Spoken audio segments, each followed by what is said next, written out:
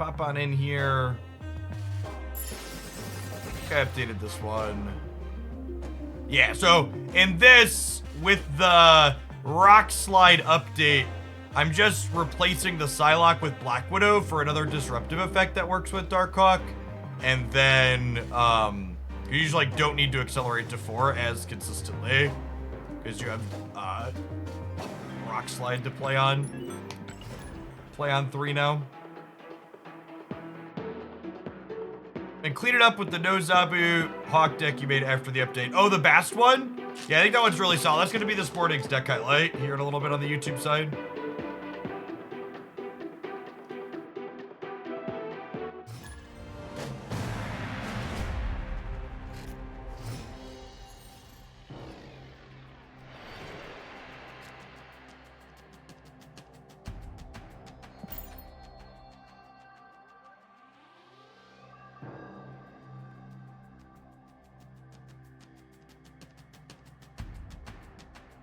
Yeah, I think this deck is real. I think this is a solid innovation to keep this archetype competitive in a world where Shang-Chi is no longer relevant. It's a reasonable location for us. The extra Widow's Bite obviously doesn't deny them an extra card draw, but it does just like fill their board space up with some crap, so hopefully they're not a destroy deck.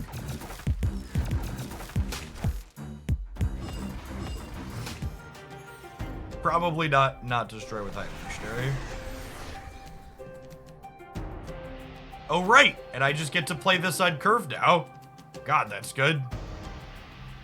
Oh, snap. I'm gonna snap him.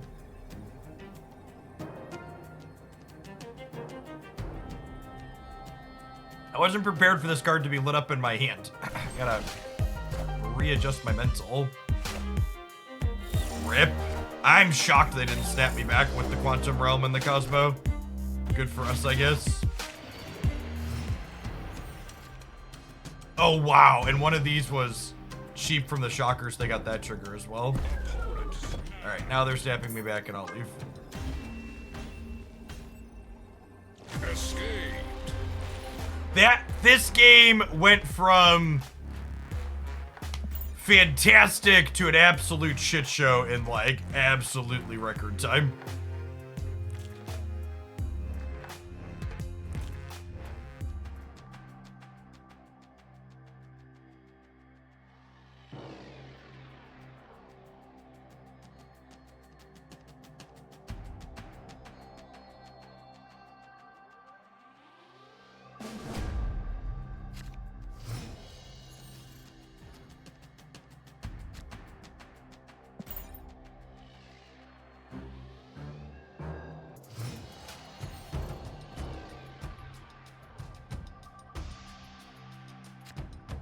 Yes, the opponent's deck is very likely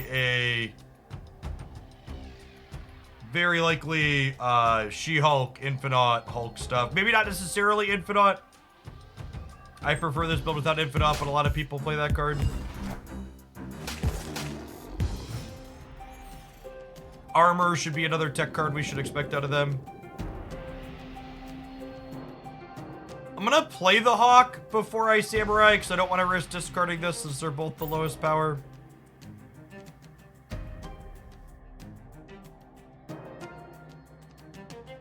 Uriel, thank you for the 5 months. I appreciate that. Welcome back.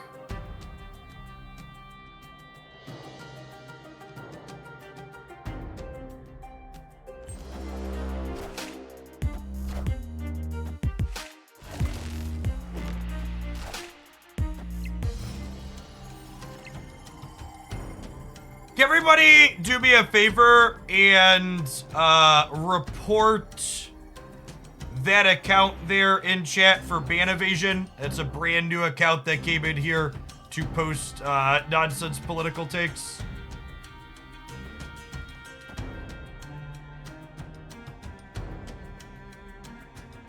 Tyrex2626 says, fun fact, chat. When you make burner accounts to come harass me, Twitch tracks which other accounts are linked to your burner accounts, and it takes action against those ones too, so.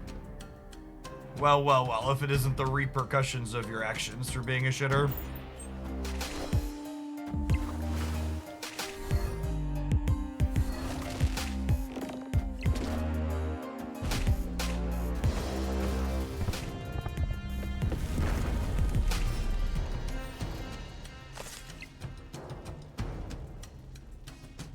My deck have in it. My deck has Korg, Jeff, Rockslide, Ghost Rider.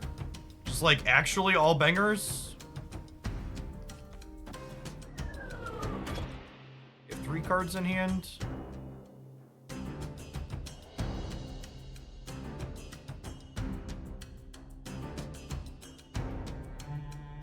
You have a hard time winning at Atlantis is the thing though.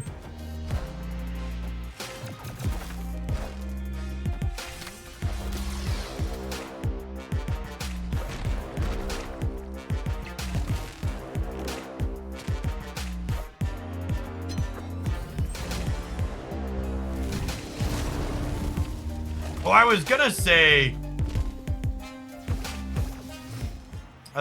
the rocks don't really matter, but they do matter. You have 3 cards in hand.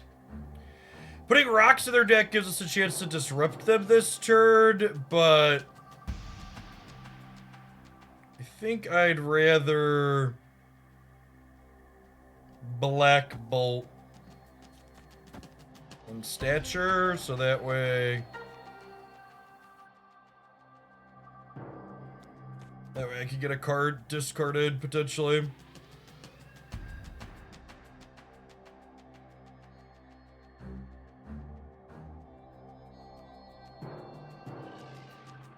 I might actually just put both of these here as well. So that way when I peel a Ghost Rider next turn, we could Ghost Rider here. I have a ton of points.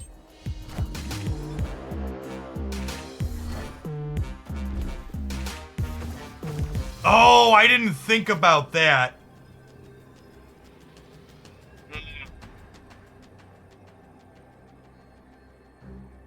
We let them draw a card because they can't play the Widow's Bite because of Infinite. That's a good thing to think about. That's a reason not to do this. I think I just have to go. We really need, Asteroid M was obviously problematic for us, but we really need to have our Iron Man get on the board to have a chance in this matchup.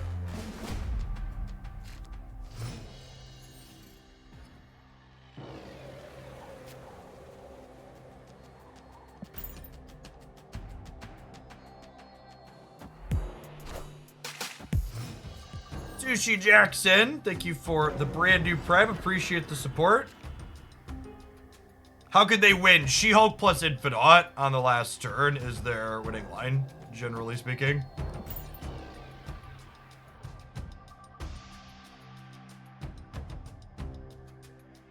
So the 5 months are real.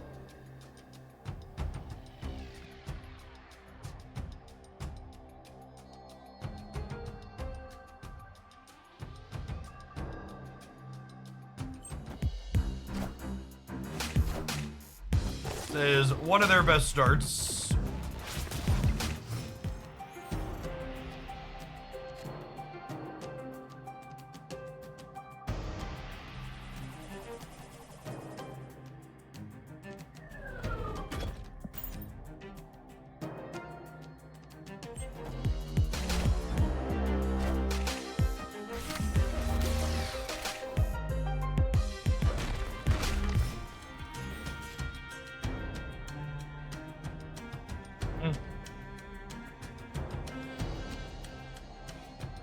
Their deck is obviously good at using the extra energy, but I don't know that I can beat them in the White Hot Room anyways.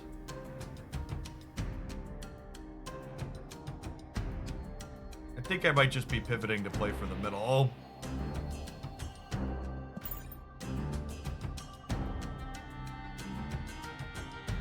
The purpose is Iron Lad serve in this deck. It's just another good proactive 4 energy play that you can play on curve with Zabu.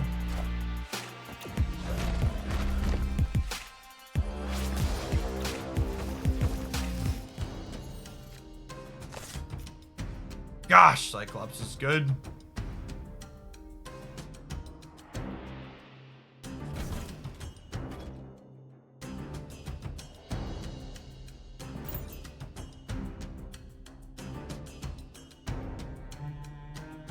Opponent snapped. I think I'm staying with my Iron Man and my Big Hawk. have a lot of energy for Sunspot, though. I don't know. This matchup seems bad. I think this is my chance to make a move.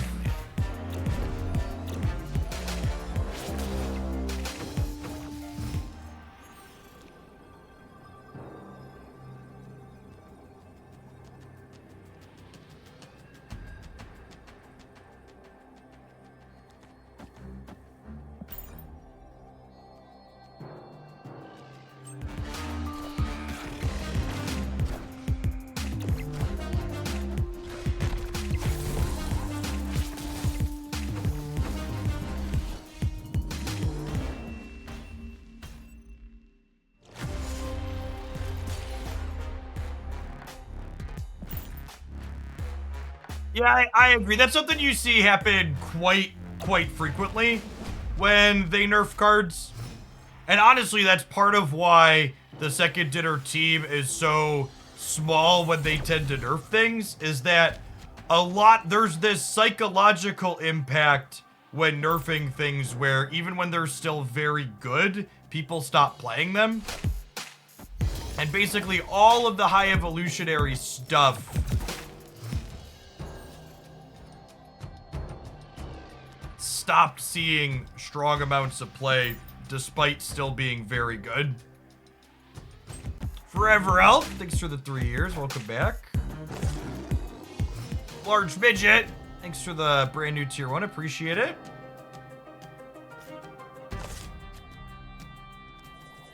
I think we'll just land. I guess Ghost Rider and Stature are bad hits, but 2/3 of the deck is solid hits.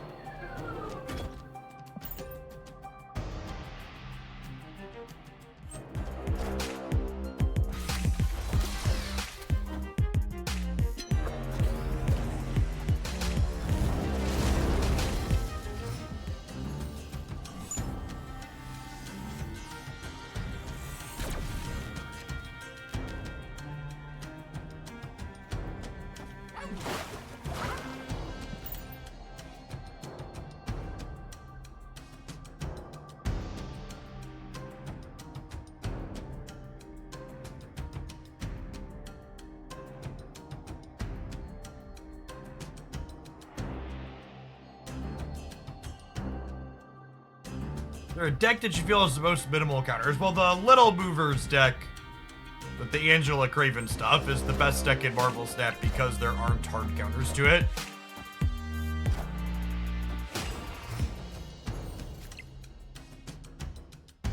Yes, there's Shinatmo. Of their unknown cards, one is definitely high evolutionary. She-Hulk's probably another. Hulk's another. And there's one other card we don't know.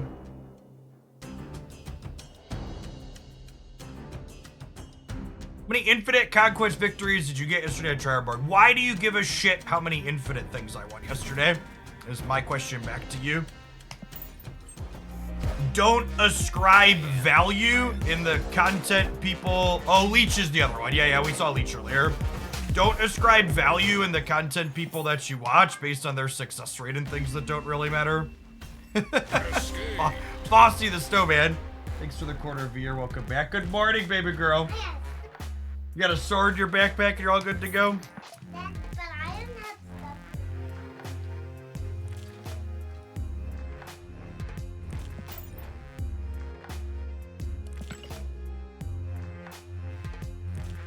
You got some stuff in there? No, I only have these. Well, I think your guys are in the car, right? Go talk with mommy about your backpack, okay? Daddy can't help you right now. What's up? Teddy's in the car? Yeah, Teddy will be in the car when you get in there.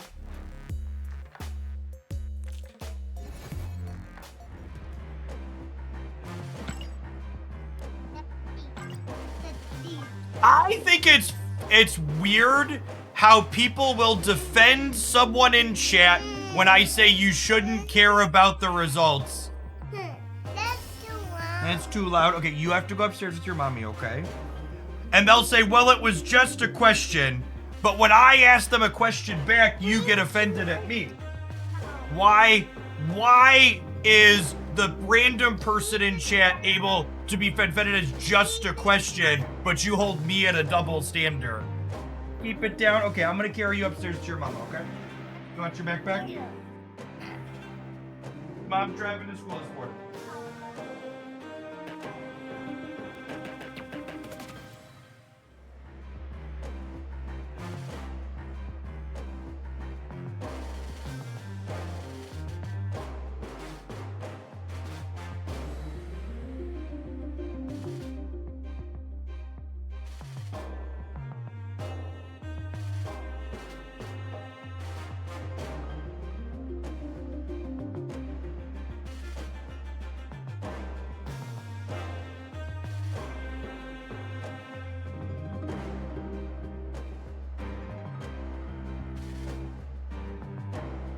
That's the other thing. Sorry I offended. Who's surprised, by the way, that that's that person's second ban? Okay.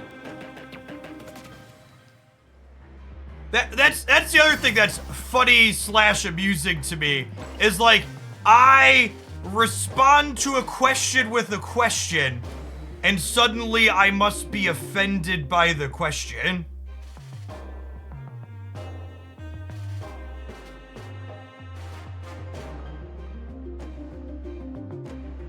Like, why can't I just inquire and inquire back? I don't even know, like, what decks you're able to complete the Infinite Conquest with. It's such a random, high variance thing. It just, like, you just shouldn't ascribe value to it. Like, it doesn't, like, we got thinking back, the deck that we had the most success with, I think was actually one of the more mediocre ones that we played. Good and Stinky, thanks for the quarter of a year, welcome back. Flamestir, thanks for the third of a year. Frosty the Snowman, excellent username as always, thanks for the quarter of a year. Sure, but I mean, if your goal is to just interact, I interacted back with you, right? So you should be happy with that. Yeah, that's what the vibe it comes off to me as, Nick. Those. Please affirm my accomplishments by telling me how you did in comparison.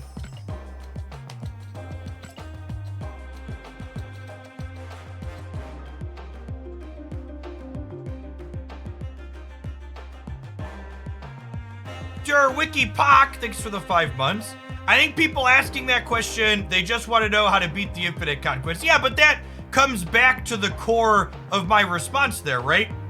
The core of, if you want to know how to beat the Infinite Conquest, the answer is it's a high variance shit show, and you should not expect to get through. Chat, if you have a 90% win rate in Marvel Snap, and no one has a 90% win rate in Marvel Snap, you only have a 60% chance of getting an infinite conquest border. You're gonna fail 40% of the time in infinite conquest if you have a 90% win rate. Yeah. And like more realistic, like even if I think myself above average, let's say I think I have an outlandish 70% win rate.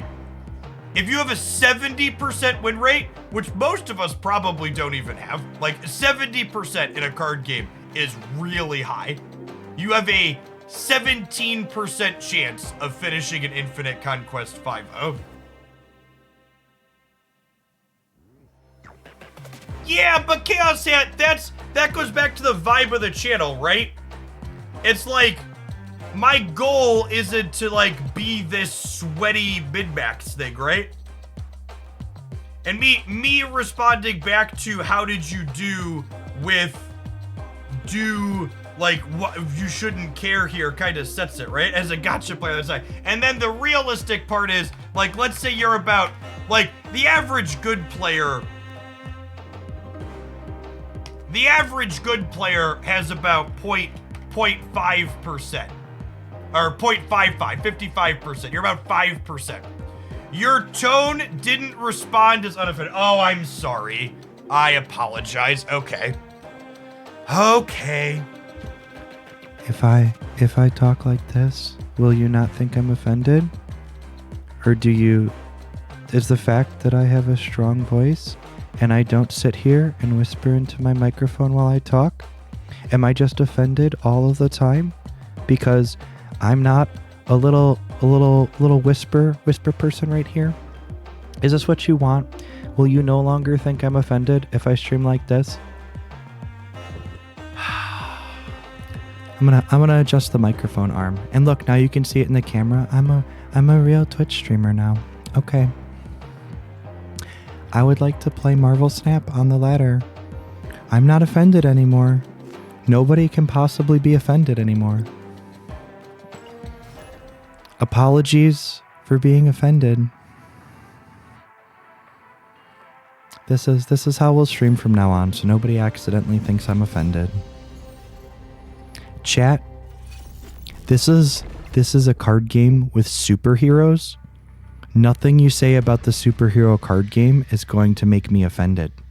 Nothing related to the superhero card game is a big deal. I just don't whisper into my microphone like this all of the time.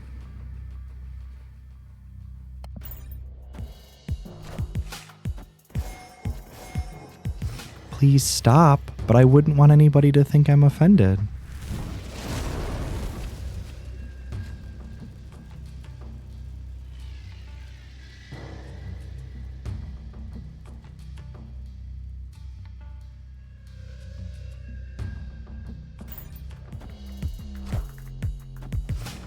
You can find my patch notes review on my YouTube channel from yesterday. I uploaded it. ! OTA will get you a link to that. No. Chat's right. I shouldn't feel offended. I don't want chat to think I'm offended by their questions. I won't. We'll just use this tone all the time moving forward. We're going to play the Electro on the right, but it's a little bit sad that Lamaria flipped up because I'm unable to curve the Electro into a 5 energy play now. It's fitting that I queued up with the Lady Deathstrike deck and we queued into a Destroy deck. I'm going to go ahead and retreat because it's the ladder and the ladder doesn't matter. Escaped.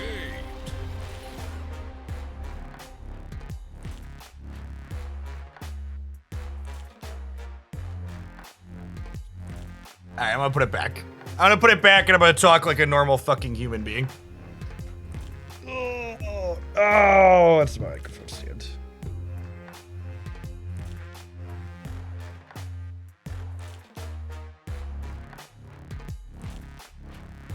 Look, chat, you're into what you're into. But I can't tell you how often on the internet people get upset with me because they ascribe tone or they ascribe feelings to my voice that aren't there, and then choose to get upset about the added context they added that they felt was there.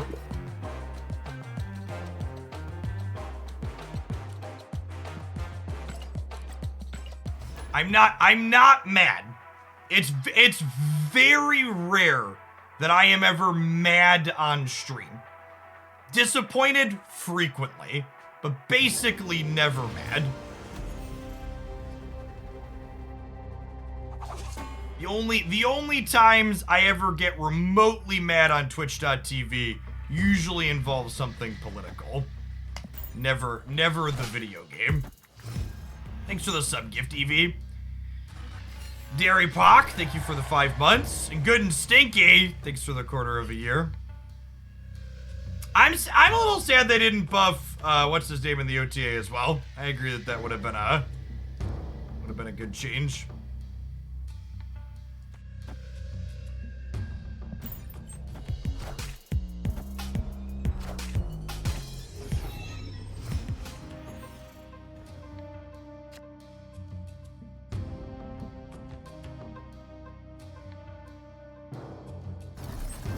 Sure.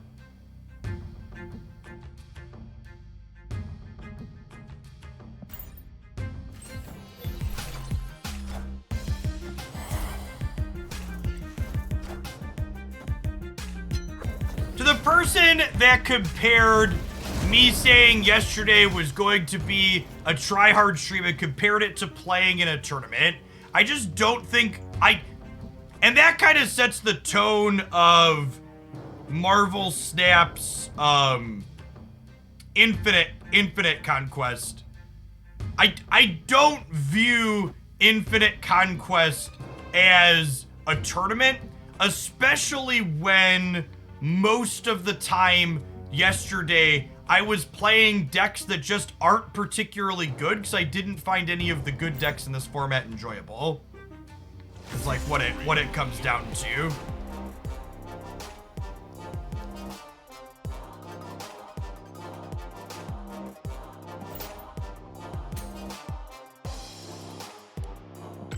Jeff going off on chat is part of the appeal of this stream, 100%.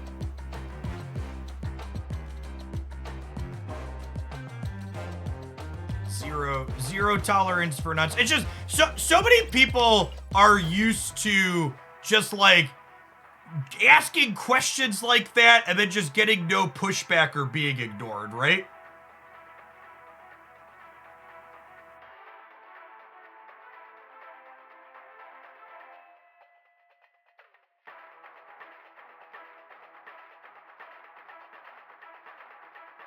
In Conquest, you always play someone at the same stage as you. My understanding is it tries to get you someone at the same stage, but it can't always guarantee it.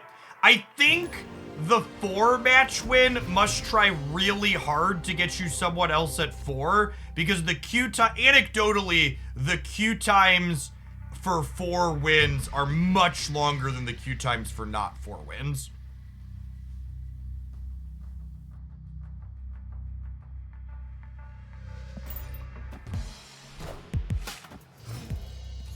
So I would think that that's probably because that's probably because of that. Yeah, I agree. That's a good thing. In general, you want people to be playing for similar stakes, basically. Like to have the same amount invested in the outcome of the game. Fish Lamp Clock, thank you for the almost 5 years. Welcome back.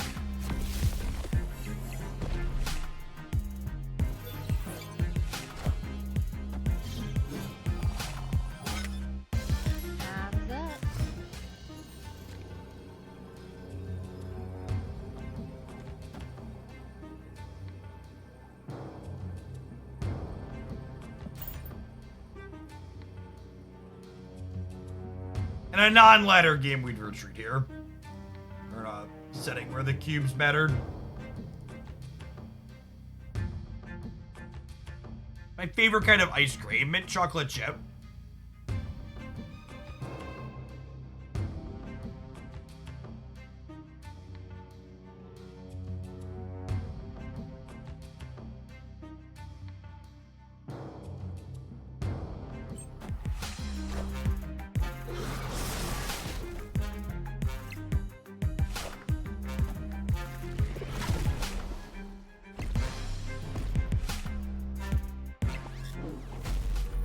Honestly, as long as Conquest is like this best of a single deck, no sideboard, it's hard to take it too seriously as a competitive format.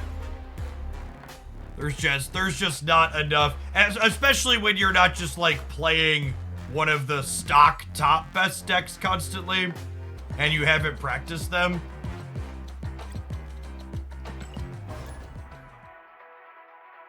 Doing friendlies with subs has a lot of downtime, and it's not content a lot of people want to watch.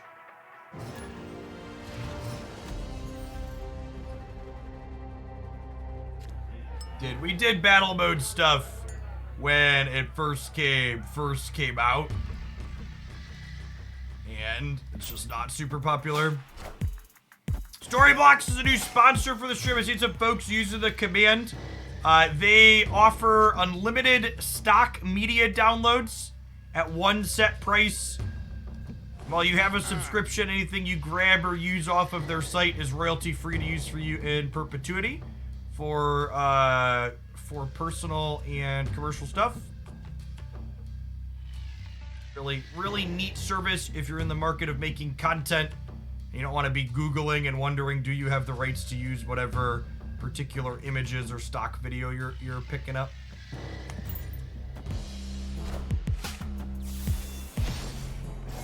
Chose not to get rid of bar with no name. Yikes. Guess they didn't want to gamble on Sakar.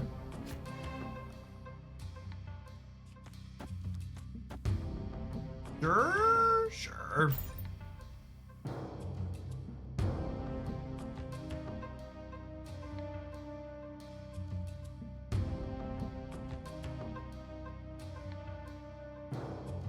I don't want to assume that Hood will win bar with no name,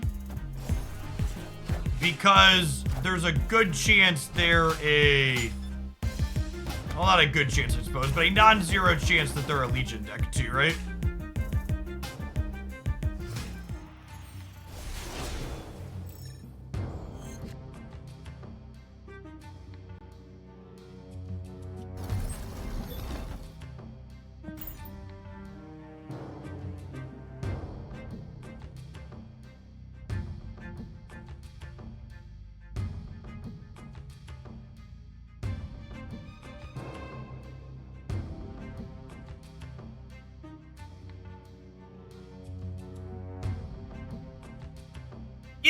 Yeah, like, and I think that, like, that's a good takeaway, King Koopa. And maybe maybe I should do better about setting expectations and helping people understand, like, what the goals are of the things that I'm making. But, like, when I talk about doing the try-hard stream, so many people defaulted to thinking that that means, the only goal is winning, and that's really not what the goal of yesterday's stream was. If the only thing I cared about was winning, I would have done a number of things differently going into yesterday's stream, including deck selection and prep for the actual day playing the games. Wakanda forever. So it really wasn't about purely winning so much as it was about showing the process of, like, what building. Oh, the soulstone actually means she doesn't kill these two, right? It's a little sad.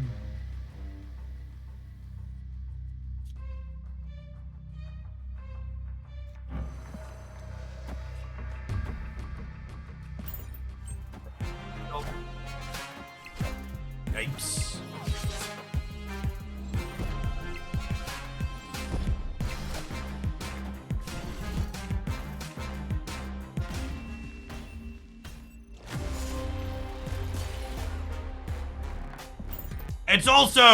It's also important to take away that, like, again, and that's the big thing that a lot of people don't get when it comes to card games like this. You really can't ascribe your value and success to a pure win rate metric, because it's just not something that's inside of your control in most reasonable sample sizes.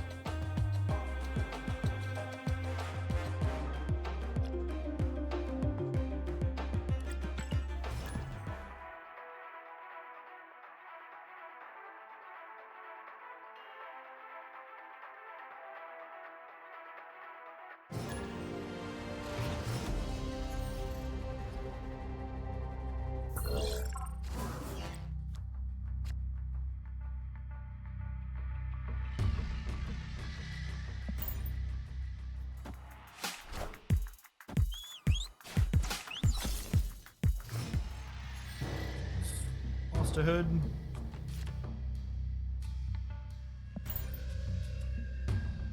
Is Destroy the only deck on the ladder? 2 or 3 games in with basically every matchup being some kind of Destroy.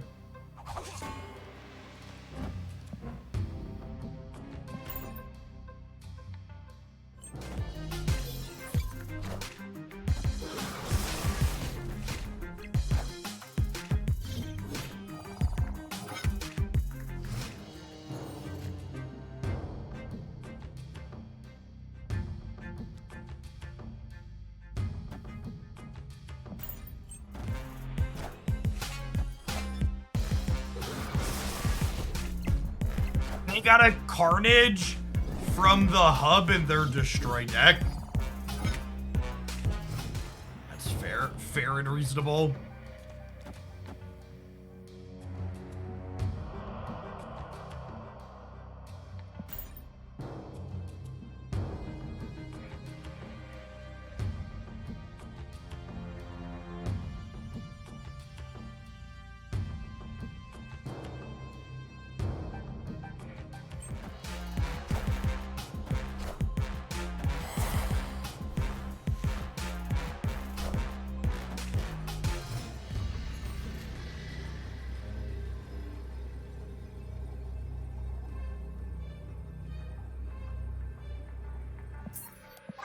The Proving Grounds is giving me the best semblance of deck diversity. Yeah, I can see that. Try a couple more here on the ladder, but that might be the play.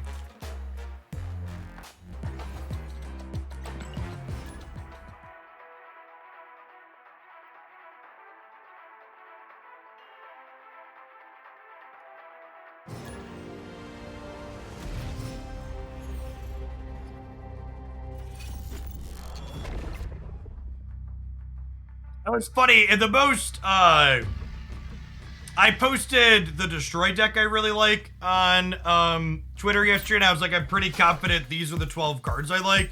And someone responded with, yeah, I'm playing mostly this, but I cut one of the cards for Shang-Chi. It really is just like the most peak Marvel Snap interactive experience. Someone just like cutting a card that's good in the deck for a card for Shang-Chi when Shang-Chi doesn't belong.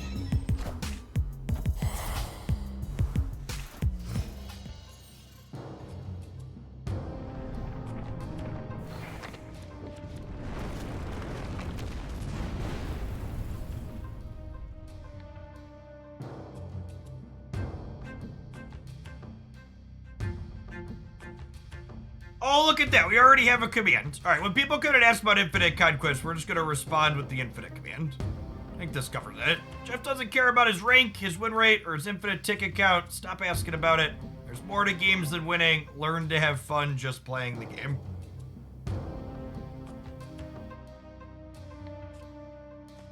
Find joy in the little things, chat.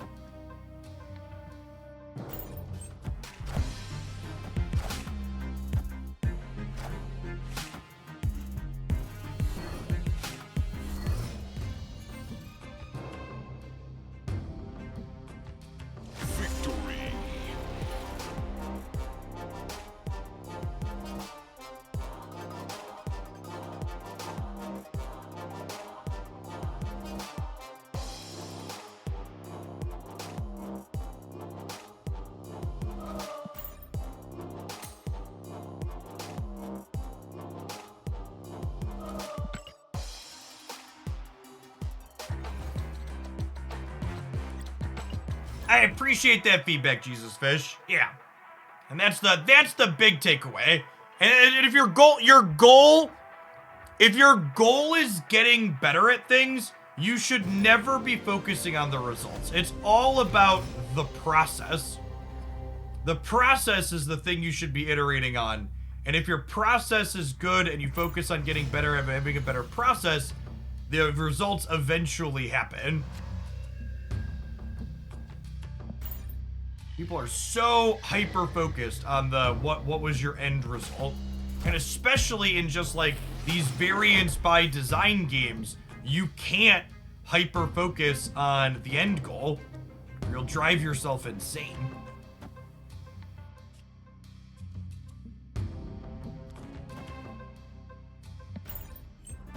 I'm just Nikiaing.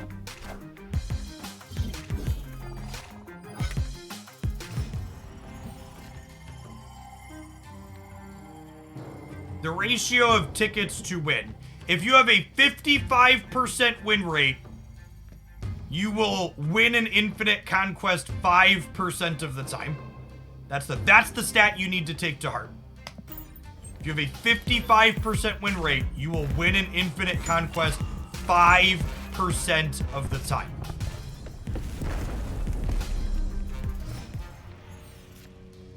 Oh, you know what? I'm probably supposed to Shuri here.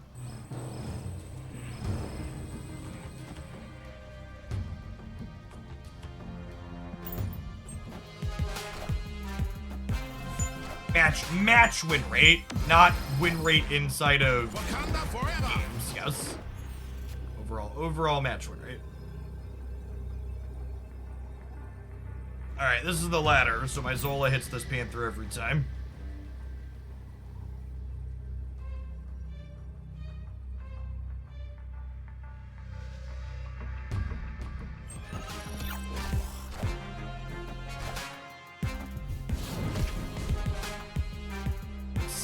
Lucky.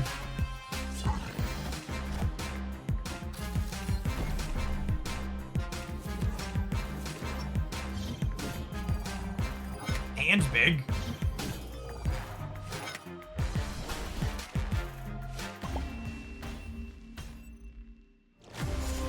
That's definitely, people ask me about comparisons to Ladder and Conquest. People BM with emotes like they've never won a game of Marvel Snap before on the ladder at a way higher frequency than any of Marvel Snap's other game modes.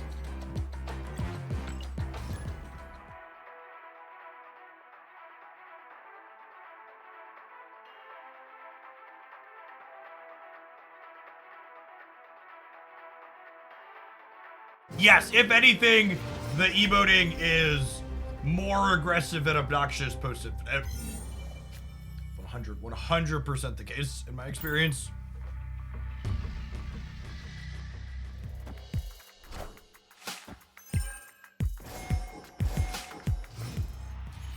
Yeah, the ones that really get me are the ones where I've like very obviously lost the game, but I like play it out to let them like do their big thing, and you let them do their big thing, and then just like they end up being obnoxious after the fact. It's like, what happened here? Who hurt you? I was trying to be nice, and this is what I get.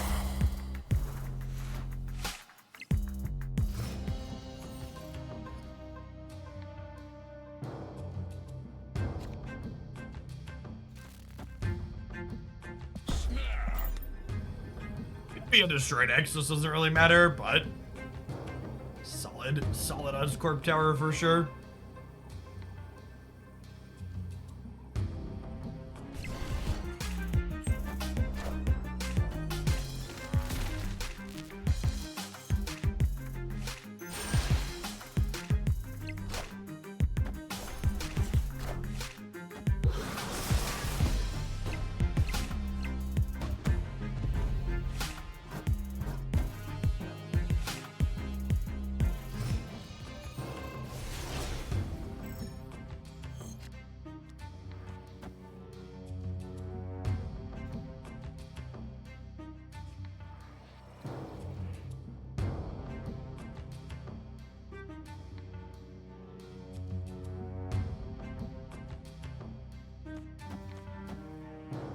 This isn't optimal, but it's fun.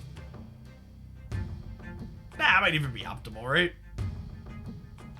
They could Professor X us, yeah.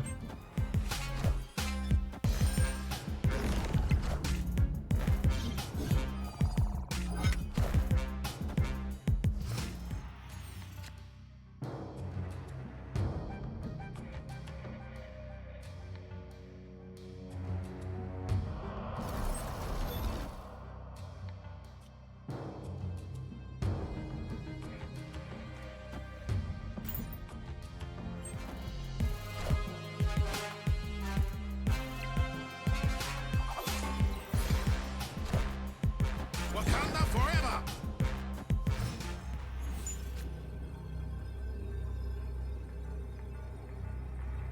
Ah, the ordering here. The ordering had to be that way because of the forge, but it's still Sedge.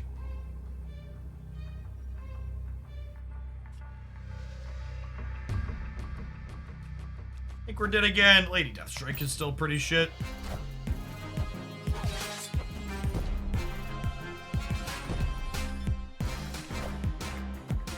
Believe it or not. Hey, thanks for the almost 4 years, Scruff McGruffin. Welcome back.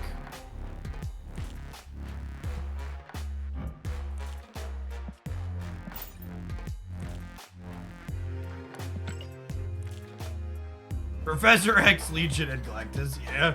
Yeah, let's try a couple of Proving Ground games. The latter has not been very diverse this morning.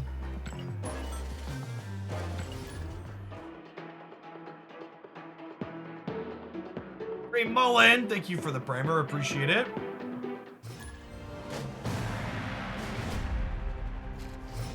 I would agree that playing a wider range of decks, and especially not tier 1 decks, makes you a stronger player overall. But it also doesn't make for maximizing your win rate, right? Especially even just like we play here, right? Like if you tune in to any of the average sweaty streams that like players that are like actually try hard most of the time, is like they're mostly just grinding one deck for a majority of their streams, right? Because that's what's optimal in terms of performance.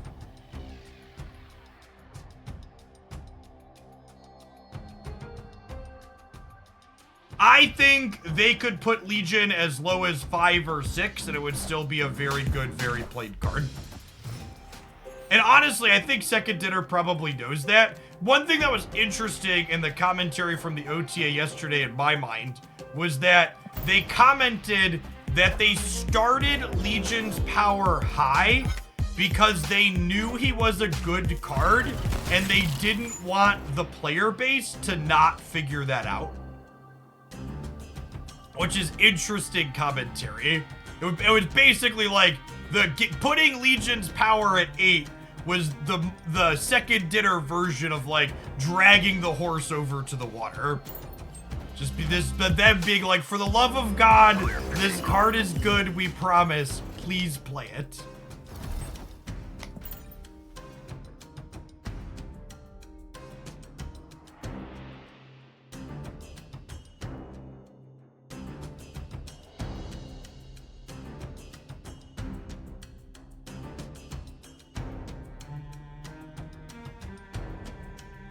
And oh boy, did the players drink. Yep.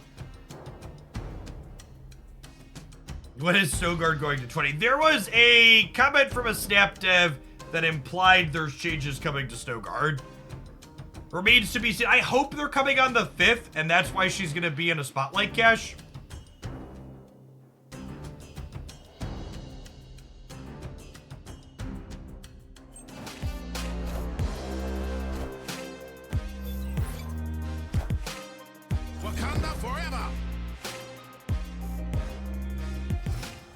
I'm glad that Second Dinner publicly implied that they're gonna update that card, though.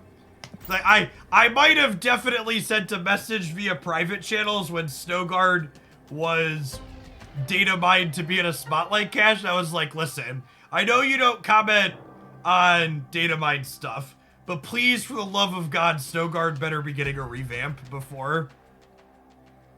Better be getting a revamp before this Spotlight cache. Don't do this to me.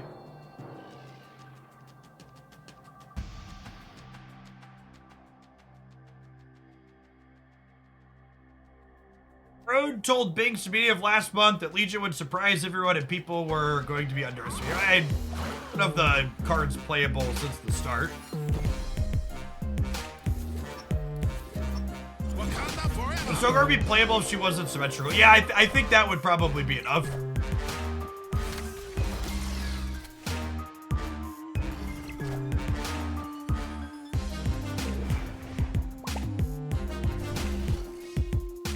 Successfully played Ring Around the Rosie with their tech card. Victory.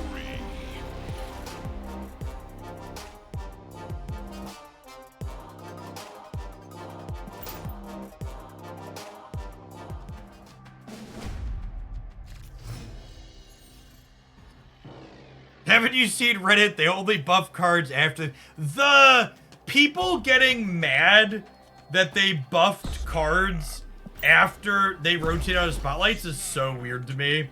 It's like, what? So you only want them to buff the only cards that are eligible for OTAs are Series 3 cards. The things in spotlights now are the ones coming in the next week. Such a strange position to hold. ZXCV, thank you for the 7 months. Welcome back. Bray Mullen, thanks for the brand new primer. Good morning, good morning. Henry Jaws, thanks for the half a year. Appreciate it. 2099 buff. I was actually a little sad they didn't buff 2099 this week. He'd have been a good candidate for some fixing up.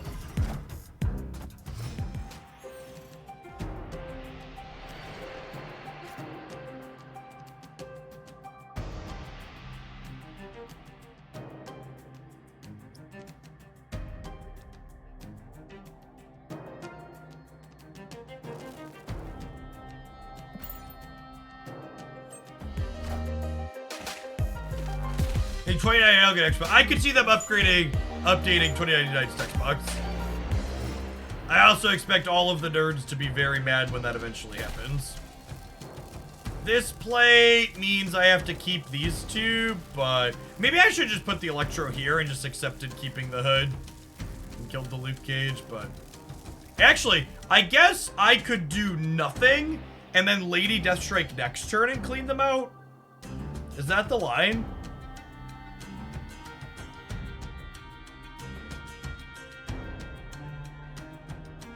I could also do this and then Absorbing Man next turn is fair. Like that.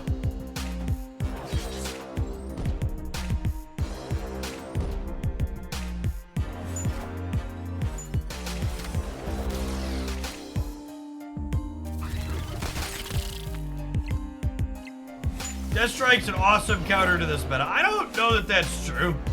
I think she might just be too shit for that to be the case.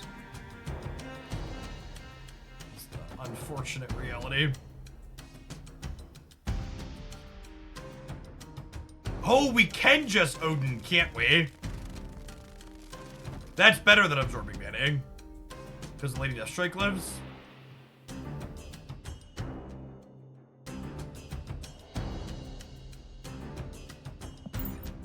Isn't buffing a card before it goes into rotation manipulative to sell more stuff? So here's my lukewarm take on card balance and the economy. The economy should never be a reason to buff a card or not buff a card, in my opinion. The only things that should impact whether or not a card has changes is the change good for the balance of the game? I think that should be a decision that's divorced from the economy.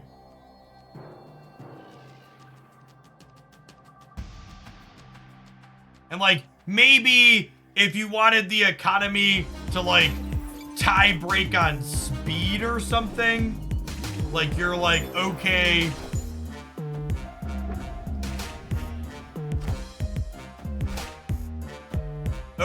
we don't know which of these changes we want to make first. Lost my literal one.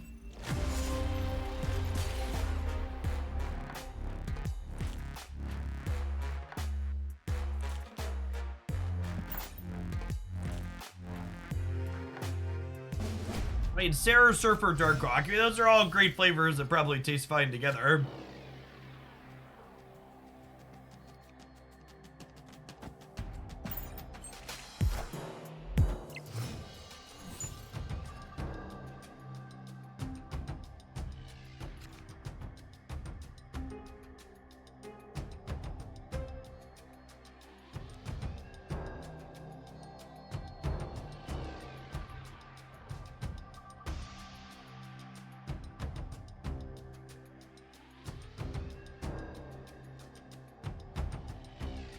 They buffed Legion before release to make him people want to play more. That's an interesting philosophical question.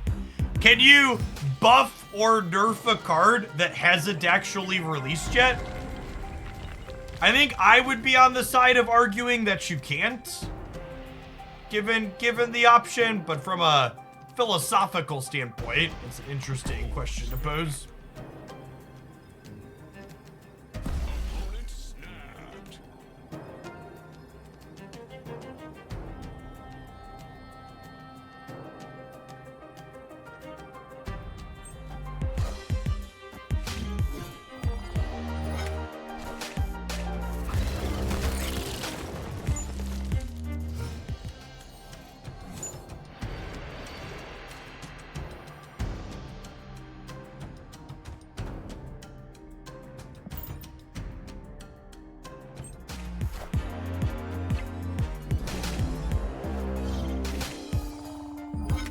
You release a card with a higher stat line than what you think is balanced, but that isn't really what they did with Legion, right?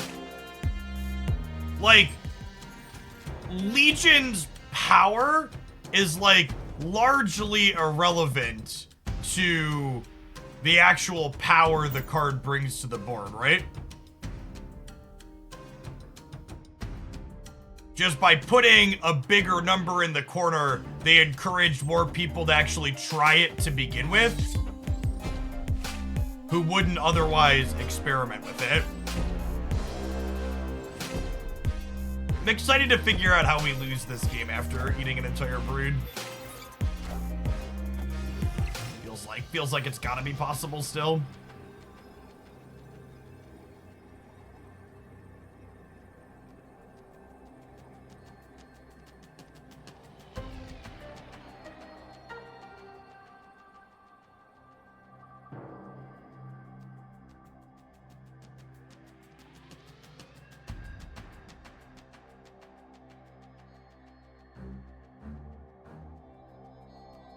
God, this deck is horrible.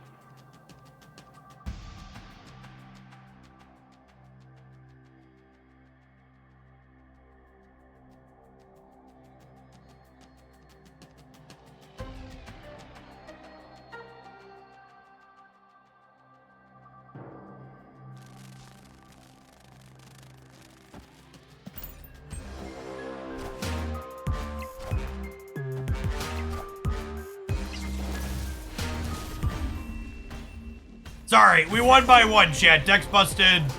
Please subscribe to my YouTube channel. Did I say it was horrible? I meant it's correct. Easy game. Beat the best deck in the format. Lady Deathstrike killed 3 broods.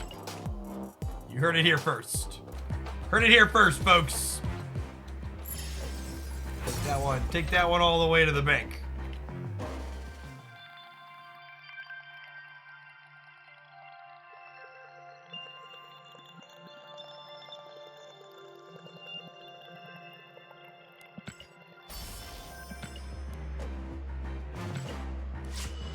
Like, comment, and subscribe.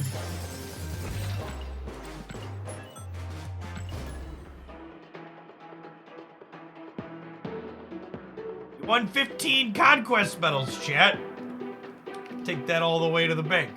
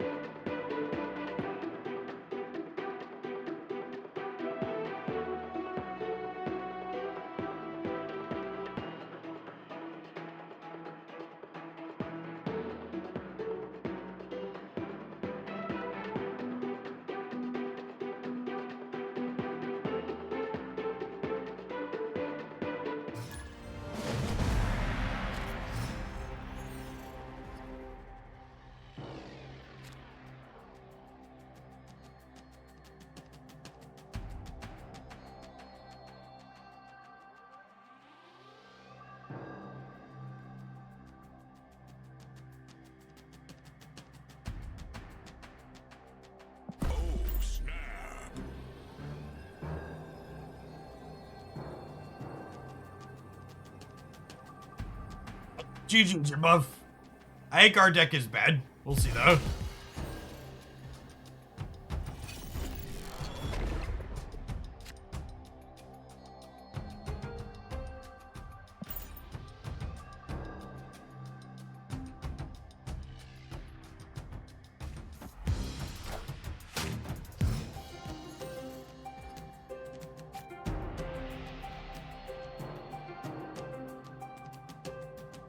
I think this is just like Nakia, Panther, Zola.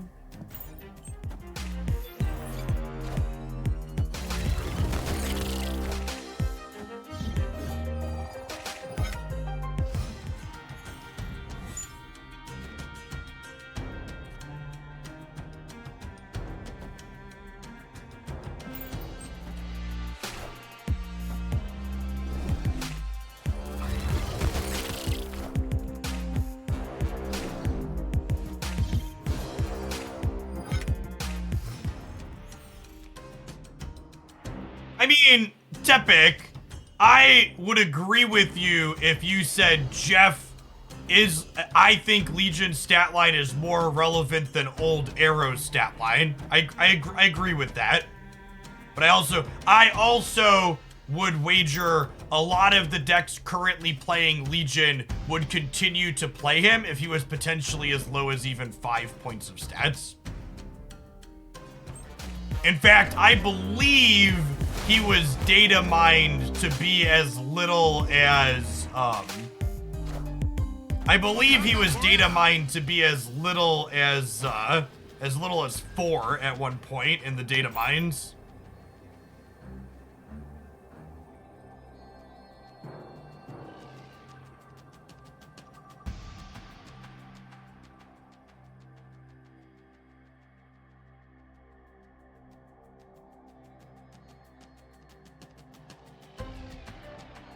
Shadow my king, Shang my chi.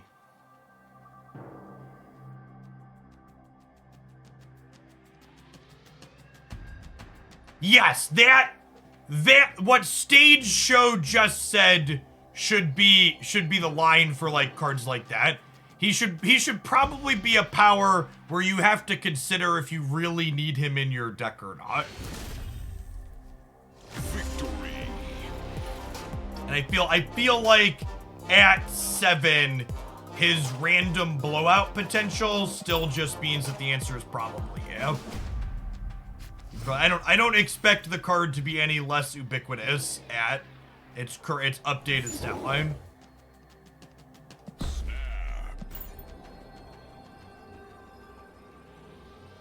I think overall the feedback on yesterday's stream was good. I think a number of people had the wrong takeaway from it than what I would ideally want the takeaway to be, and maybe I could think of a way to do that, but also you probably just can't fix spikes. Their brains are broken to a degree. A lot of people that watched and came in today thought that the point of yesterday's stream was winning as much as possible. And maybe me not articulating that wasn't the goal more clearly wasn't well done on my part.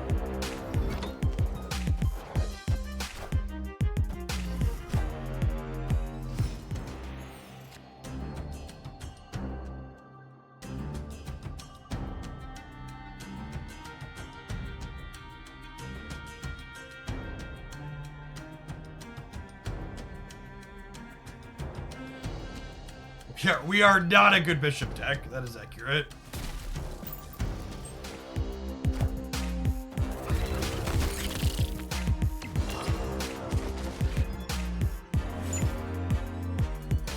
The person asking, is Viper just for Hood? No, you can also Viper Electro in theory.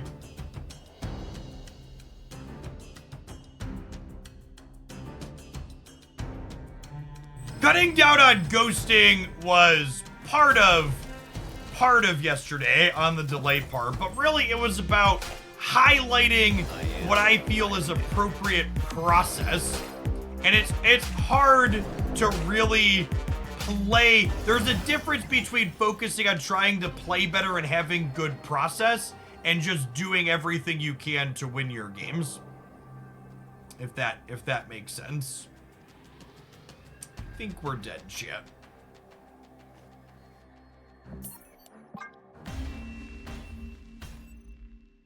Escape.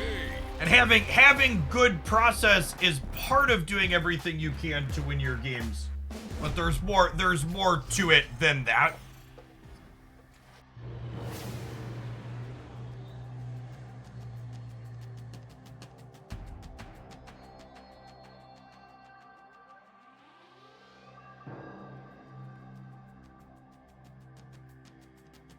I think we will probably do another infinite thing like that next season.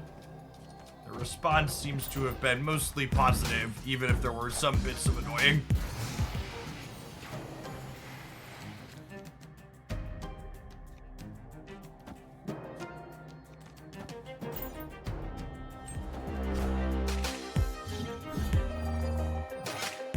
Your deck's also banned to deep space.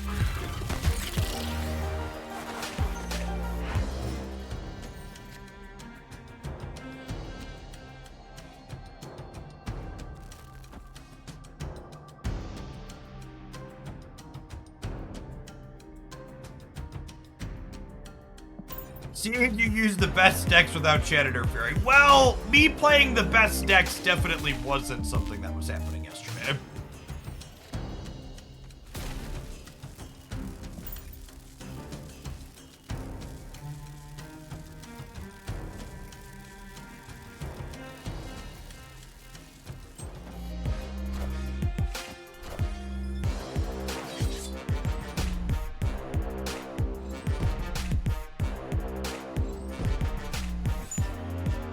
Oh, right? He's just come back? LOL. Have a free forge.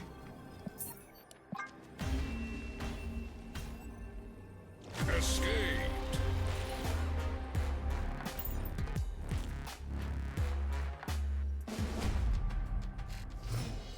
Seeing Deathstrike against Patriot makes you want to spend 6k. Well, what if I told you it's still terrible? Would that make you less inclined to spend 6k? Snap. Yeah, button presser here.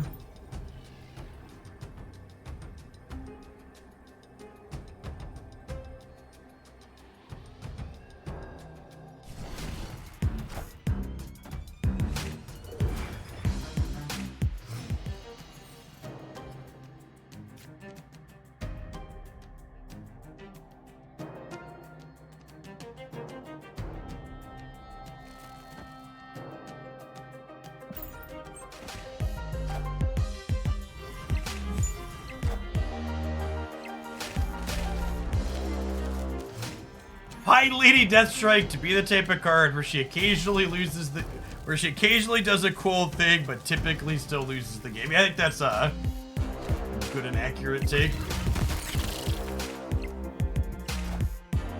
Wakanda forever.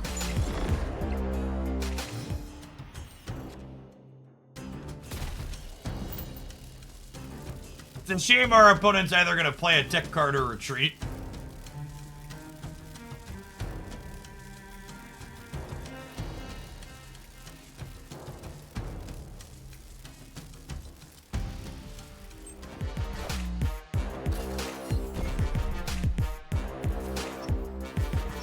Wakanda forever.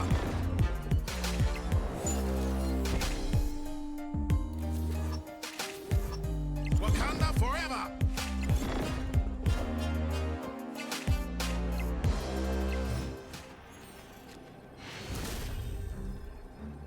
Victory.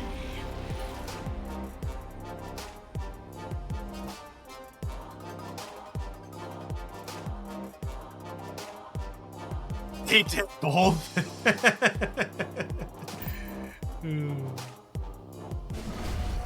And honestly, this is kind of highlighting part of why Lady Deathstrike's just not very good.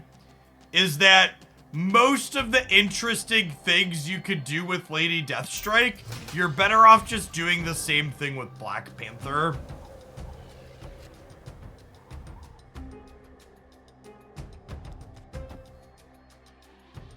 Oh, snap.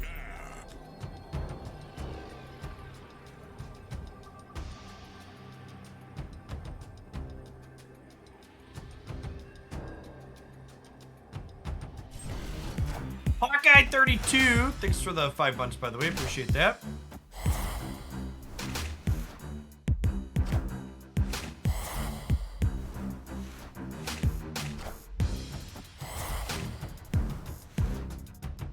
Yes, Black Panther's ceiling is much higher. So that was a good take.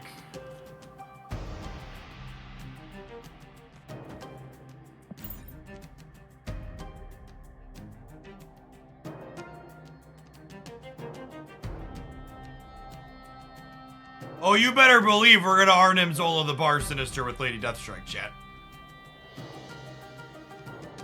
You better, I don't know what Twitch stream you've been watching, but that's certainly about to happen.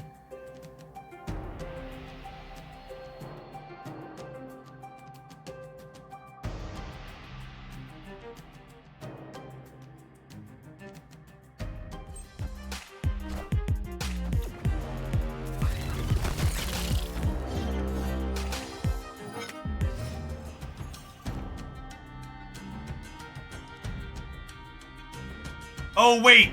If I Zola the bar... If I Zola the bar, the Viper gives her away, right?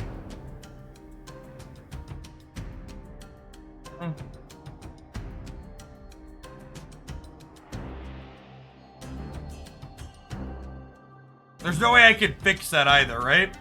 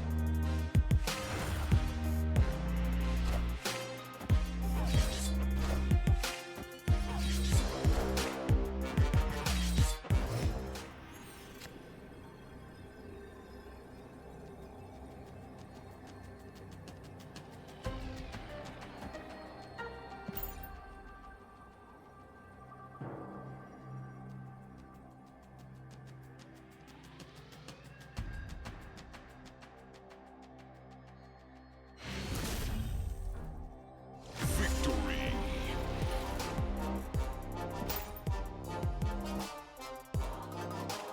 You killed another brood, chat. Maybe we're wrong. Maybe she's busted.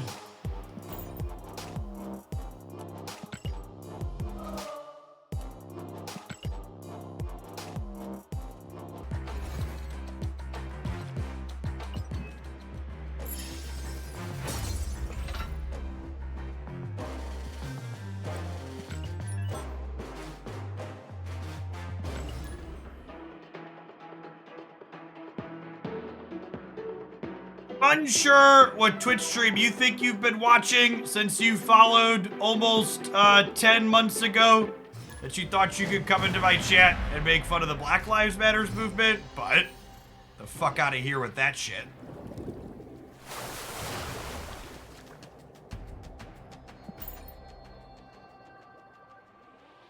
No one and everyone. Sure, he split soon. Maybe I need boosties. Need boosties. KYP, thank you for the over 4 years. Welcome back. Appreciate it. Just a tempo viper. Little baby tempo viper.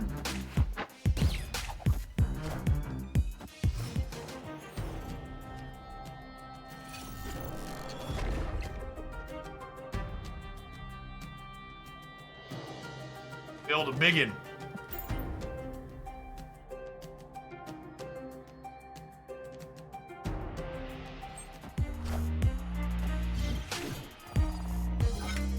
Face the might of Asgard. Mjolnir.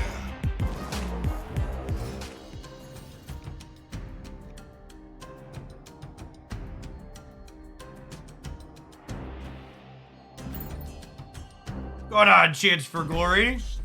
Appreciate it. Welcome back.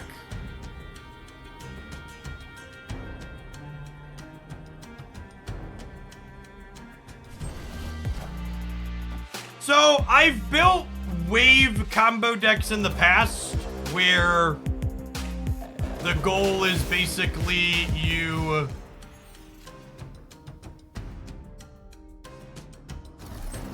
The goal is essentially... Okay, so for the record, playing Black Panther and Arnim Zolaing it is the correct play.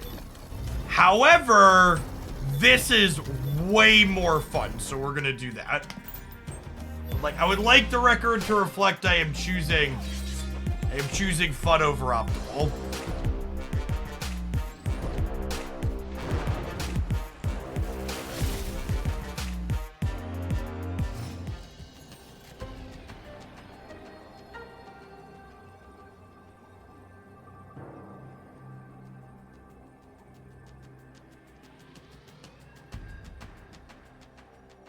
She's still just not big enough to kill the Thor, right?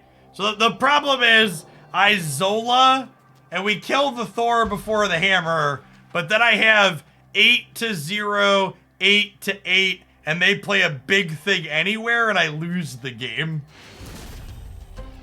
They're leaving. What a gamer. But they don't know that.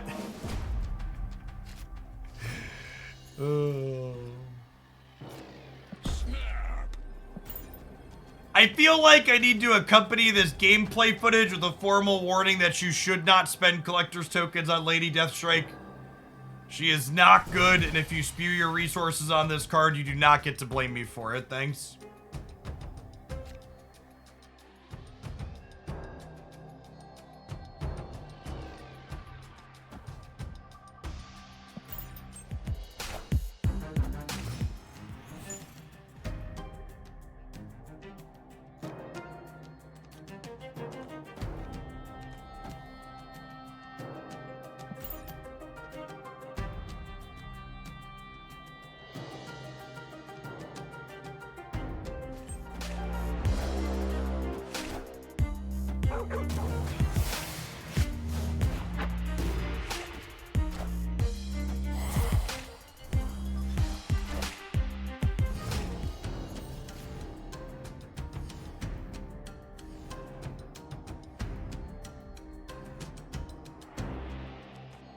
I can't Lady Deathstrike because of Dream Dimension. It's so sad.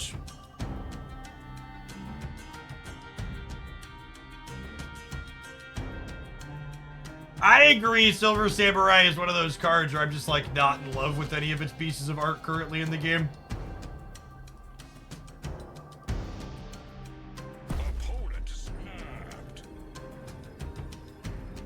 I'm just gonna play Silver Conquest like it's the Proving Grounds today, chat, because it's the end of the season. So we're just gonna like free roll snaps all the way up, basically.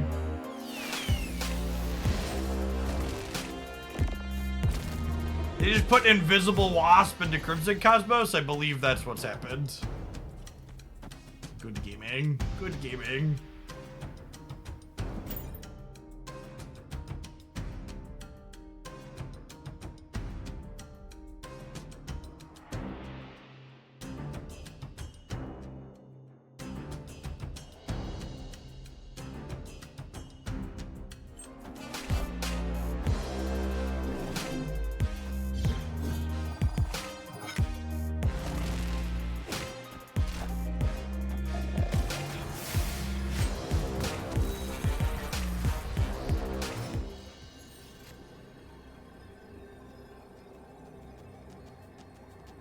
Play a fat pig over here, right? I hope that they can't play for left and right. Their Wasp is already in play.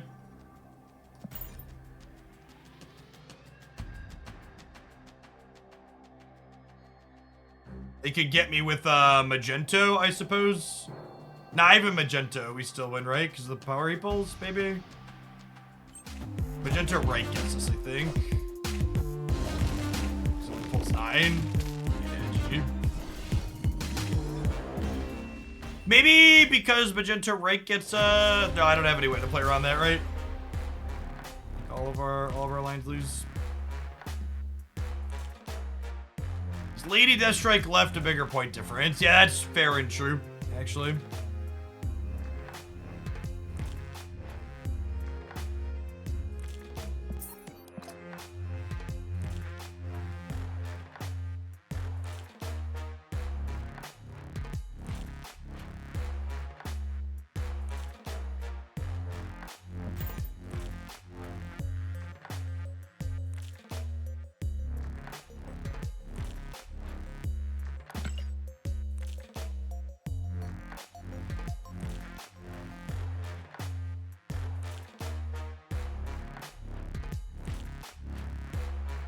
Apologies if you just heard an audio thing. Did not mean to.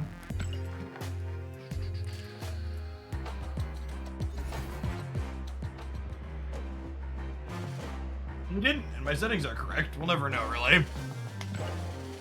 Or is an invisible wasp on the left? No, I do not want to pay gold to play that. I have room for more boosties, chat. The thing boosties. We'll need that eventually. Yeah, there's a number of lockjaw visual bugs, but one of them is when a thing goes into lockjaw and comes back out, it's invisible.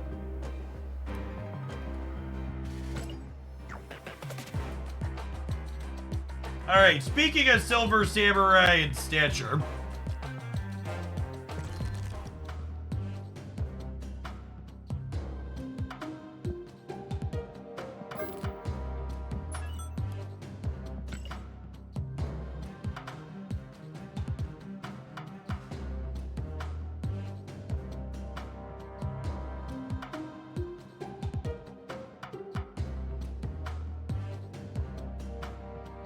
Do you still like these cards, Bootman? What is other people playing? You changed a couple of things. You were playing this. Where'd you end at? You sent me this.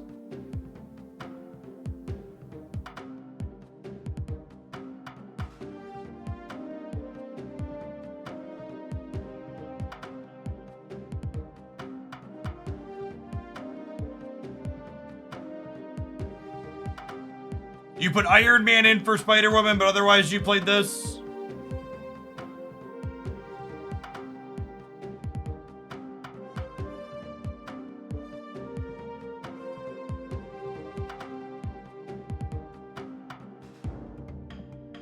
For $1.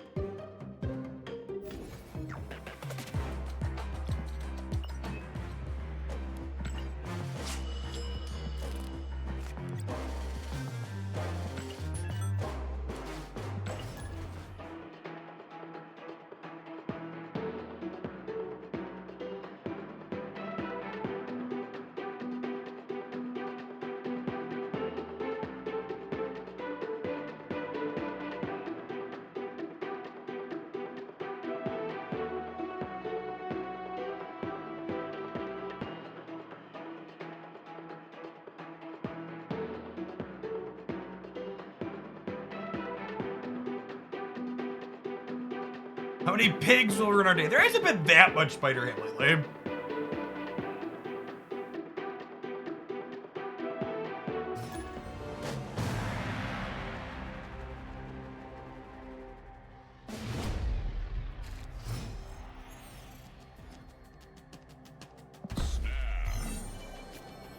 I show a sneak peek of the Loki decks. Nope.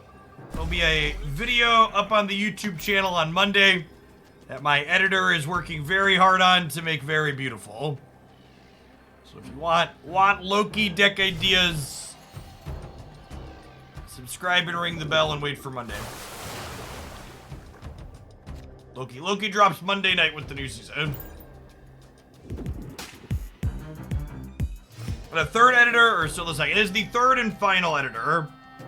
So the third editor is the one that did both of yesterday's videos and this morning, and they're the one I've taken on. I've extended a permanent offer to.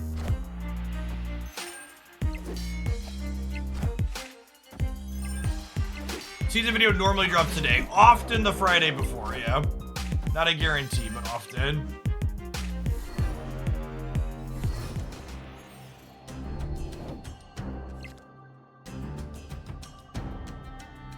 This is the downside to Iron Man.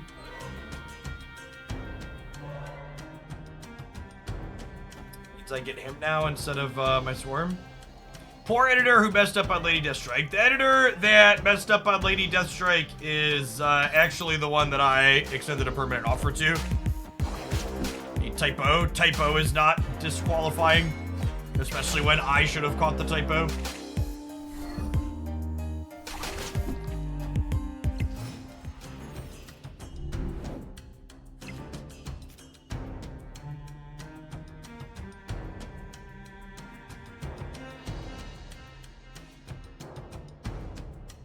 So what have I discarded? I've discarded Iron Man and Lady Sif.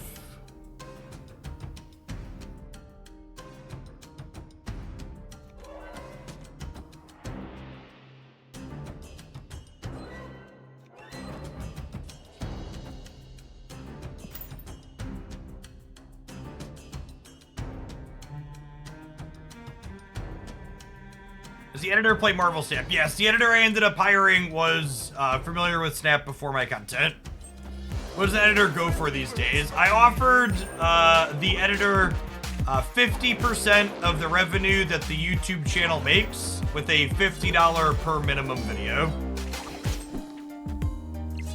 So I don't know what editors go for in other places, but giving them a percentage of the money they will be making for me seemed like the most fair and reasonable thing to do.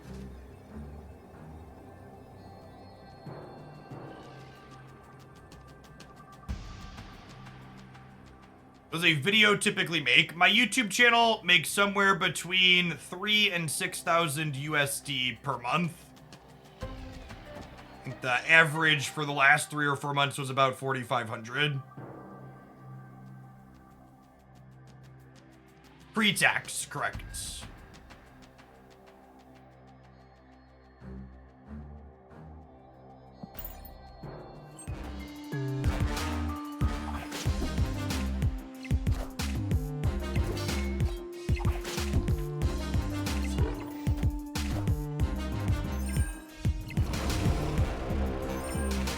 Iron Man to go left. I am Rip. Iron Man.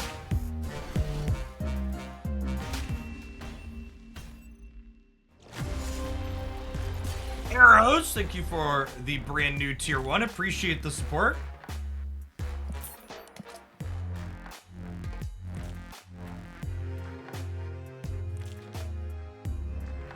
That's more than you asked. That's more than I expected based on you typically talk about it being a driver for Twitch. In comparison, my Twitch channel typically makes somewhere between $8,000 and $12,000 a month.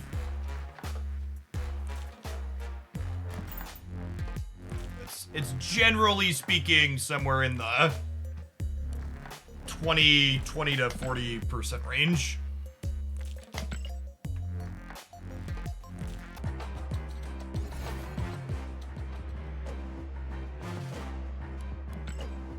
Those are pre-tax numbers, before expenses, before Uncle Sam, etc., etc. What do my taxes work out to? I don't know. I have a guy that does that, and I cut him a check afterwards.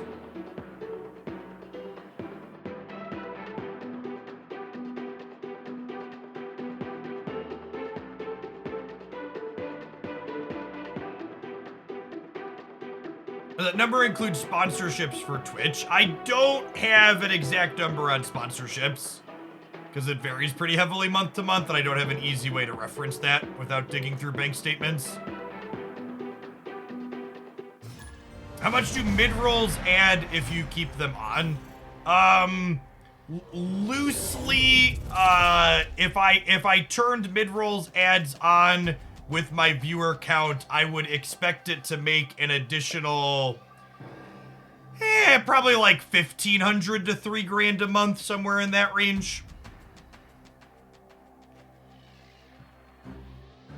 Just loosely as this, but that number can be pretty variable too.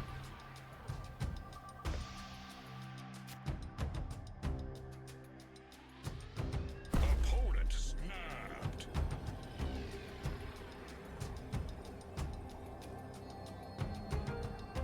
Snapped. No good Colleen hits here.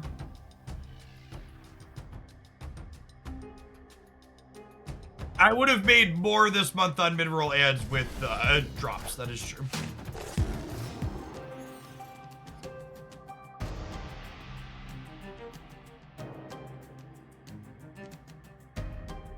Correct. And there's some amount of viewers that would leave if I ran ads more frequently, and there's also some amount of like subscribers that I got to put us up over the 2,500 goal because there are people supporting because I don't run ads. So it's not a super clean cut calculation.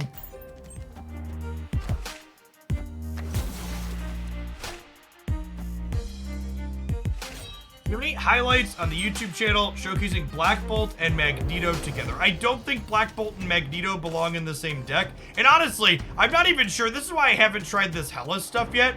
It's awkward. It's awkward because if I Black Bolt to enable stature, I can't, or maybe Black Bolt just doesn't belong in this deck because you can't stature and Hella on the same turn. Yeah, I expect Dexter got a fat ad revenue check this month. Yeah, insane metrics.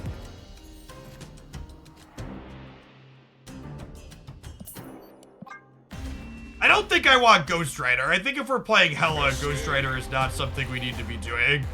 I think getting rid of Black Bolt is something I'm in the market to do. First is that I appreciate that you're transparent about money. Never forget, chat. You can and should talk about how much money you make, especially with your coworkers. Discouraging people from talking about the amount of money that they make is a capitalist ploy to pay everybody less.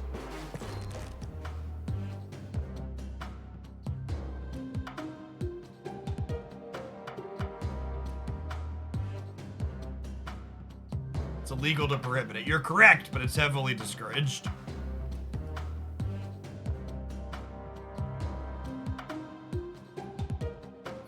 You know, another card that discards cards. I don't want another thing with too low of power because of Samurai and hitting Swarm. Crystal go digging. I don't know that I want to give them more cards if I'm attacking their hand with Moon Knight and Samurai. Honestly, part of me wants to just play Absorbing Man. Or Iron Lad.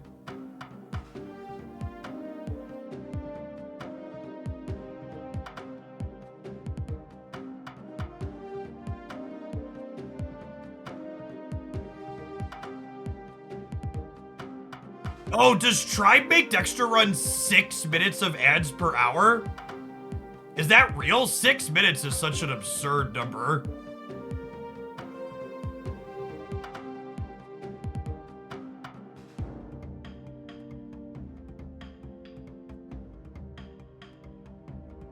God.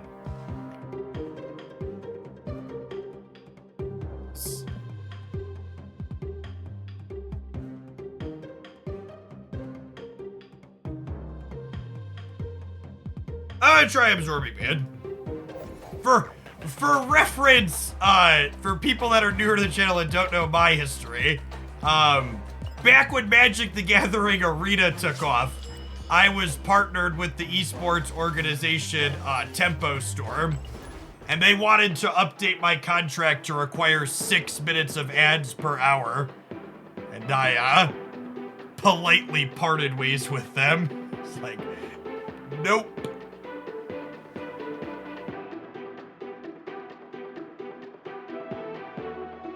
Cancelled. Thanks for the 3/4 of a year.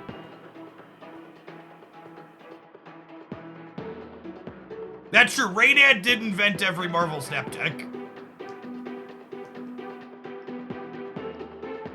I played Paper Magic. Yeah, from 2013 to 2018.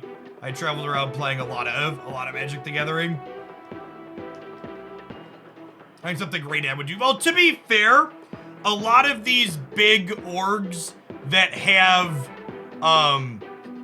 contracts to make their players run ads, those contracts are with that team through Twitch. It's not like the org. Like, the org has a contract with Twitch to pump the ads. I actually had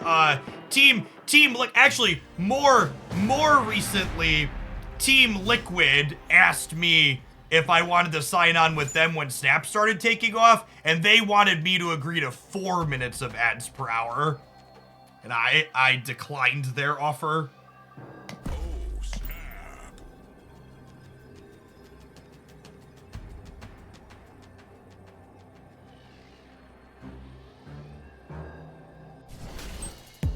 Any cool plans for the long weekend? My wife and I recently acquired a camper from my grandparents. So we've been spending a number of our weekends out at that, which has been fun. Immersive Panda, thanks for the 2 years. Welcome back. What are the perks of being on an esports team? They give you some resources. They have like some people on staff.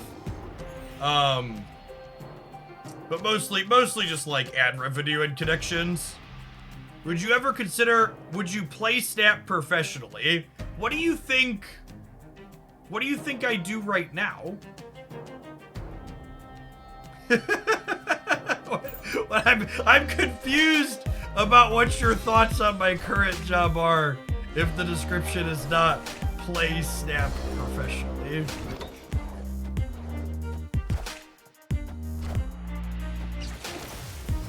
Thoughts on magic in this deck? I think this deck probably leverages a turn 7 worse than some other decks leverage a turn 7.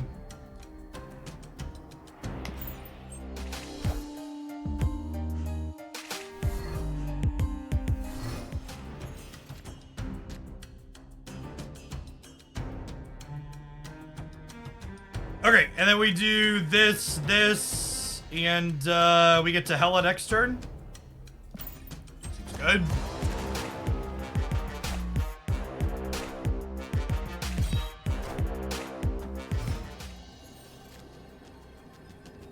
You just hope Hela isn't a hit with the discard. Well, Moon Knight's really the only one that gambles on hitting Hela, right? Samurai's basically never hitting her, and Lady Sif, if we have Death in hand, isn't hitting her, which is sweet. That's why we're playing an uncastable Death generally. And like, obviously, sometimes you'll queue into opposing Destroy decks and get to play Death for cheap. But generally, Death is there as Sif insurance.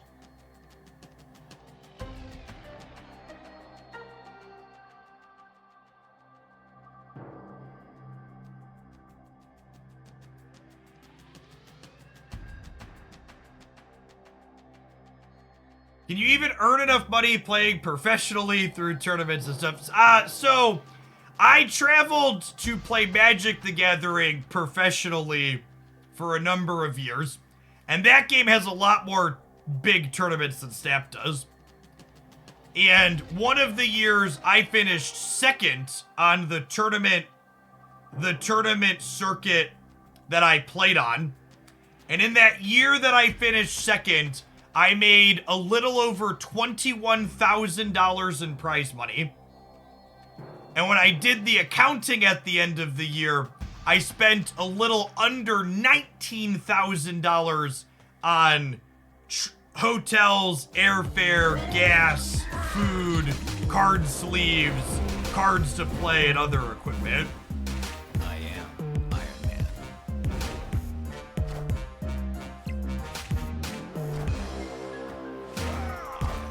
Basically, for those that are bad at math, the moral of this story is I made a profit that year. That needs to be your takeaway from this discussion. Victory.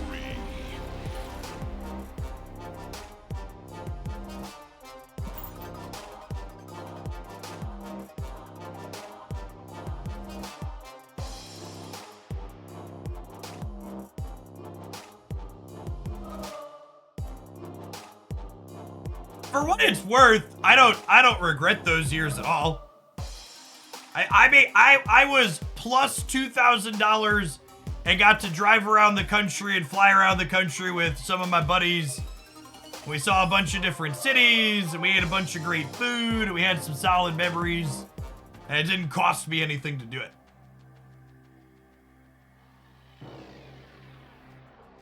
It's also arguably, it's funny, my buddy Matt, whenever we talk, and that comes up, he always refers to that as my unpaid internship for the job that I actually have now. Which in a lot of ways it was effectively that. My content on Twitch is a success in some part due to notoriety from doing that.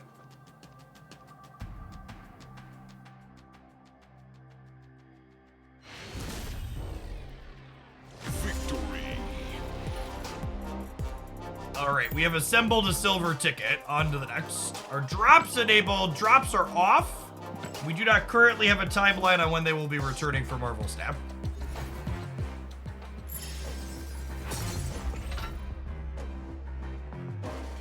Super fun when you can do it, but you got kids. I think someday the boys will probably want to travel around and play in some Pokemon tournaments. I'll probably pick that game back up when they're old enough to do that. We're probably a couple of years off of that yet still. They play at the local game store on occasion.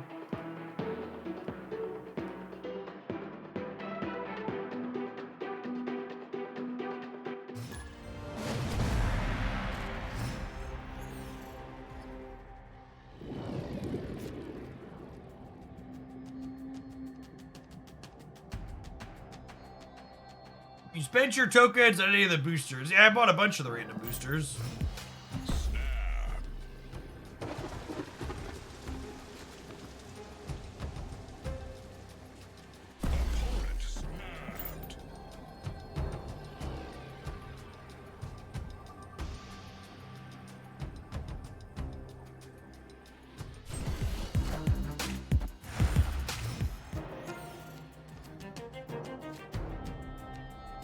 Punished. Supremely punished. That shirt's really cool. When did you get it? Where did you get it? So what am I into the AM shirts? And in fact, as a solid plug for the sponsor, this is actually one of my older shirts from them.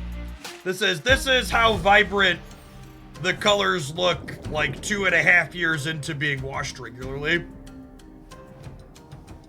Very, very high quality products.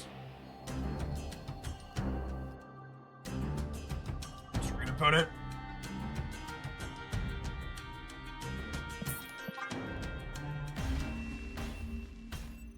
Escaped.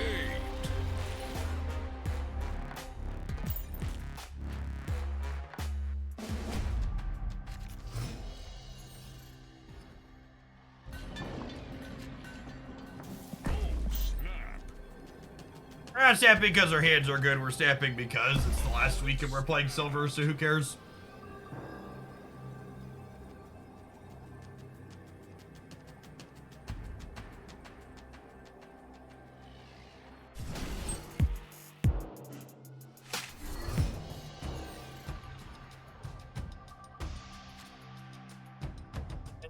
Says do shirts feel nice, but one cycle of the wash they feel like crap. You gotta buy higher quality stuff, bud.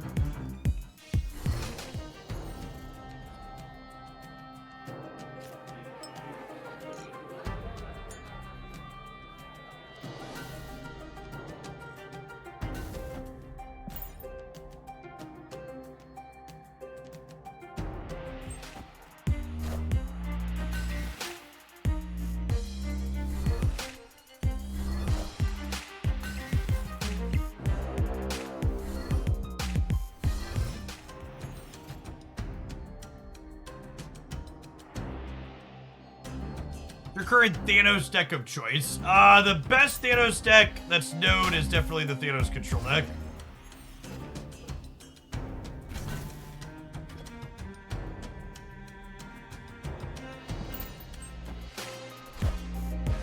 I am Iron Man. Well, shit. I am Iron Man.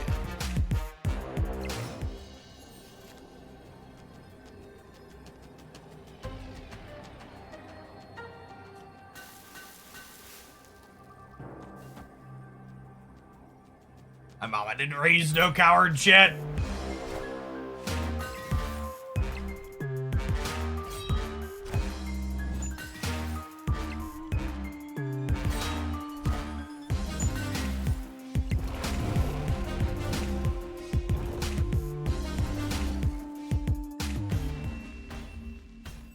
Needed any of them to go left. We needed one middle and one left. And then the third one could go anywhere. Hella!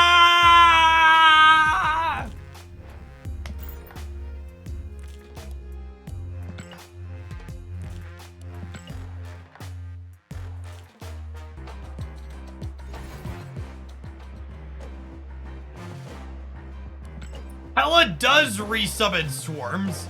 Swarms templated differently than Apocalypse. The original swarm you discard stays in discard, and then it creates new copies in your hand.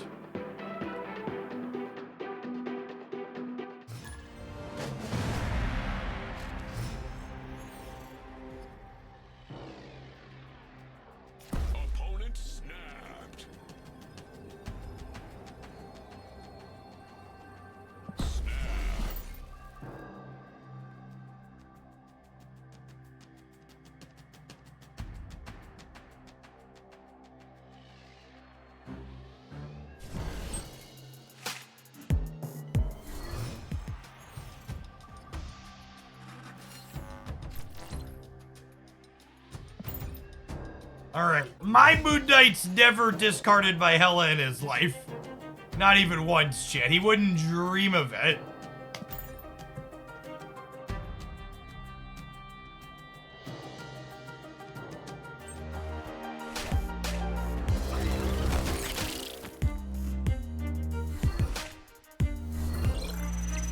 Chat, what a good lad. What a good lad.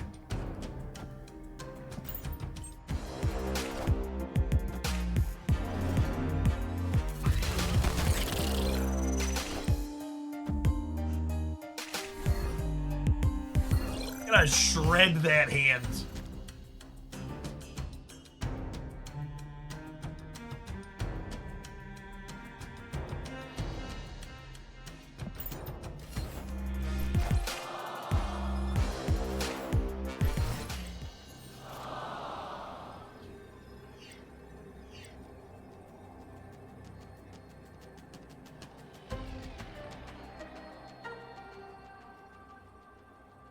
I'm telling you, chat, this card could have as little as 4 or 5 power.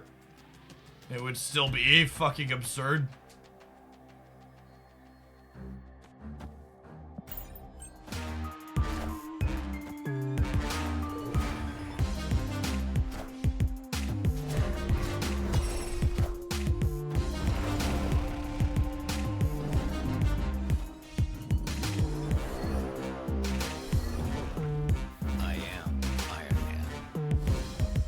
Go left!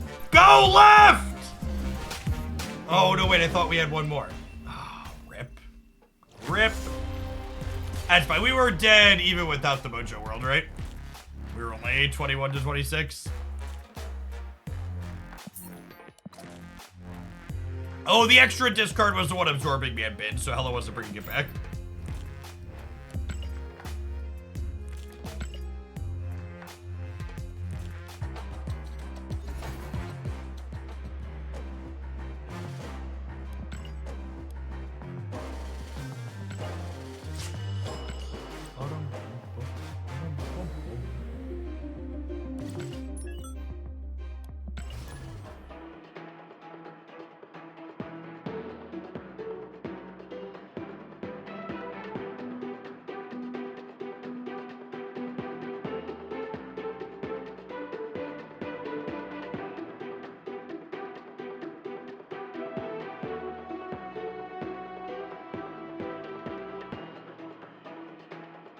For what it's worth, I do think Legion needs to have some points of power.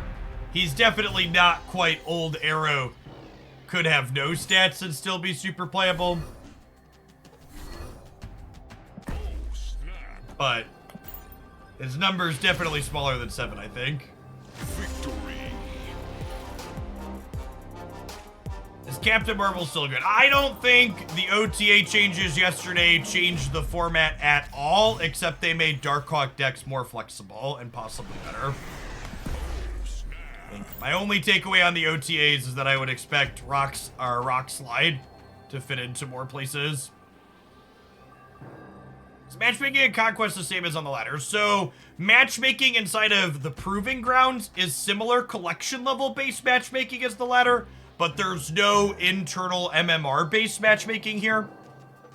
And then as you progress deeper into Conquest, there's less and less collection level based matchmaking until there's absolutely none inside of Infinite.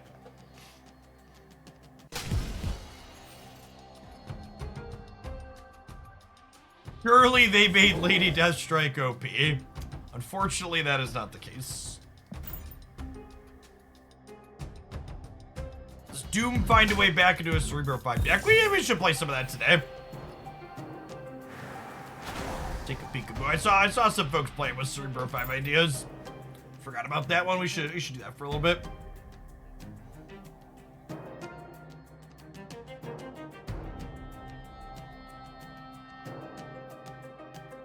Yeah, we played some Lady Deathstrike before this. She's still pretty shit. Well, I guess we played a combo build. Maybe we should build a fair Lady Deathstrike deck. See how that goes.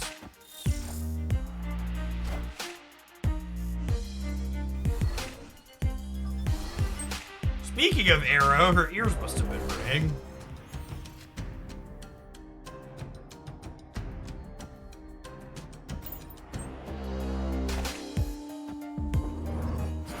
Spider-Man 2099! No, Miguel, my monster, he was so young!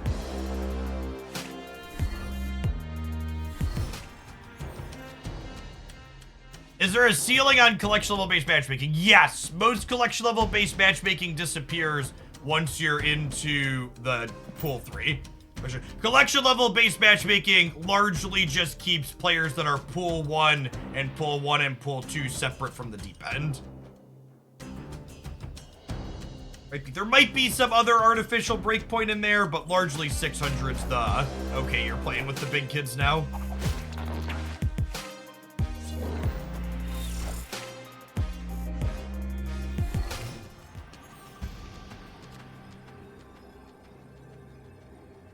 All right, perfect. So we win the right.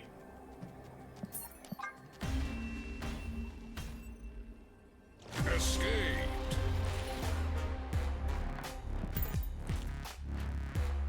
I don't know what the breakpoint is for Deathstrike to be playable, if I'm being honest. It's probably true that she's just never going to be good in a gimmicky deck like what we tried earlier today. So we can give her another shot in a different shell.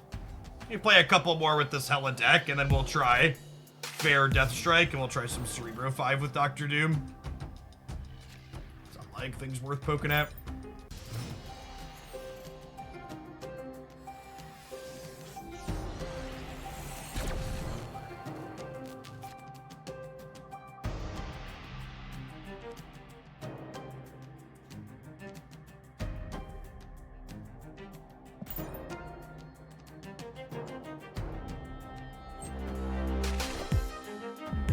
Go hit Iron Man if he's put there by Hela. No.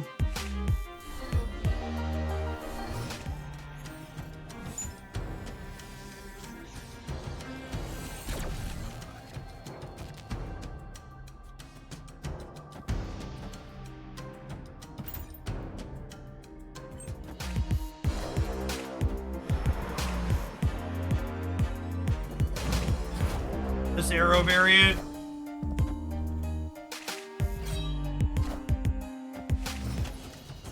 We're using death in this deck for the reason you just saw in front of you. Playing death is a way for Lady Sif to guarantee not hit Hela.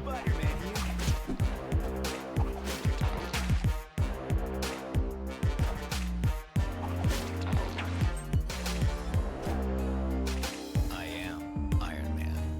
All systems go.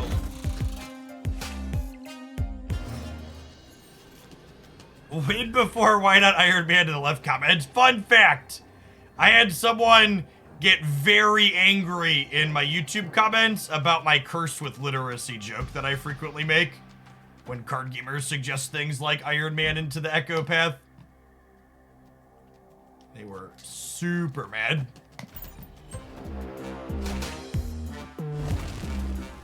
Yes, please Magento into my Iron Man path. I accept.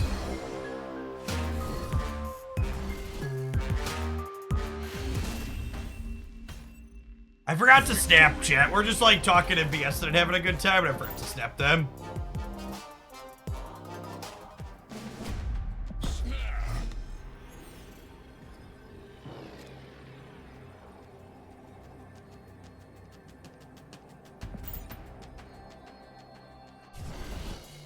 Hoover's gotta move stuff. It's true, you know. I don't have any paid actors, chat. I have a couple thespians on salary, but I take offense to the idea that there are paid actors in this stream.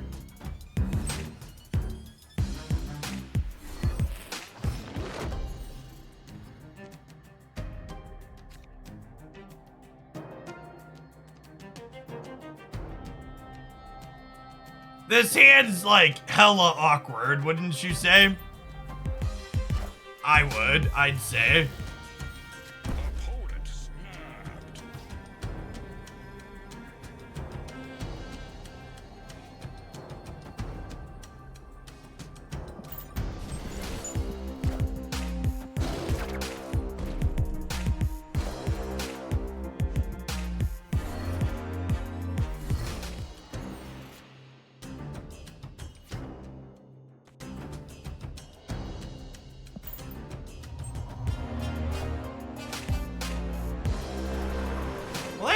Rude.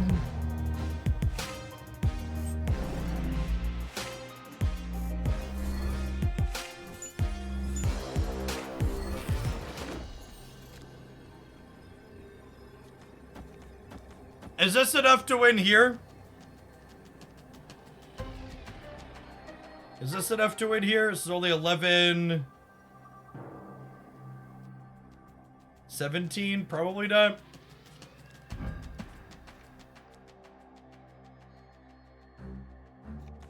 I think they're gonna Magento left. Yeah, probably. I think that's a safe bet.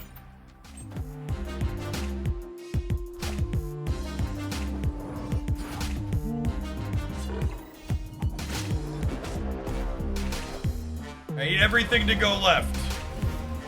No! Damn it, Tony! You had one job, bud. One singular job, Tony. It was show up to the White Hot Room.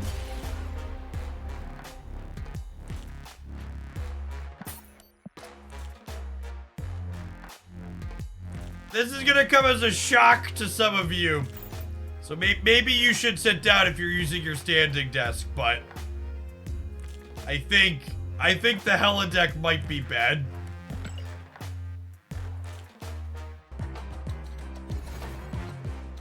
I think there is a small possibility that the helideck might be bad.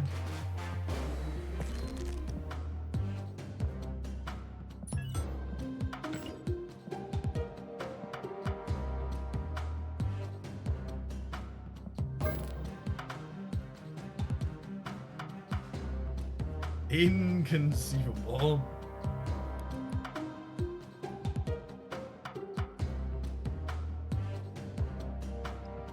Alright, let's net deck past Jeff Cerebro 5. We'll add Doom from there, huh?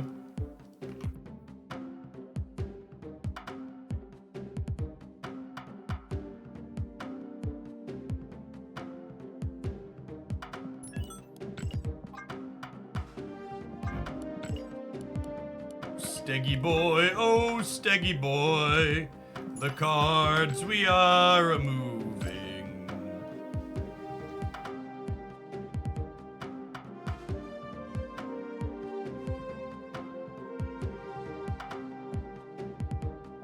Rip Carol, your time in service will be remembered.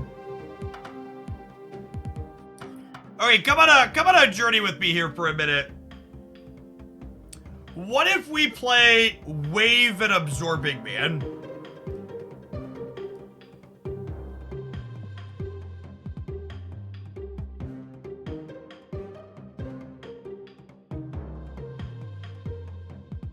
So that way, we could periodically, like, Wave into turn 4 Doom, into turn 5 Absorbing Man, into, like, Cerebro and stuff.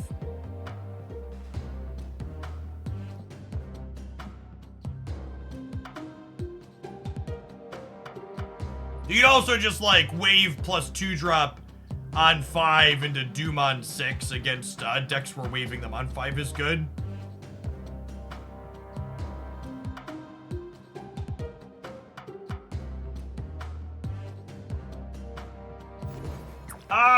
Did Untapped reset their data with the thing? They did. We can look at that real quick. That's a good shout. Oh, wrong scene.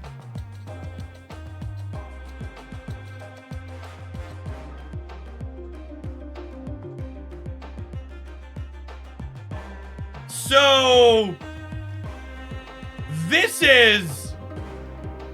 is actually super interesting. So the Legion deck win rate with those 2 -1s is down 10%. But this is a big but, and I cannot lie. The thing to understand about this new data set is these are not the same people playing the deck, right? Like, I would bet most of the most competitive Marvel Snap players incinerated their Infinity tickets in the first couple of days, or less than that, even the first day, and then they stopped playing Infinite Conquest. So, like, yes, this is lower, but the people you're sampling it from is probably also different. Is noteworthy. Also a Doomwave version of the deck. Is that included in here? Oh, there is a Doomwave build in here too. Look at that.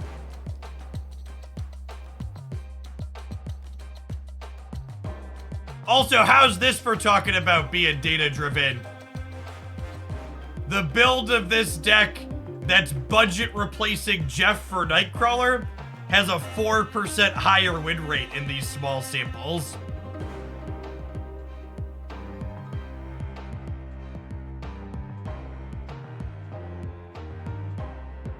Which obviously numbers are just real small, but it's amusing to see a stat like that.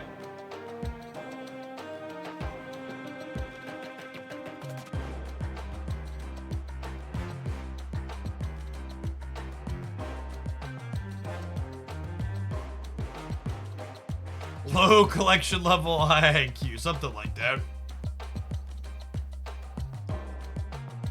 Some solid stats in the most popular Thanos build. This is another one of those things where if you have the premium access, being able to click in here and see some of these deltas is important. Like, on the top deck here, the most popular one is right about the same win rate. But on this Thanos that they have down here in D tier, the most popular build is significantly higher than what the whole category is. Nothing witty, just a big number. Well, you know what we always say around here, Tom. Size does matter. Thank you for the 89-month resubscription. That is an epic amount of time. Welcome, welcome, welcome back. Hope life's treating you well.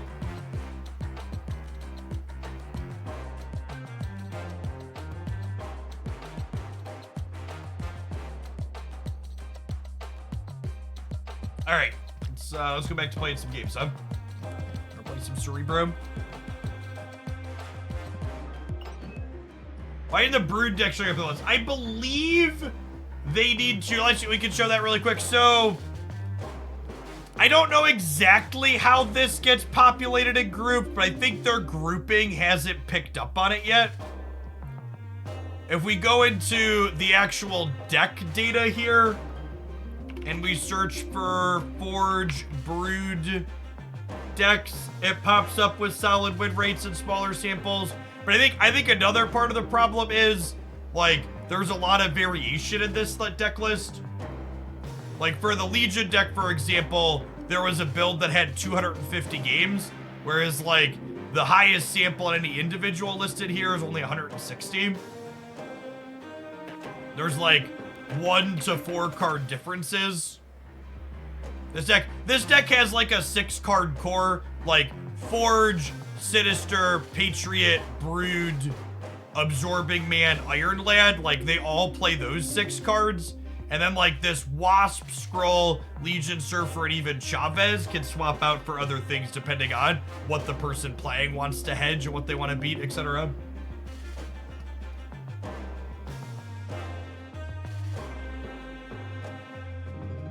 Yes, and all the builds have really solid stats. This is a good observation for sure.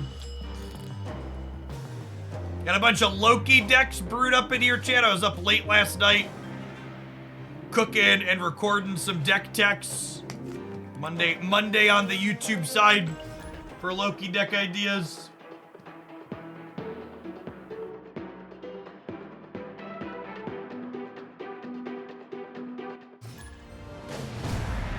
Untapped collects matchup information from all people that download their tracker. That's why they offer the tracker for free, chat.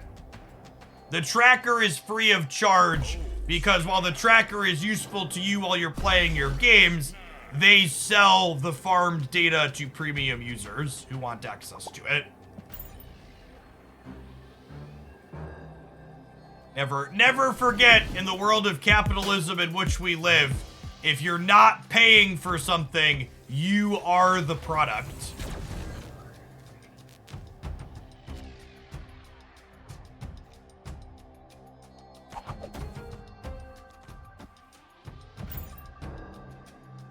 Untapped worth it for the premium if you're not a streamer and only a regular player. It depends on if you feel like seeing that data on demand is more is useful to you. That's also true. It is also not strictly the case anymore where there's going to be occasions where you are paying for something and you're still part of the product.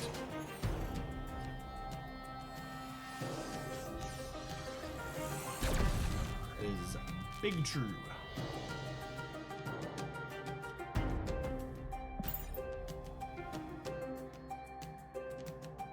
Can our deck ever win this matchup? You probably just don't keep up with the numbers they put out, right?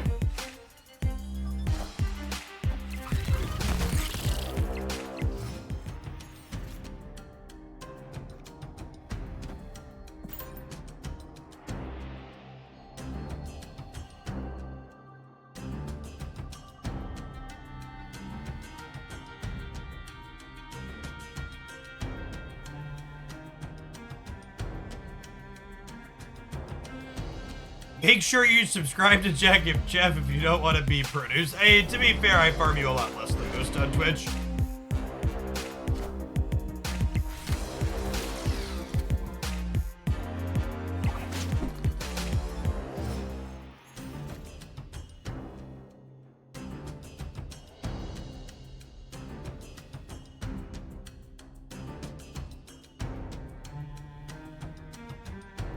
Can't wait for second to figure out Absorbing Man is 1 power too strong in a month. You think so?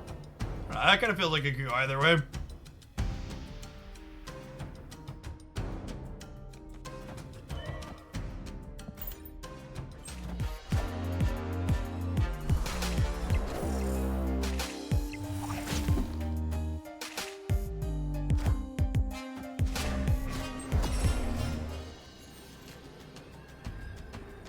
Bot, tippy dot, my doom bots. Really love these doom bots whipping up some doom. Yeah, yeah.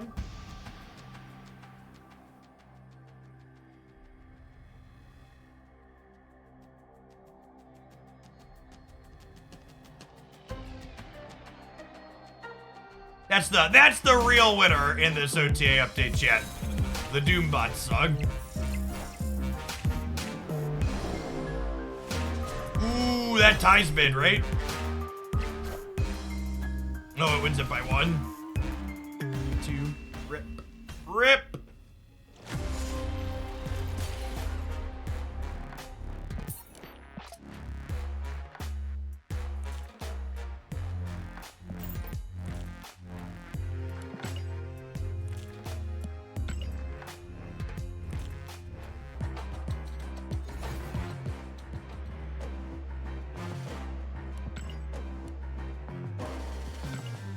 Not Enchantress, this matchup is hard for us. Kinda. I don't know that Enchantress is that good against their deck, Duck Doolittle.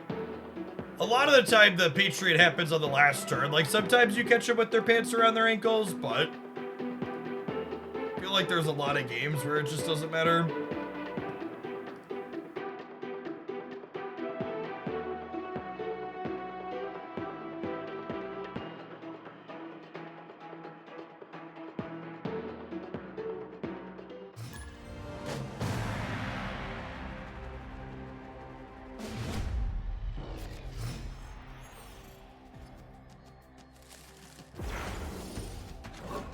The entirety of yesterday's focus stream is up on my secondary YouTube channel. That was a pretty good set.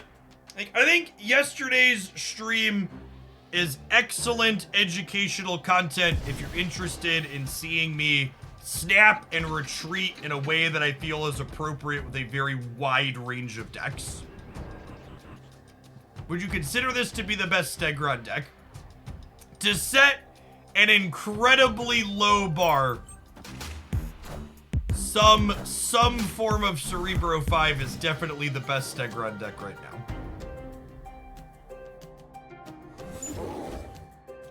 I don't often make statements with this much certainty. Of that I am certain.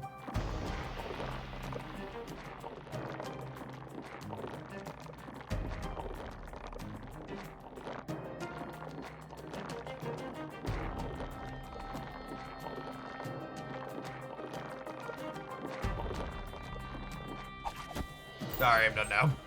Friendly neighborhood Spider-Man here.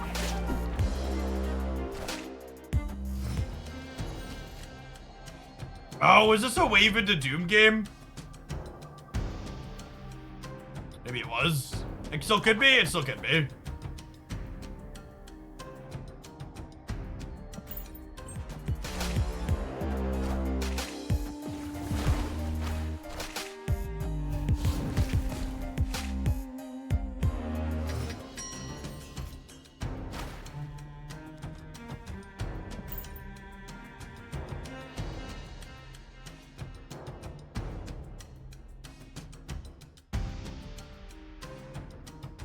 You did just get lucky, Cockles. Spotlight caches are just pure random. Wow, that's actually super unlucky, huh?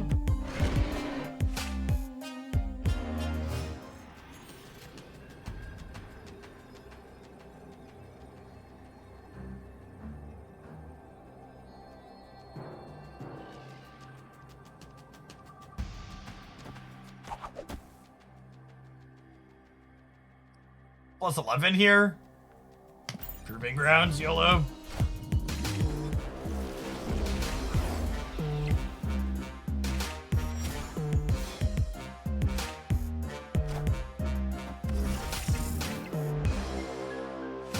Rip! We'd have won if I played the Silk on the left.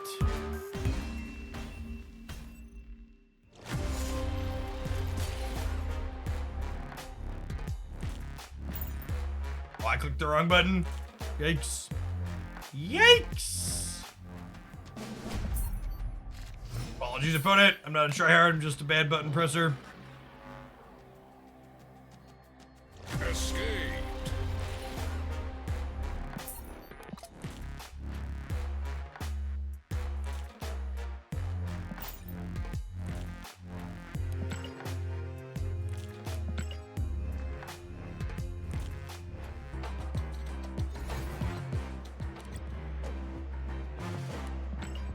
Opponent played Heimdall in 1. Should we report this as a bug? You should strongly consider it.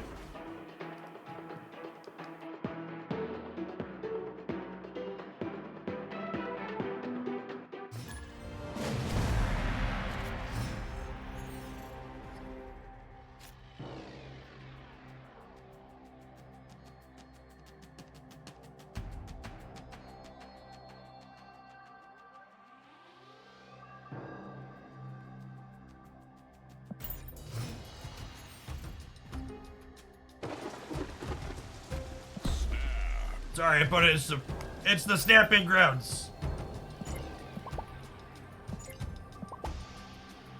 Opponent snapped. I think I communicated my intentions via emote. We shall see.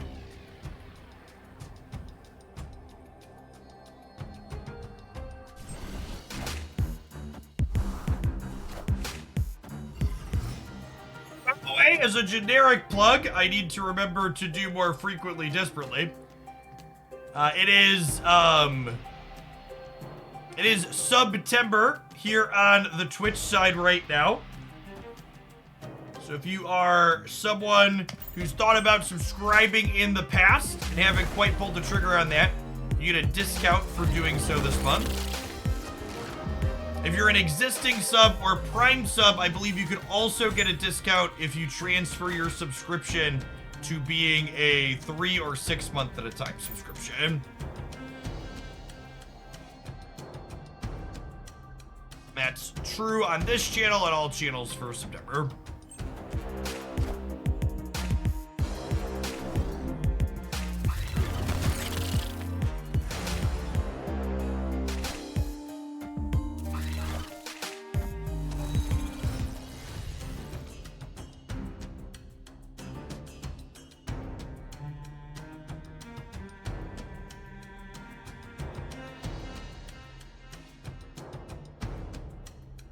The discount is on Twitch's side, actually.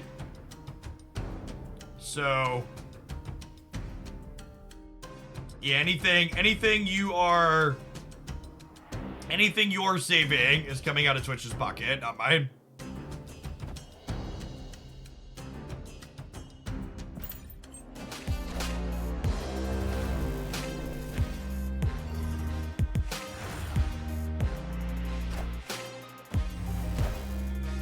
Yeah, if you do 6 months, Twitch gets basically nothing. That's the facts.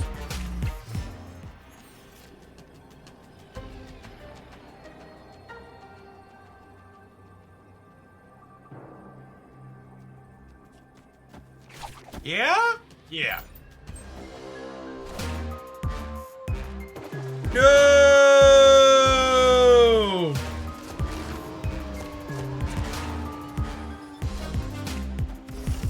Like to dedicate this fat L to everybody in chat that told me to Polaris, right?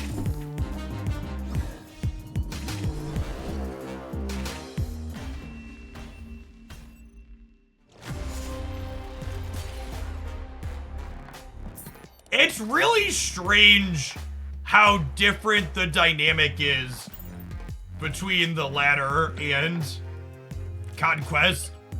So we started playing ladder this morning and we queued in like 5 destroy decks in a row. And then since we switched to Conquest,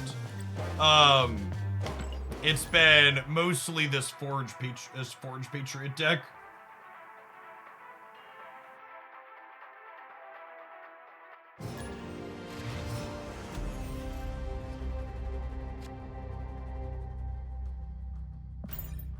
Which card should you get Iron Ladder Jeff? I think Jeff is literally the best card you can spend tokens on. It goes in lots of places. It's a solid deck. Hey, thanks to a couple of people that checked out the Into the AM sponsor.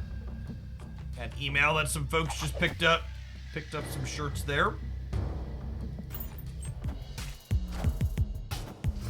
And we queued into the ladder, and it's immediately just a destroy deck again.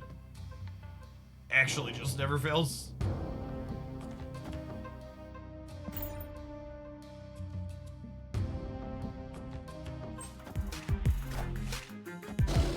I said it before that the matchmaking system is based on your deck. For reference mods, when people post conspiracy theories in chat, you can ban them. You don't have to time them out. Second Dinner has told us point blank that your deck does not determine the opposing decks that you play against. And if you think Second Dinner is lying to you about that point blank, I don't know why you're still playing their game.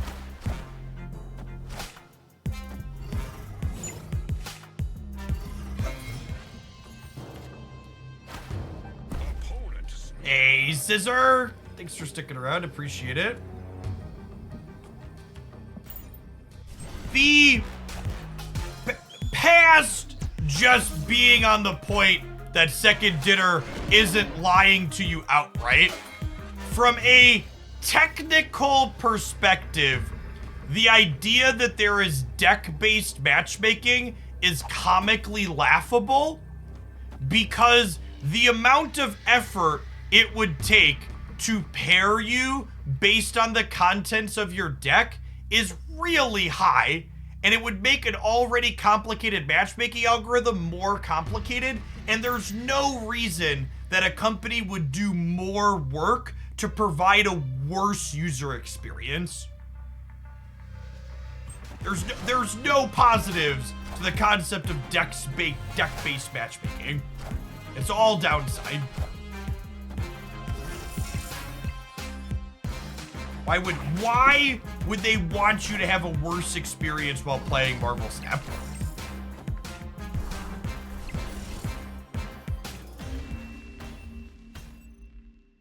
For people that are asking why the deck-based matchmaking conspiracy theory is so popular, the reason why deck-based conspiracy matchmaking is so popular is because the alternative to the matchmaking is rigged against me and it's screwing with me based on my deck is having to be self-reflective and admitting that maybe you fucked up and could do better.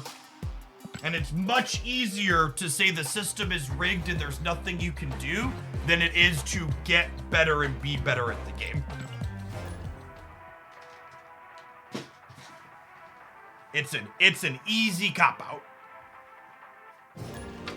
That was bad. We didn't pedal at all during yesterday's stream, and I haven't pedaled at all yet today. We've been live for 2 hours. Let's get my butt in the chair.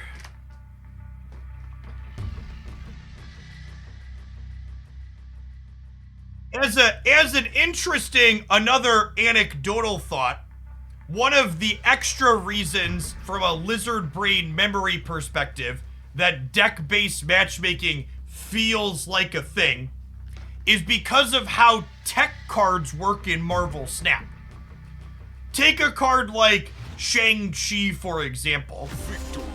Most Marvel Snap decks are playing Shang-Chi, right? Like, it's the most popular card in the game. However, when you queue up with a deck that isn't bad against Shang-Chi, you just, generally speaking, don't see Shang-Chi from your opponent because they simply don't play the card because it wasn't good. And the same thing applies to other powerful, potent tech cards, right? Like, there's a good chance your opponent has tech cards that are bad into your decks in those other games, but they just don't play them out because there's no reason to play it because it wasn't good.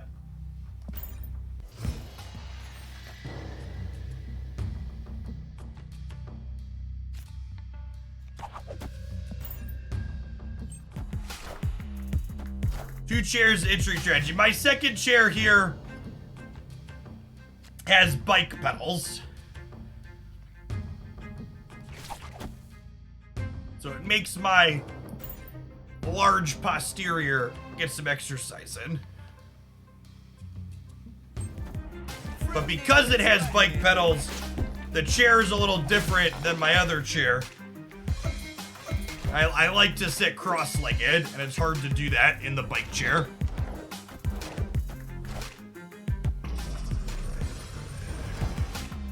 Well, I've got some good news, and I've got some bad news. The good news is I don't have to worry about Silk dying on Fisk Tower. That's the good news.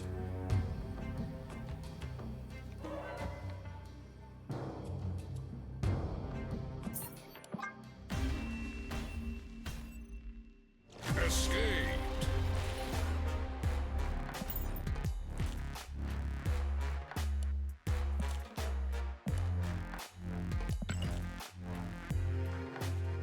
We're gonna win the mid. Maybe. Maybe we were gonna win the mid.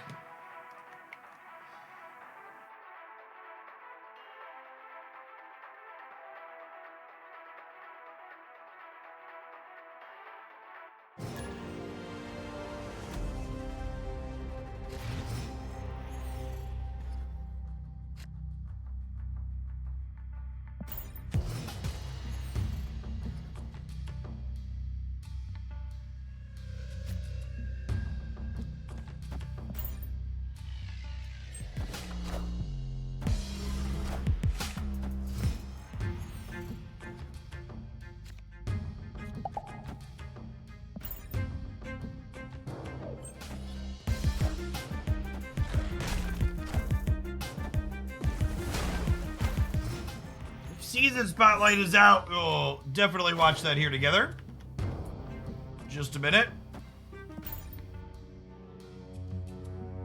Wait, where is that? Yep, got it. Okay. We'll pull up the trailer on stream in just a second for people that don't want to leave. I would just like to try and draw an Absorbing Man to copy my Doom.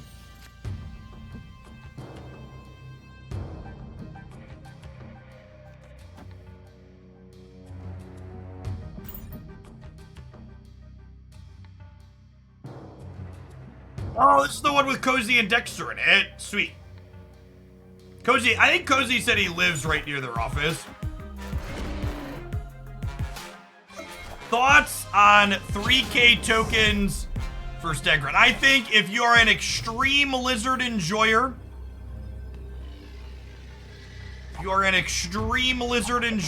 or you are a giant whale, either of those is fine.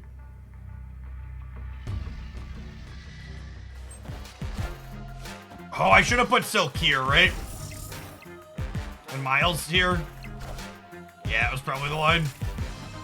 There's no way 19 holds here, right? Oh, it holds! Get Cerebred. Get Cerebred. Victory. Alright, gamers. Shall we?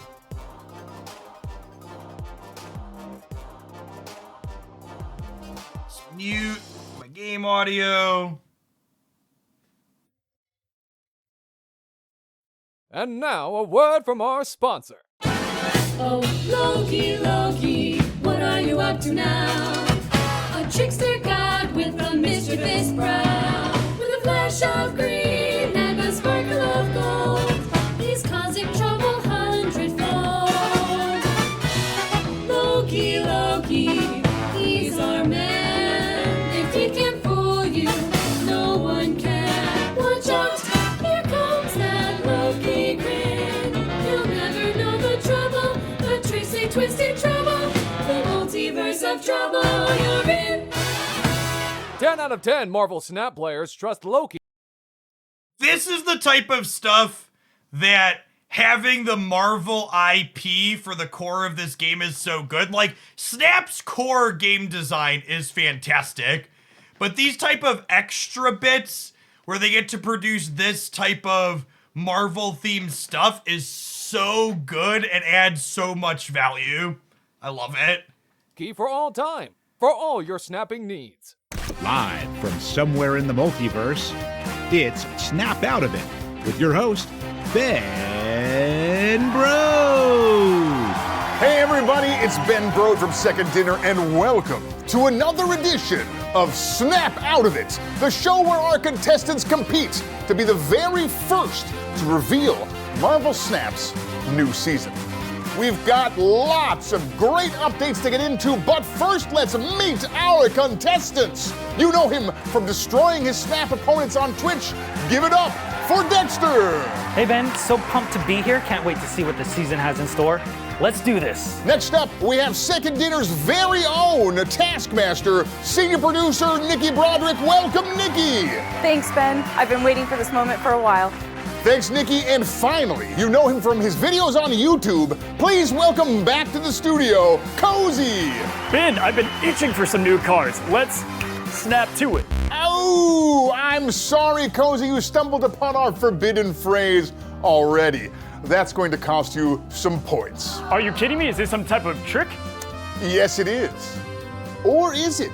As we enter this season, Loki for all time.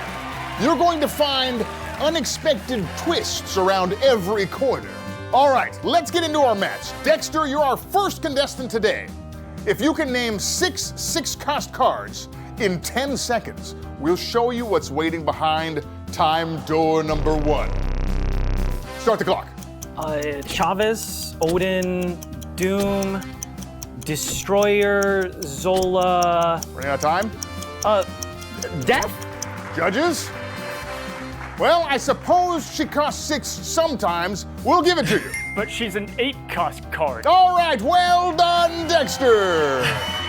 Okay, let's see what's behind time door number 1.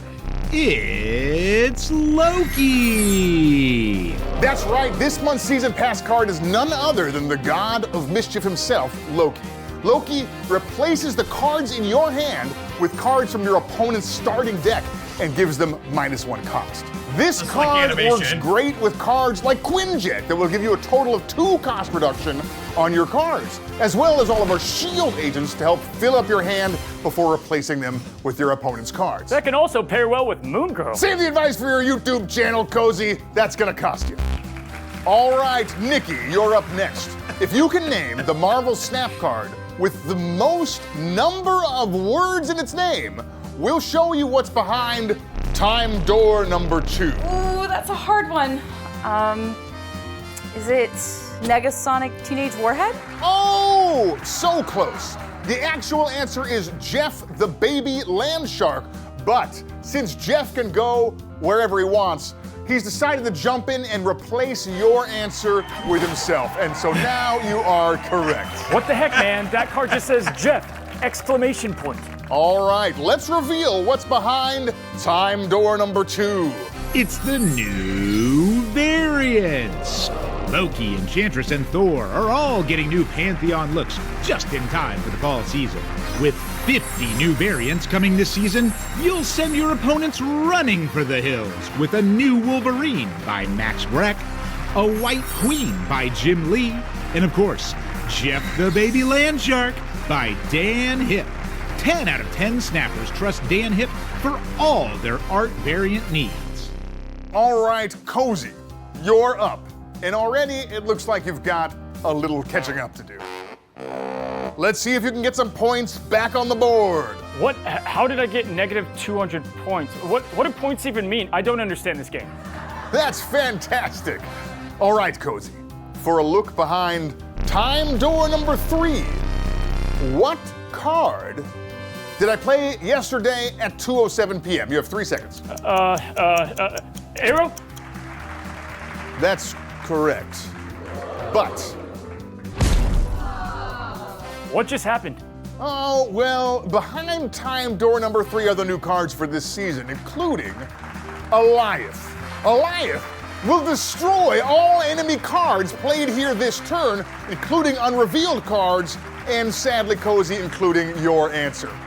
Eliath is really going to surprise your opponents when you combine him with Electro or Arnim Zola to chew through enemy cards. Oh, wow. If you time it right, you can stop unrevealed cards like Doom and Odin. Excellent note, Nikki. Points for you. Also, to round out our Loki for all time season, Mobius M. Mobius. With Mobius, costs can't be increased and your opponent's costs can't be reduced. Eat it, Mr. Negative. Also, Ravonna Renslayer. Your cards with 1 or less power cost 1 less. That's actually so good with Iron Man. Yes, that's right. Here, I'm gonna give you some of Cozy's points. Of course. All right, folks, at the end of the round, we have Dexter with 1,600 credits, Nikki with 5,000 gold, and Cozy with a rock. I'm so confused. For our final round, all of our contestants, even ones with less than stellar scores, will receive an all-expenses-paid trip to the new locations featured in this new season. How does that sound? Yeah, that's awesome. That's great. All right, Dexter and Nikki, since you're both tied for first place, you'll both be going to our first location. Let's see where you're headed. No, that's not double you're seeing. You're headed off to the Time Theater. If you liked your last draw, you're gonna love it again, because the Time Theater copies the last card you draw. Wow, we can look at any point in the timeline? Not too shabby. Wow, well, no doubt, a great way to spend your vacation. And Cozy, let's see where you'll be headed. For people noting, the Time Theater was incorrectly added to the location pool for a brief moment, and it was promptly pulled back out a few hours later, I believe. So that one is not in the location pool currently. It was a little mucked up. It was fitting that that was one of the locations that got mucked up, but it is not currently there now. Ready for relaxation along the beautiful Mediterranean coast at Mount Vesuvius. Ever wish you could snap on turn 6 without your enemy running in fear? Well, now you can. Cozy, you'll be jet-setting off to the quaint and charming town of Pompeii in the year. Players can't retreat after turn 5.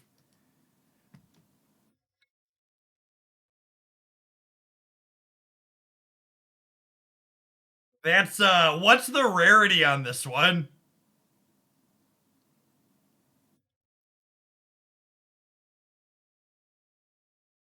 This one's, whew. This one's gonna be something in Conquest and Comp. I just uninstalled mid-turn 6. Yeah, imagine you turn 5 Wanda or Reality Stone into this. Just full scam people. Without your enemy running in fear? Well, now you can.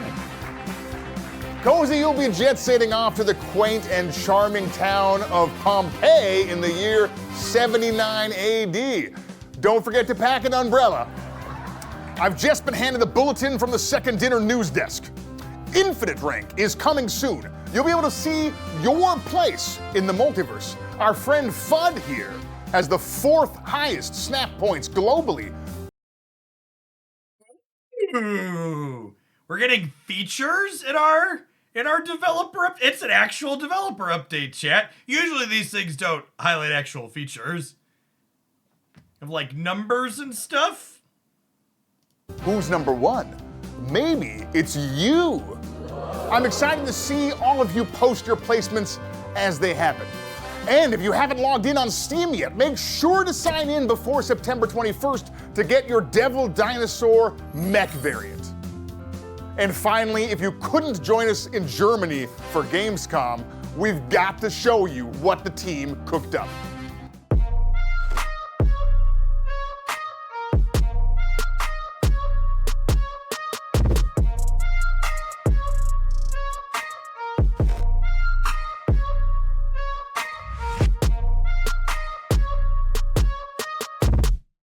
And there you have it, folks. A big thank you to all our contestants, Dexter, Nikki, and Cozy.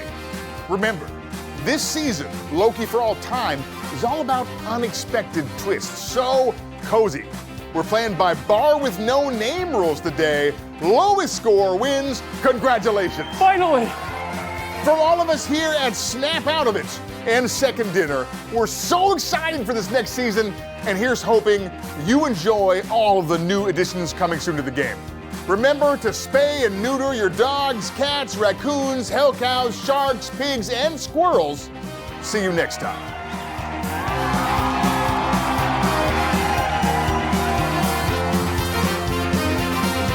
I'm glad you won, but you're still going to Mount Vesuvius.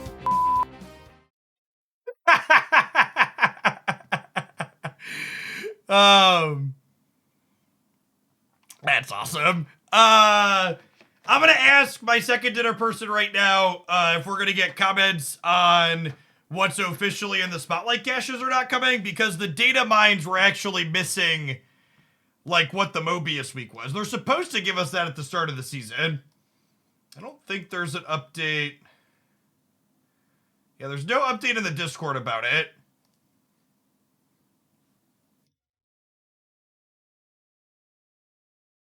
Yeah, and what series the cards are would be ideal as well. Data mines have Mobius and Ravona as a series 4, but we need confirmation if that's going to be the case or not.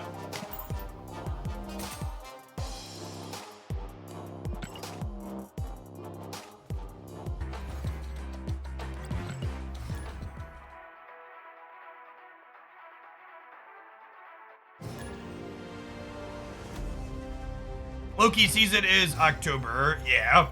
The Loki season for Snap is this month. I think October they're doing Halloween-y stuff for the season, which makes sense.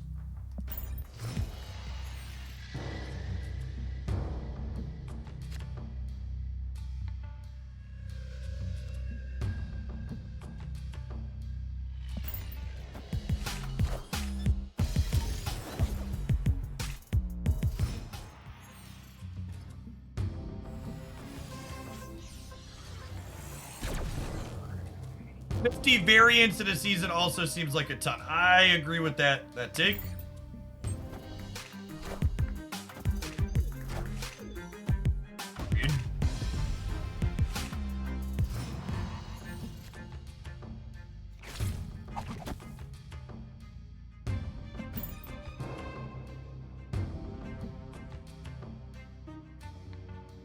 Oh, I could have tried to steg the armor left. Yeah, that's probably better.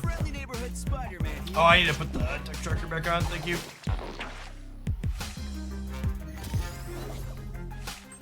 Clear for takeoff. yes, if you're missing Stegron, Enchantress is probably the cards you want to play.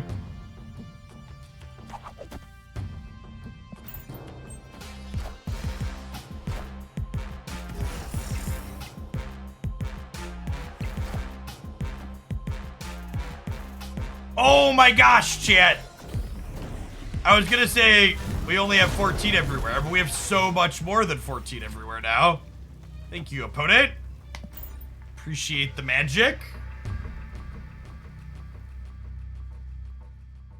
Thoughts behind Wave. Wave lets you go turn 4 Doom into turn 5 Absorbing Man Doom.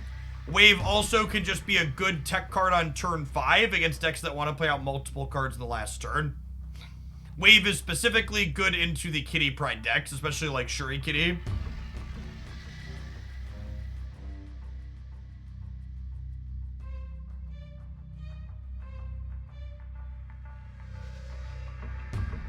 The Snap Discord server changed their logo. Changes scary, chat.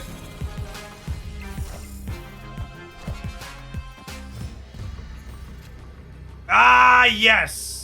The classic turn 5 leech into retreat.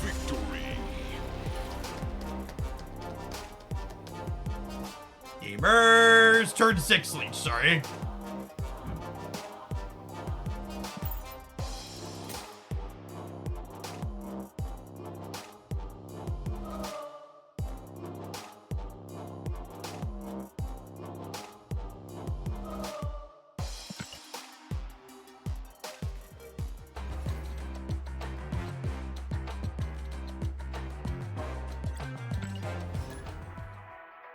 This gamer will lose on Mount Vesuvius.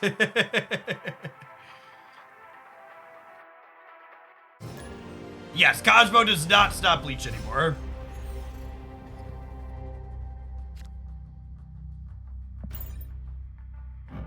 Hilarious is licking her lips at the old Fist Tower. What's going on, Joe Star? Thanks for the 2 months. Appreciate it.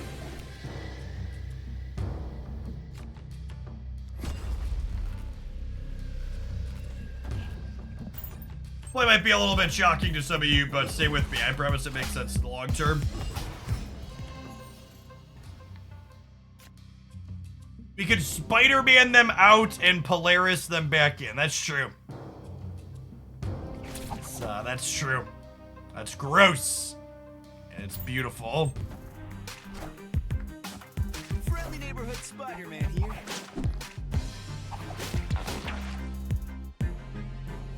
And on the off chance we miss on this one and grab the Shocker, we could Absorbing Man grab the Sunspot next turn.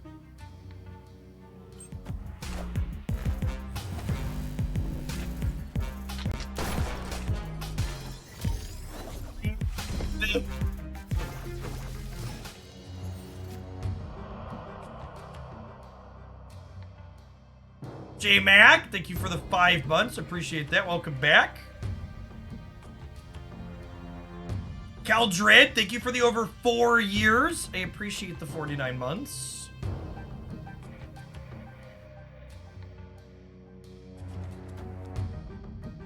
Probably dead here. Icebox hitting Wave was really sad.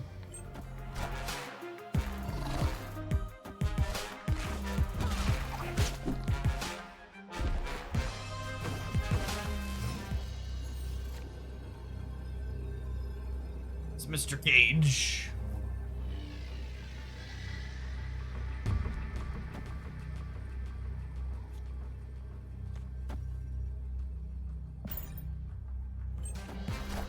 It's the ladder, so we'll stay.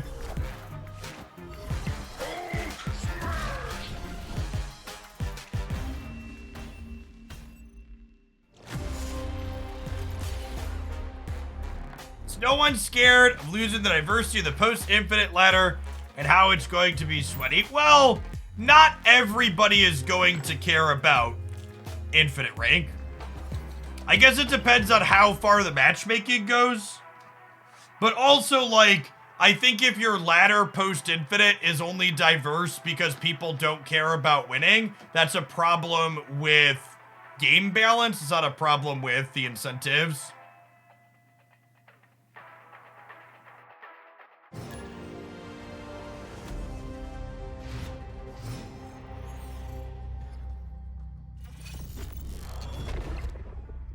Read.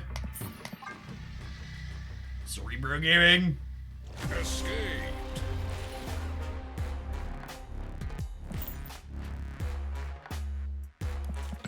Looking forward to having the highest infinite score, biggest number wins, right? Something like that.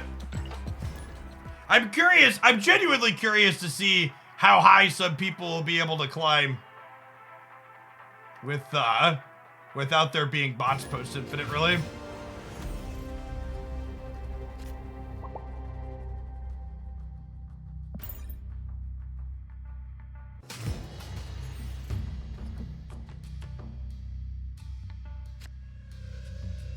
Collins will be number 1. Maybe.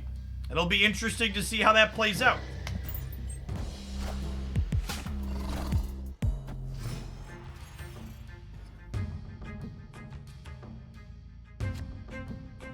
I also think, and this is important, that it's again going to be important to understand that the leaderboard isn't purely, you know, a measure of skill either.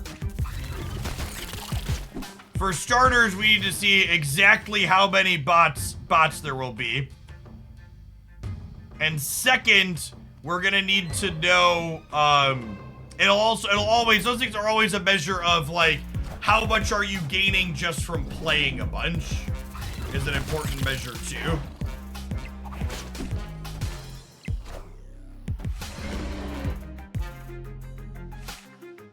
Glenn has confirmed Mobius works with Wave in the Discord server. Confirmed it works with Wave in what manner?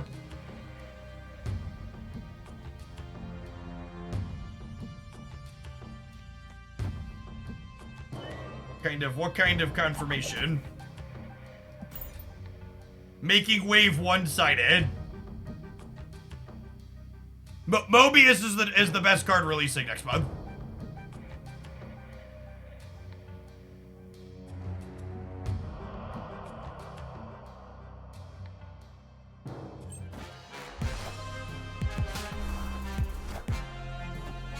I'm gonna pull up Glenn's official response here in a minute.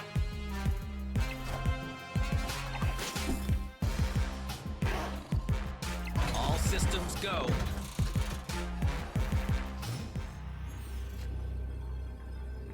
Monk, Lizard on Onslaught Citadel, huh? Dedge. Escaped.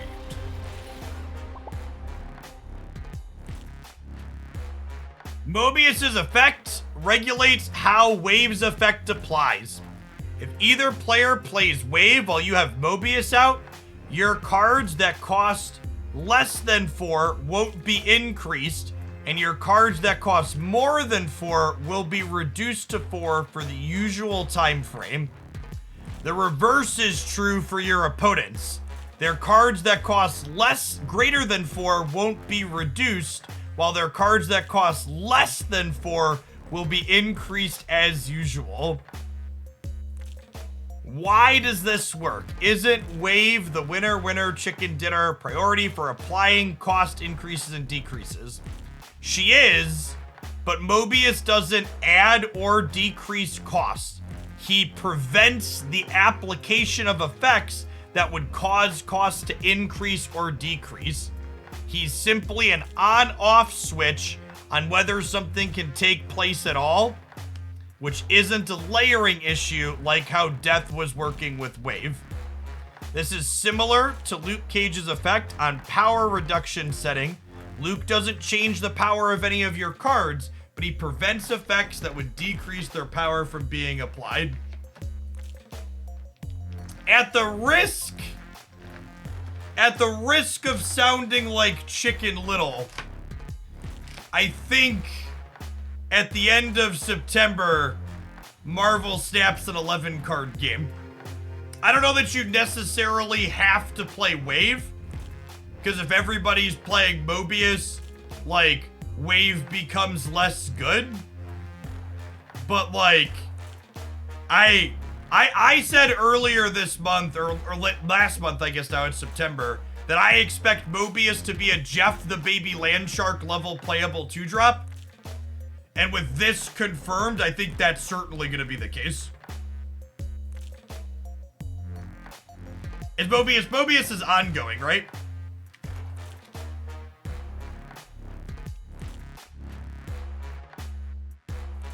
Yep.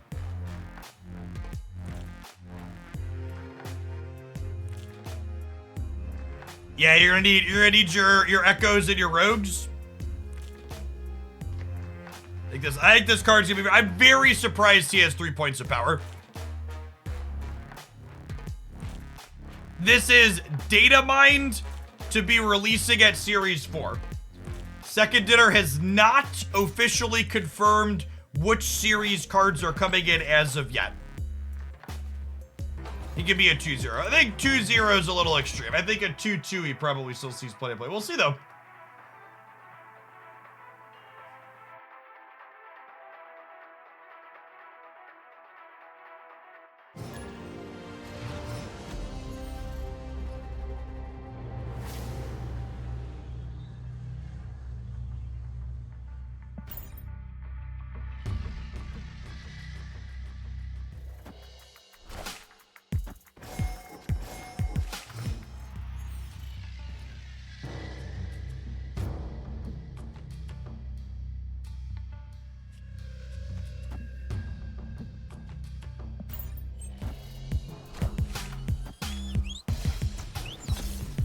Yeah, well, will Mobius finally mean the territory of these cards like Sarah and Zabu have always been perpetually reasonable? Is that finally going to change?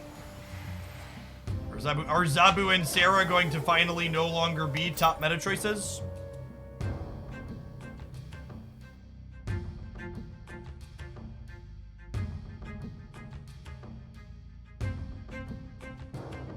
Yeah, but Mobius turning off Dream Dimension is the real MVP, chat.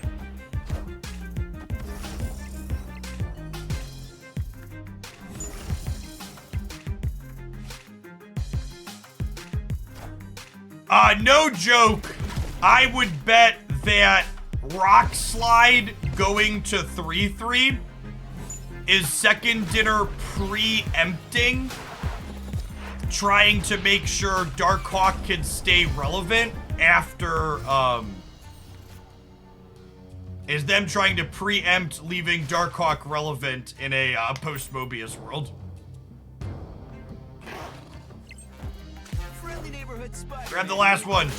Come on, Peter. What an easy game of Marvel Snap I'm playing, chat. You've never seen someone game this hard in your life. Truly, truly skill-based Marvel Snapping, my opponent and I.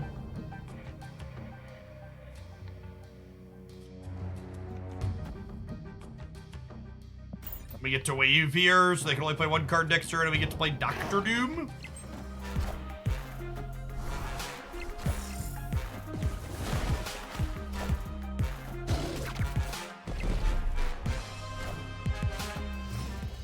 Ooh, they played death around my my wave. It's fine. Got some Mbot, Dippy Dop, some Doombots. Really love these Doombots whipping up some doom. This is why wave's in the deck, by the way, chat. Because you're gonna be in a lot of spots like this where you're like 2-drop wave, they can't beat Doctor Doom now.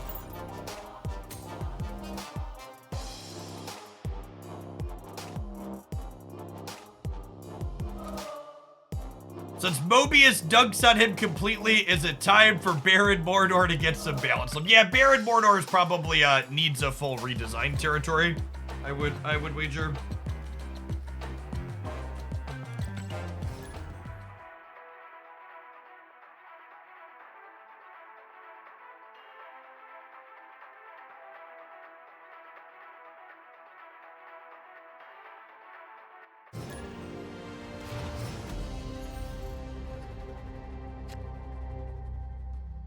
Baron who, exactly? You know, the Baron.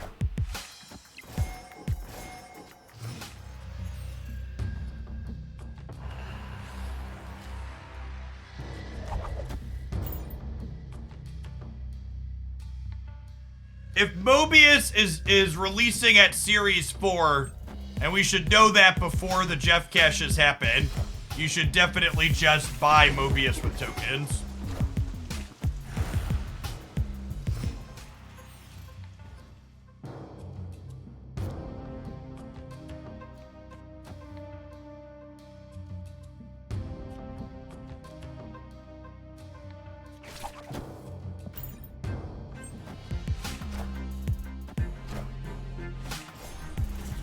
Friendly neighborhood Spider-Man here.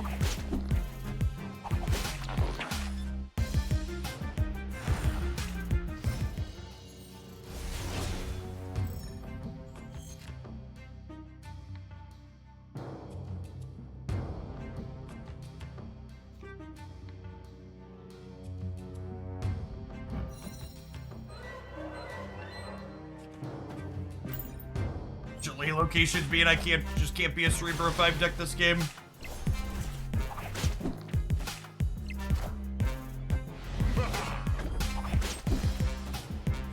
How will 2 Mobiuses in the same game work? 2 Mobiuses in the same game, I would assume, just means everybody's cards cost the amount of resources that they're originally designed with.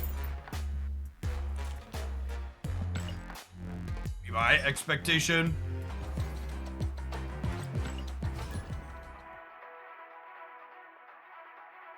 Yeah, I'll probably do it again next month, so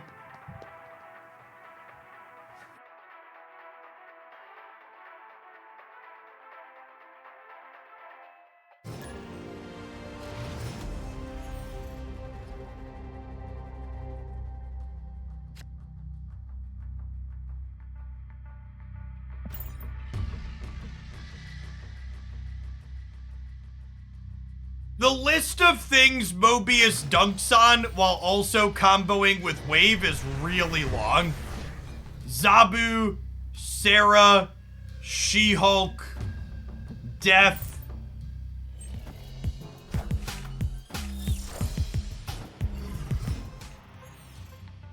The list is really long. Negative.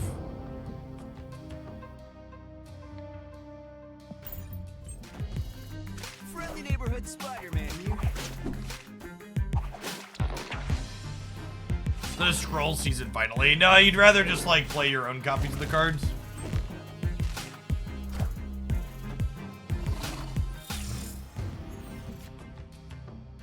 Yeah, it's a little weird that they didn't put Craven on a Asteroid M.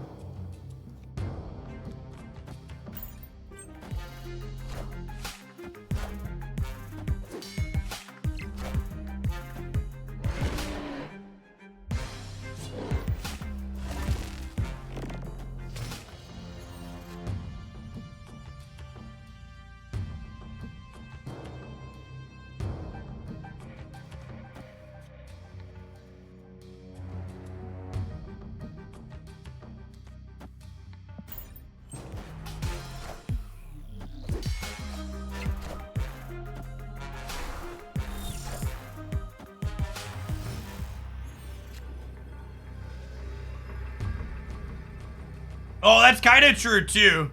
Loki also gets worse in the face of Mobius, too, and he's not even out yet. It's a good take.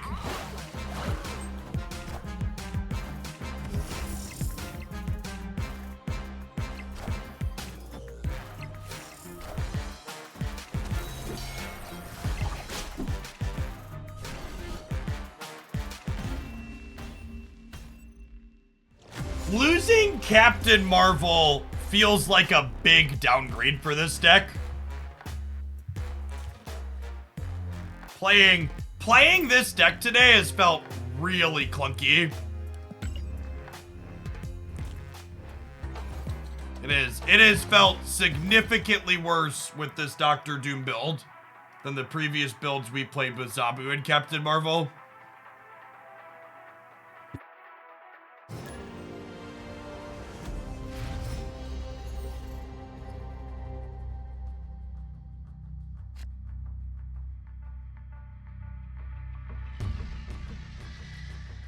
Hey, DeLegacy, thanks for the raid. Hope you had a good stream.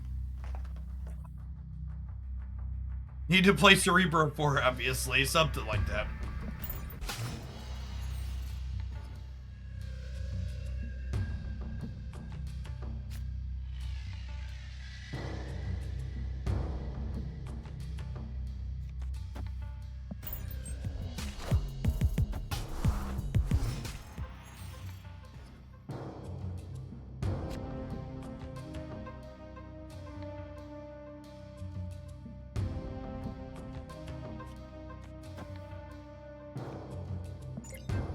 Your mom is fragrant.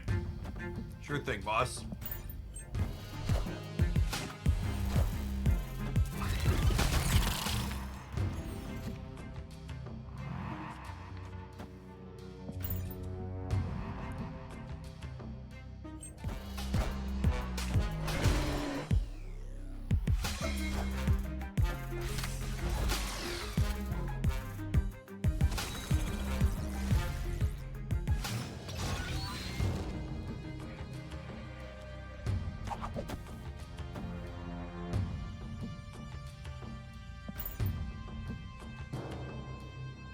Sneeze Tree, thanks for the third of the year. Welcome back. And End Stage, thank you for the quarter of a year. Good afternoon. Tango, thank you for re-upping for the second month.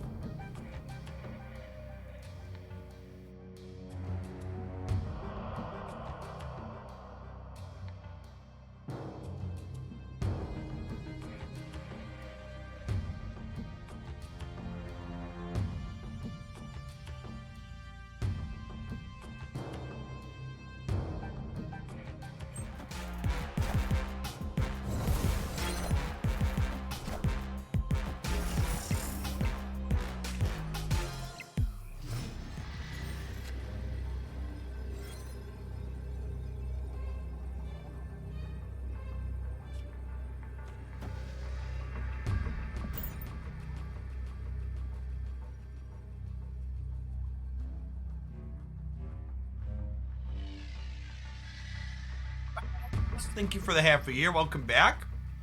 And Mr. Wayback, thanks for taking advantage of the September discount and subscribing 3 months in advance. Plan to be here. Thanks for keeping me around.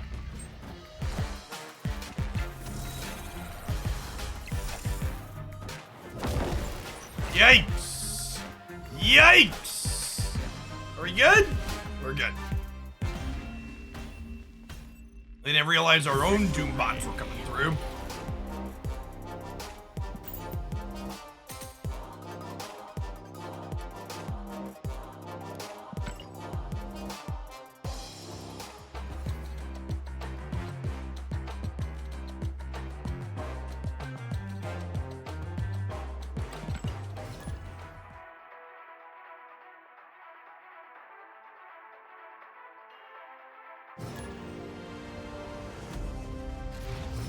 She-Hulk Infinite dead after Mobius. I would be very surprised if She-Hulk was a playable card after Mobius releases.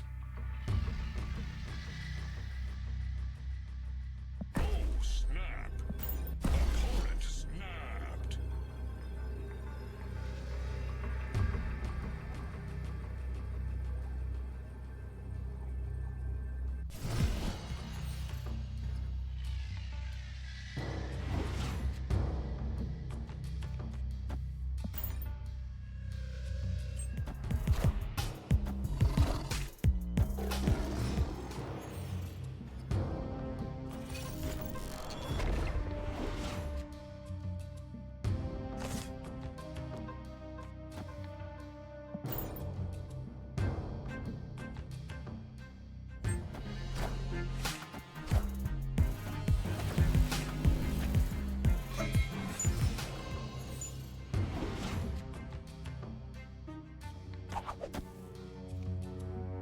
It'll depend on how often Mobius gets played in decks. If he's other Jean Grey, it's fine. Mobius will not be Jean Grey, chap.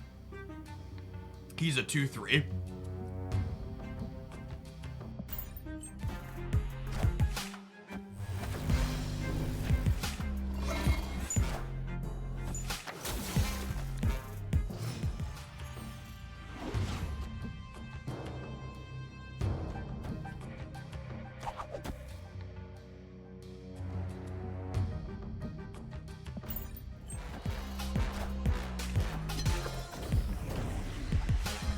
Oh no! Hoisted, chap. It's fine. We're gonna draw Cerebro. It's gonna be great.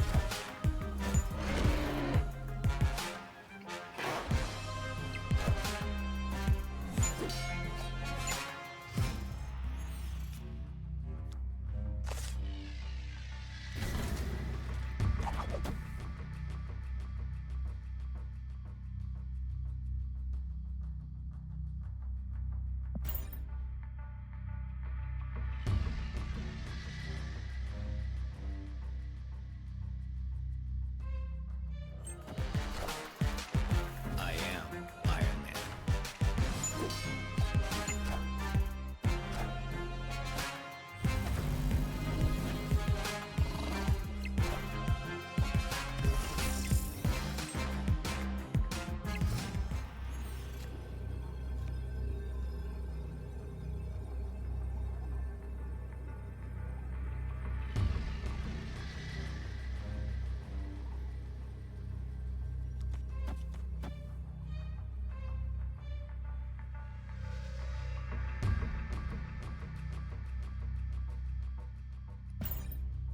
Enemy +8 in the middle.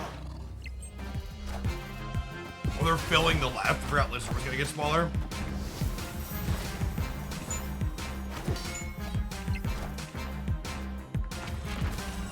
Oh no, they have their Mystique to go with our Cerebro. Brutal.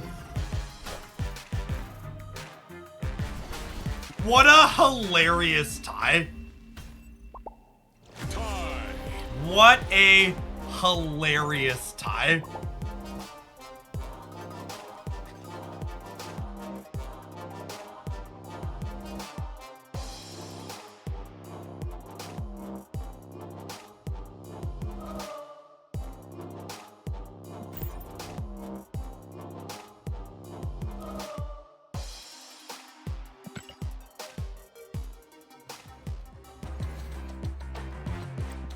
Yes, Limbo started as Weird World that game for people that came in late.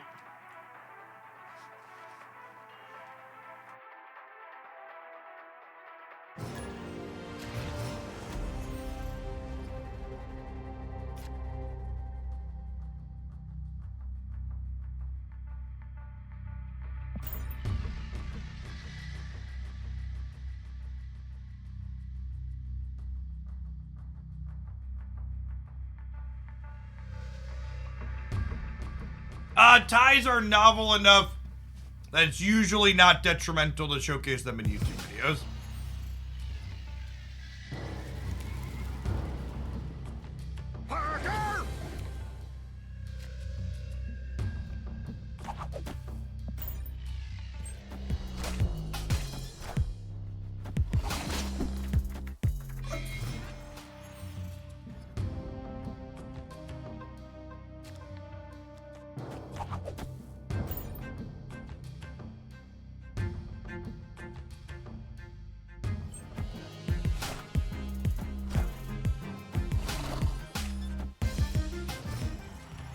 List of cards currently affected by Mobius.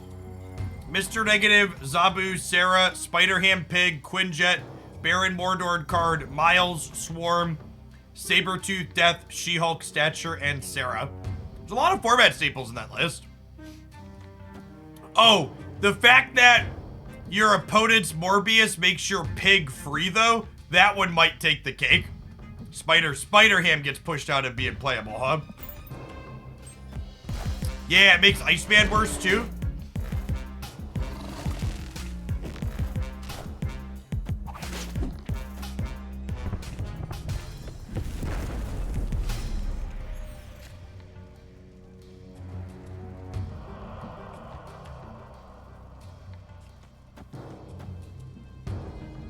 I think Morbius has the potential to be the biggest metagame shift in Marvel Snap in a significantly long time.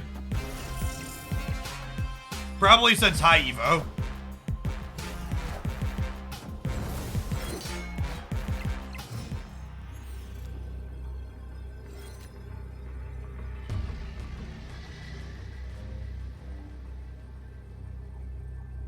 Oh gosh, he does hurt Beast too, doesn't he?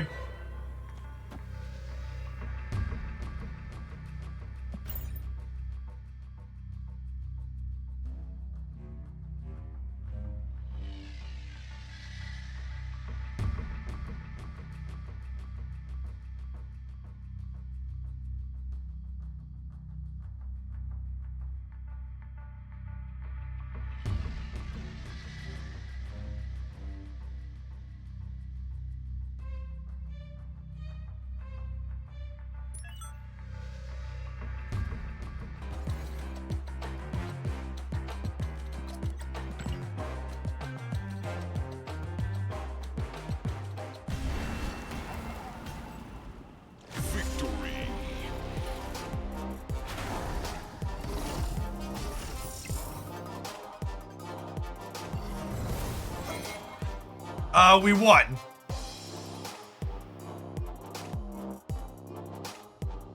Tie. Down 4, up 7. Okay.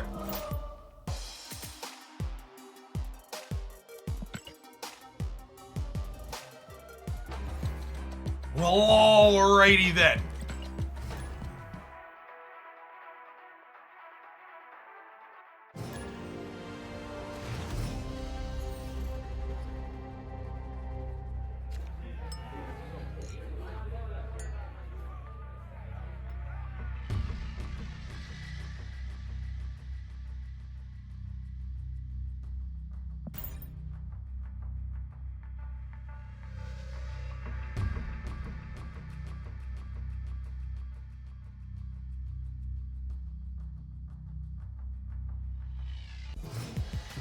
Yes, negative gets pushed firmly into off meta bad guard.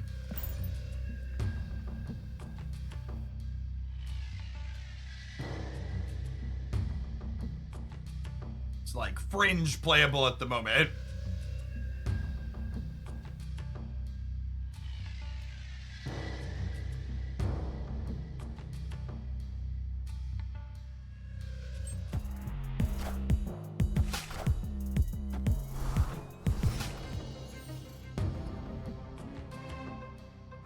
How does Mobius make pigs free? So, Mobius makes it so your costs can't be increased. Spider-Ham's pigs are base 0 cost that then have their cost get modified to be what the original cost of the card that was pigged was.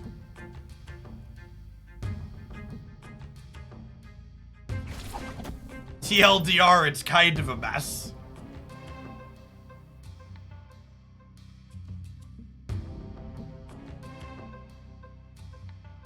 Yes, that's true. Mobius hurts 2 of the cards releasing next month as well, Loki and Ravonna.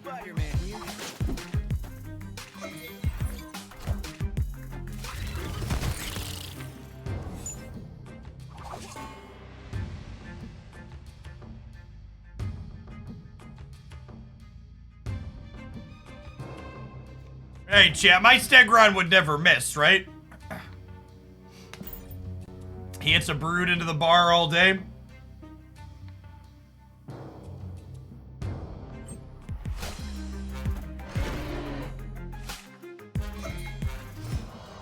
I also accept this outcome of events.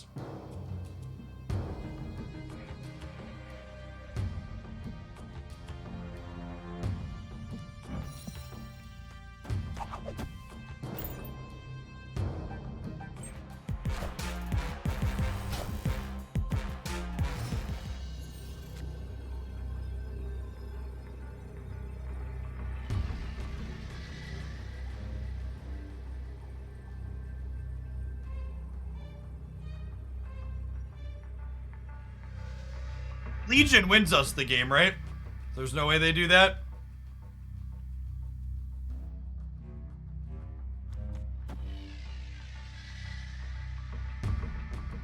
They Legion here. I win here and here.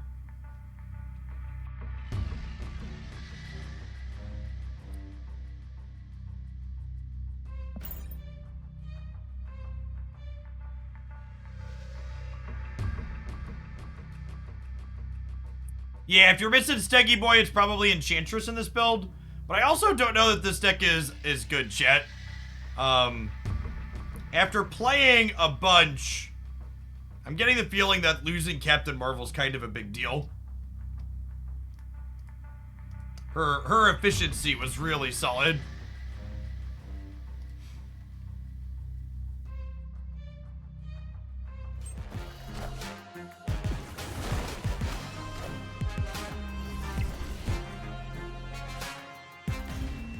Weird.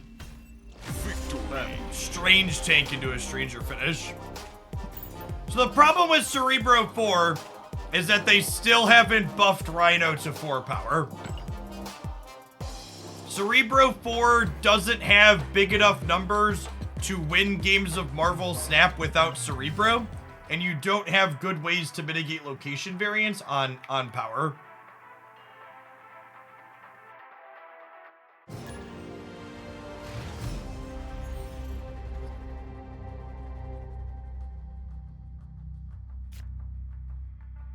I'm actually a little disappointed that they nerfed Marvel to 4.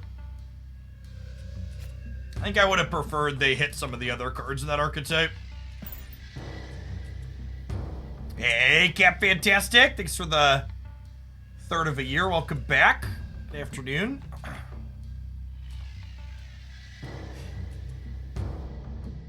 To all of the regulars, and maybe the new people that have been stopping in at post drops, I will be returning to my normal live schedule this week, meaning I'm taking Saturday and Sunday off to spend some time with the family. I am, however, planning to be live on Monday. Monday's a holiday in the US, but I think I'm gonna be home for that. Welcome, Jay Wall. Hope you're having fun snapping. Easily one of the best card games to come out in the last little bit. We'll move the Silk here by playing into her pass, so a Miles can cost 1 next turn. Then we're hoping to draw Doctor Doom. Well, with a bunch of rocks in our deck, that's unlikely.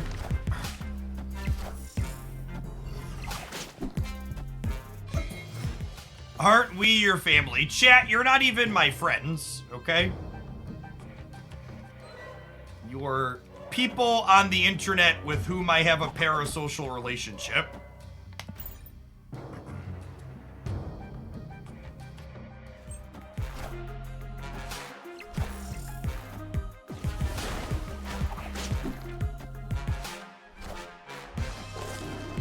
So basically best friends. I've talked about this before. And for the record, I don't think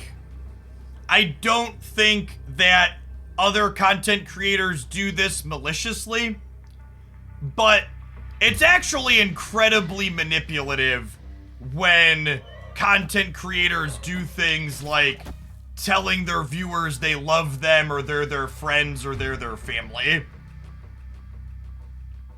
Twitch and relationships with creators and influencers and any platform on the internet is a very one-sided, one-way street, and it's not a balanced power dynamic.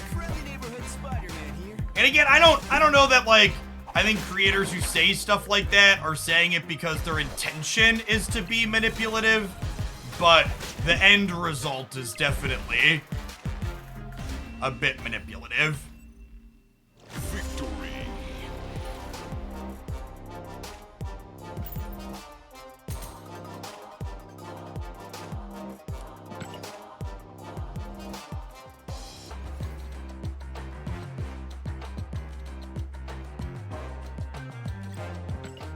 Parasocial quasi-relationship is better than friendship for this. Friendship takes effort to maintain and grow. I could just dip in and out of Jeff's chat without worrying about it. Yeah. Heldrick, thanks for the almost 2 years. Welcome back.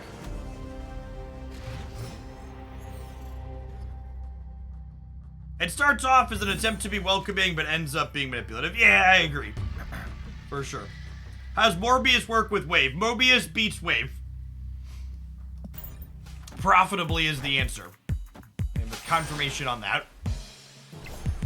I would like to dedicate today's Twitch stream, by the way, to the person who got very mad in my YouTube comments on my Mobius review where I said I thought it would likely work profitably with Wave because they let me know that it would absolutely never work that way.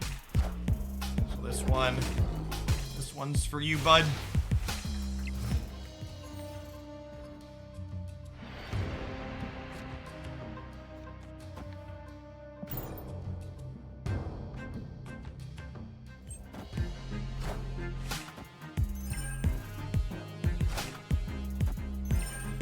No!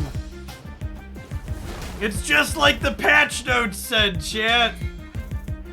Doom is fine because they can pork him. I'm taking my ball and I'm going home. Alright, chat, this deck is shit and I'm gonna play something else.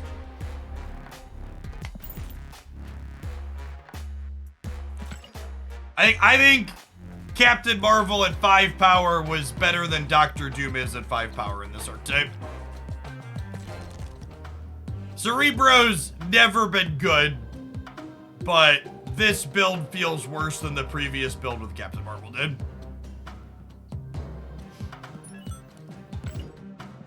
It's the best thing you played today. We played mostly bad decks today, right? I played a little bit with Bass Talk this morning. This is the deck highlight over on the YouTube side. I think this deck's solid.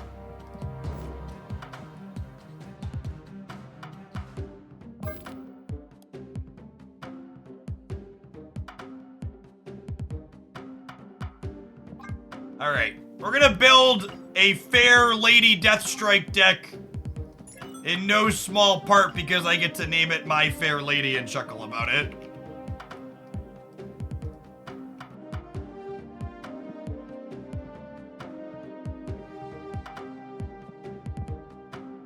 It doesn't take a lot of reasons for me to build a deck yet. That'll work for me.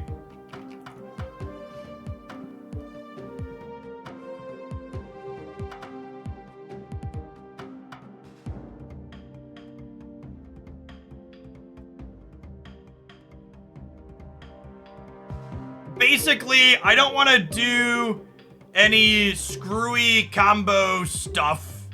I just want to, like, play her as a card that can be interactive, but also can enable my destroy stuff.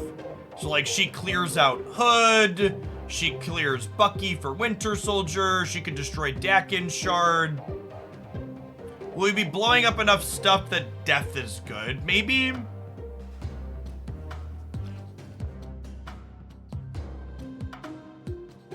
Is this just a dedicated destroy deck at this point? Have I just built bad destroy with Lady Deathstrike? My goal is to not just build bad destroy with Lady Deathstrike.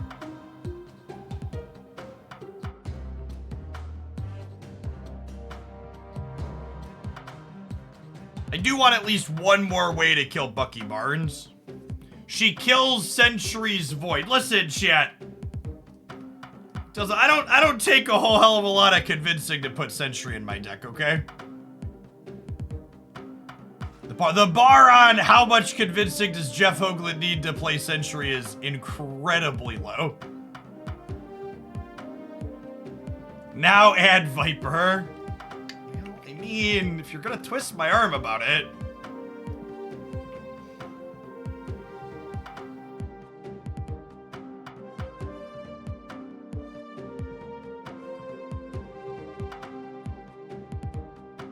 Do we want an absorbing man?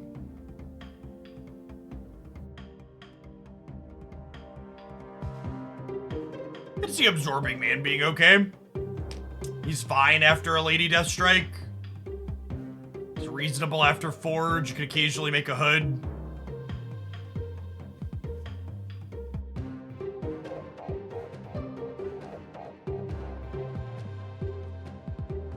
Plus, chat, look at those eyes. Absorbing Man's not gonna treat you wrong. He's gonna take Lady out to a nice dinner. Deathstrike is anti-synergy with Viper. Kinda. You just, like, don't have to play them in the same path, right? So, like, if you're Vipering, you don't need to be Deathstriking.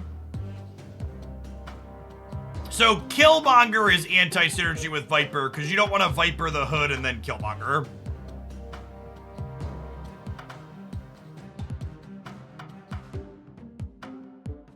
There is no more people for Absorbing Man. It's very sad in a way. This is definitely not an Iron Lad deck. I'm not enough of a Mad Lad for that. It could be, we are like, is there like a third 4-drop and a Zabu we could play?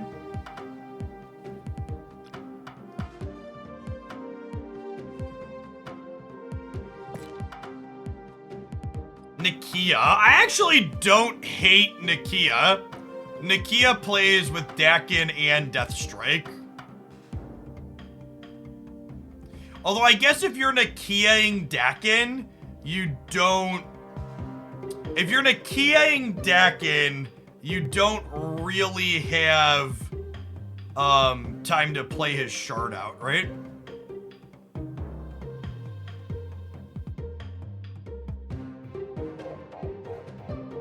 Chat wants Okoye. I deserve that.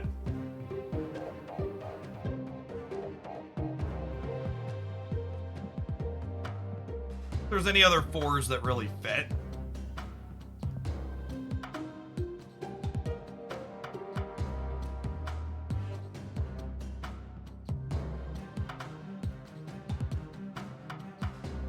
We could play Cosmo as a tech card / way to play Sentry without getting a Void when that's bad.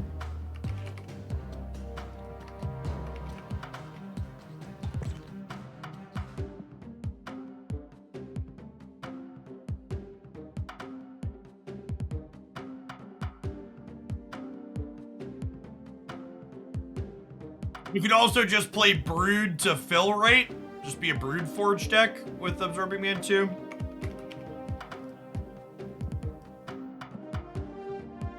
It's probably a reasonable answer.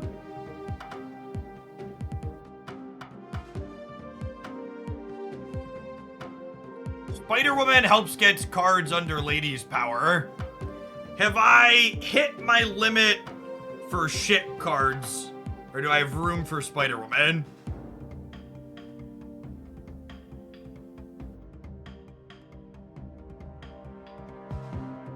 I have room for Spider-Woman.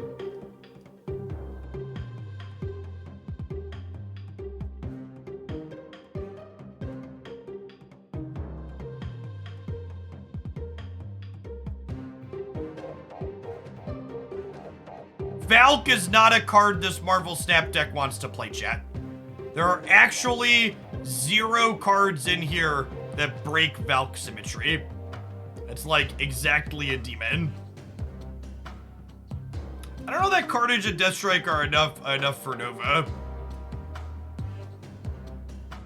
Do I want one more way to blow stuff up?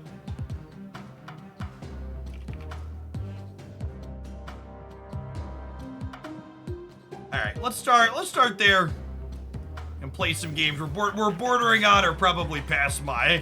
I've spent too much time in the deck editor.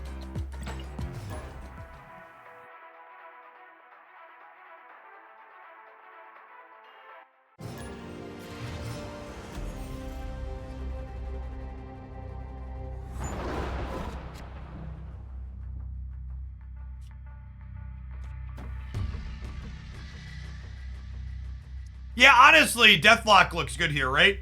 This curve's kind of sweet. We go Hood, into Bucky, into Dakin, into Shard Deathlock.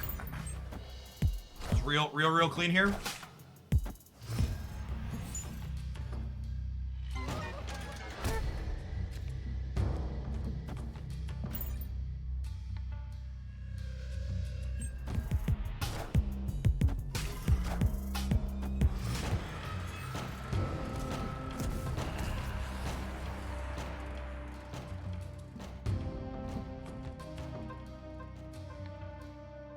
Damn it, Bobby.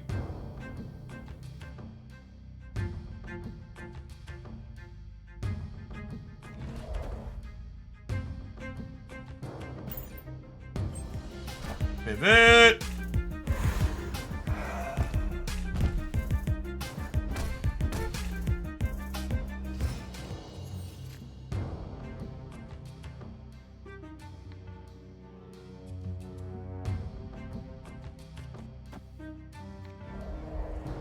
I think I'm vibing on the demon for now.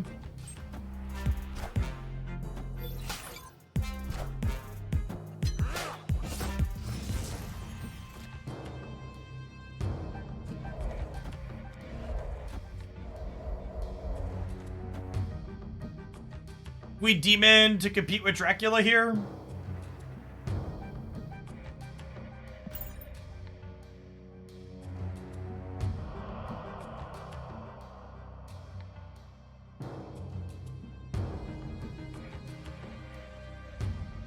I thought about Forge into Brood right, but I didn't want to give them the option to soak enough in Sunspot. But maybe if they're soaking Sunspot up to 11, that's big enough that we're just winning the other two.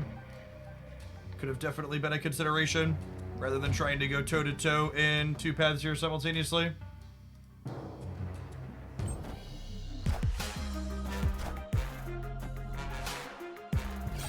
Enough said.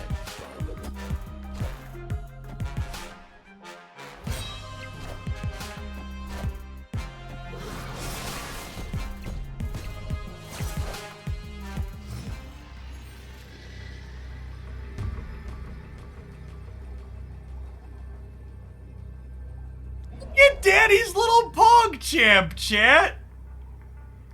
Look at him. Oh, baby. Nailed it. It's beautiful. Do do do. Boo do do do do do boo. Victory. That's it. Look at that. Such a lovely lad. How many sentry boosters do I have? Did I hit these sentry boosters in my random booster collection from Conquest this month? I think the answer is no. I only have 278 sentry boosters. I need 90 to split him once, and then I need another 310 to go for inked. So I need 400 before we can start splitting him. One of my favorite pieces of art in the game, though.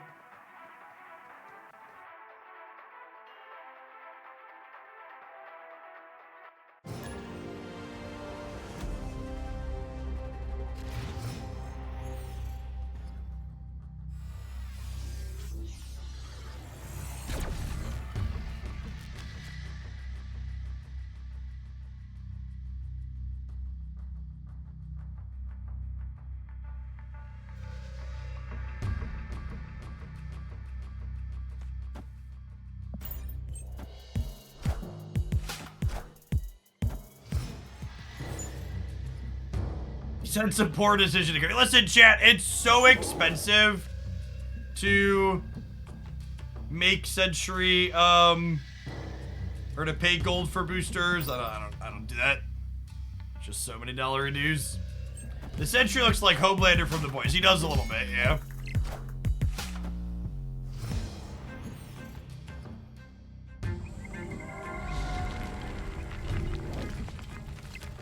Yucky.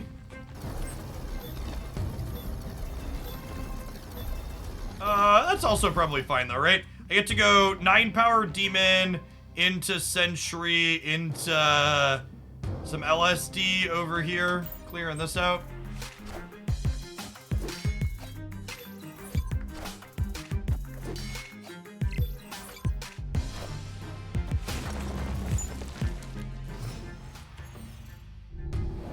They're Shuri Kitty, it looks like.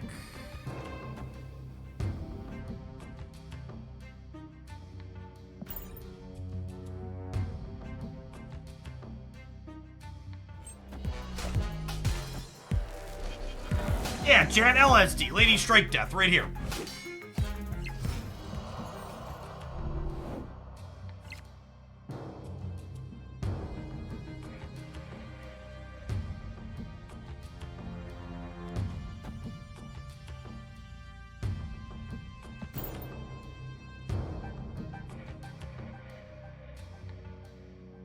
Can we all take a second to appreciate here how much worse my Lady Deathstrike is than Carnage in this moment? Really, really soak it in. And realize how shit this card is compared to the 2 Energy Series 1 card.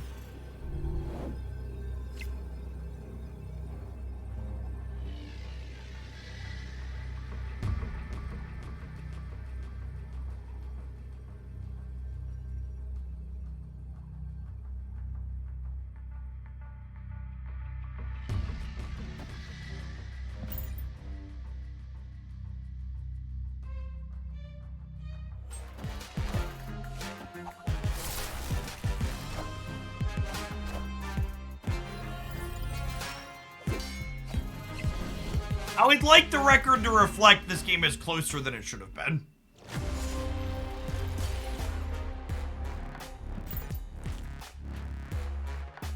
I actually made a mistake there. I should have Vipered the Lady Deathstrike to their side of the board as a sign of my complete and total disgust with the card. Small sequencing mistake on my part.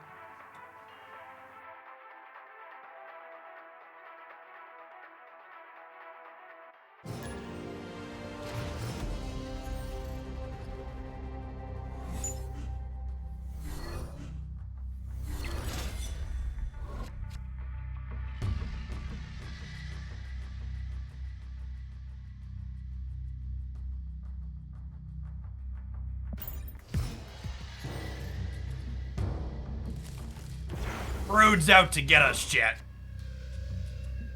The game's rigged.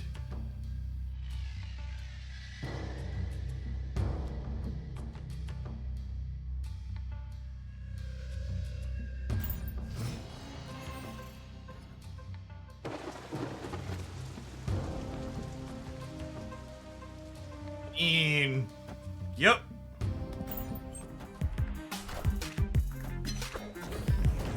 Now that's rude.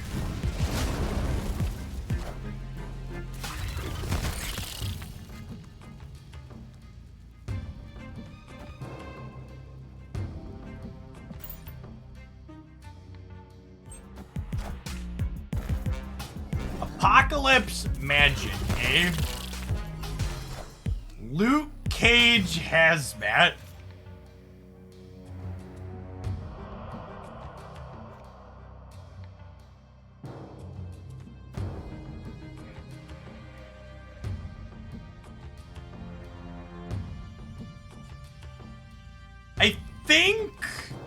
I don't think there's a reason for me to rush this. I think we do this turn, right? And then we'll get set up to Lady Deathstrike them down the line. I mean, we're definitely killing their Luke Cage chat. Just a matter of timing.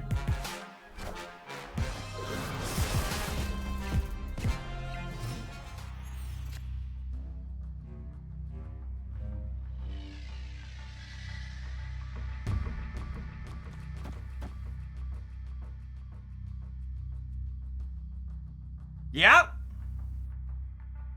Yep.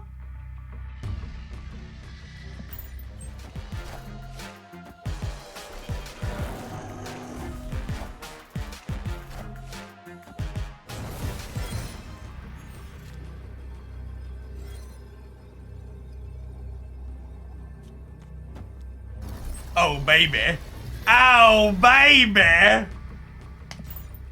Forge me a winner, bye-bye. Ooh, baby, baby. It's beautiful. Do-do-do. Lady Deathstrike kills their board.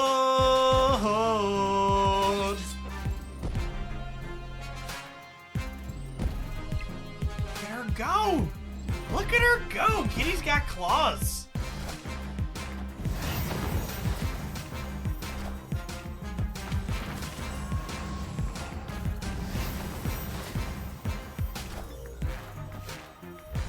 Oh no, Monka Gambit. Monka Gambit, chat. Suddenly the apocalypse makes sense. Are we good? I think we're good.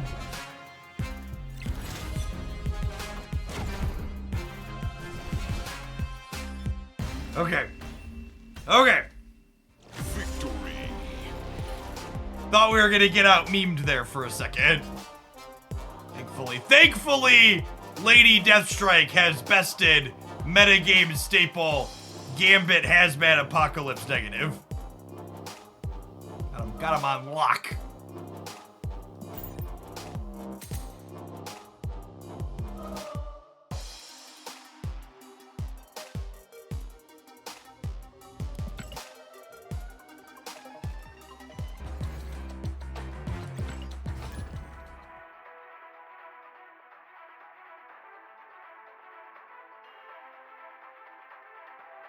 So I'm loosely taking notes on games with this deck that are fun, but the problem is I already have highlights edited through Tuesday, and we don't know yet how big or what the patch is gonna change.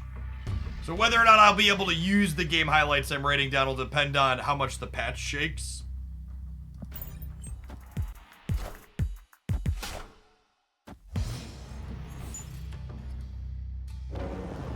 We have a date announced for the patch. Yeah, the next patch is September 5th.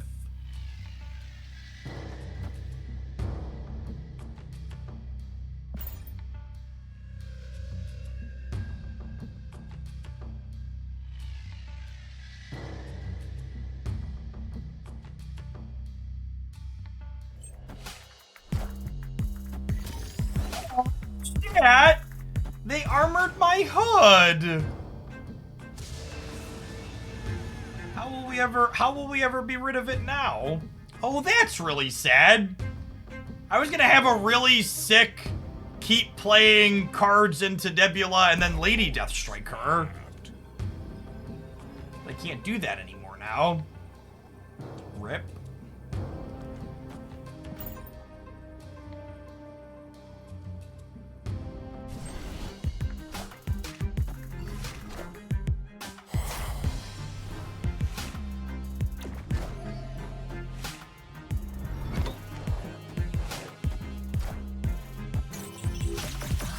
Oh, come on!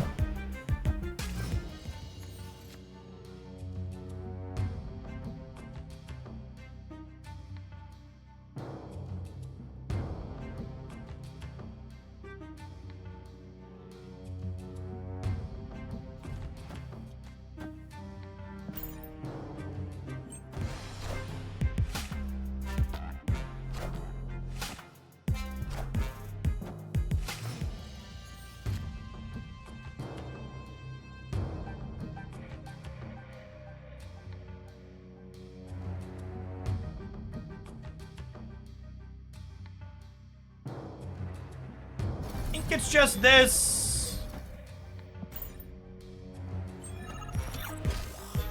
Oh, they filled the center this turn. Not expecting that.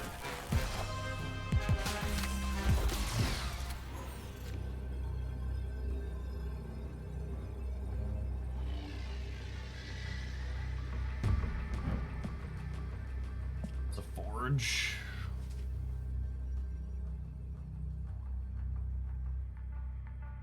I don't think they can beat 11 on the left.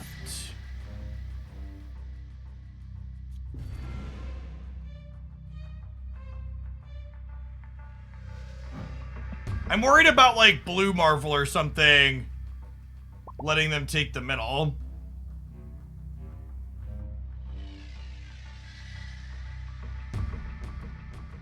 Ultron's 11, yeah.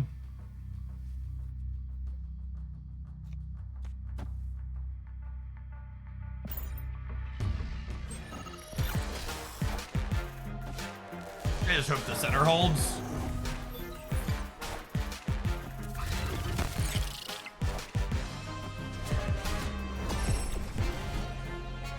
dead either way.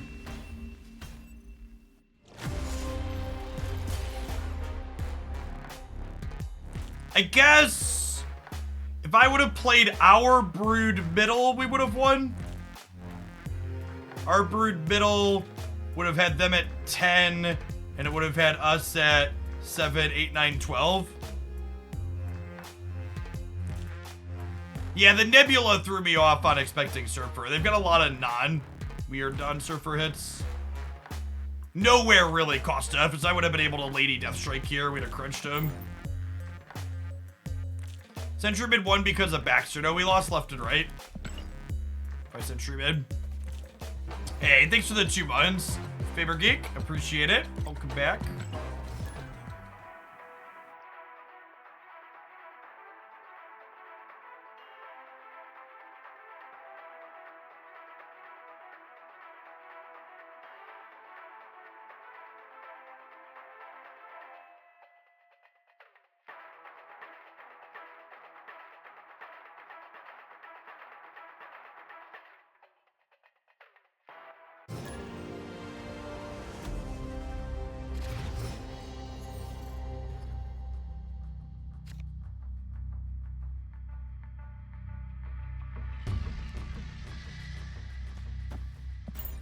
Sure.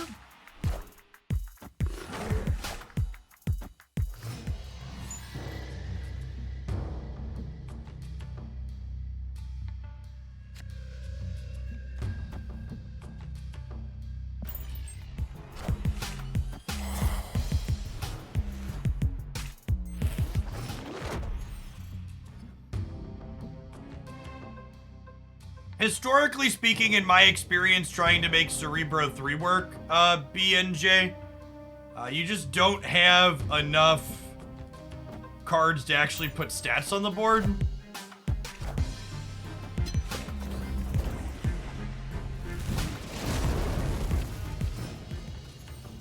Your tech cards just end up like staring you awkwardly in the face for a lot of your games.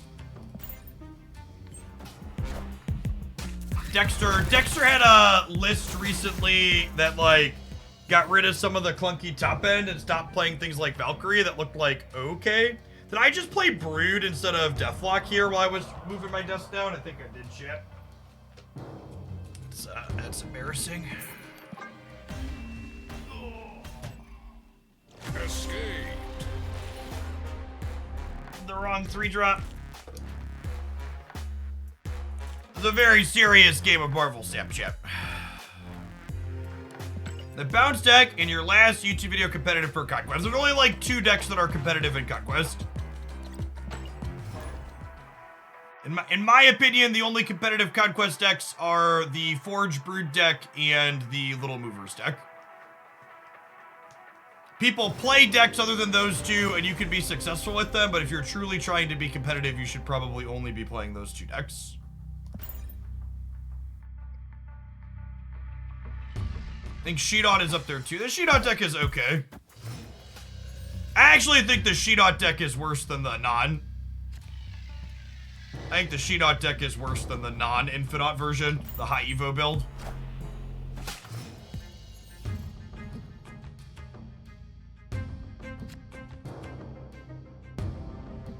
To people asking me about various other decks, those decks are all much worse than those other 2 that I just said.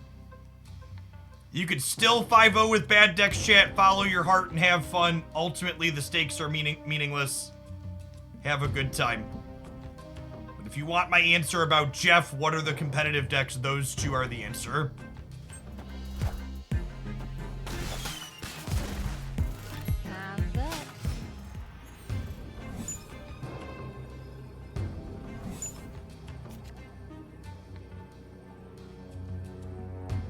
Well, that's a hell of a last location.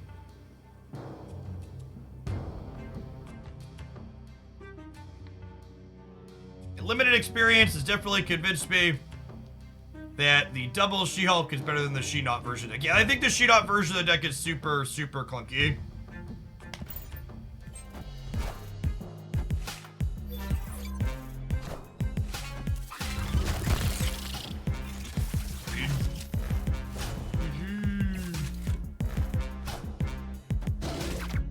What? Friendo. Friendo. Bueller. Hello, Bueller. Victory.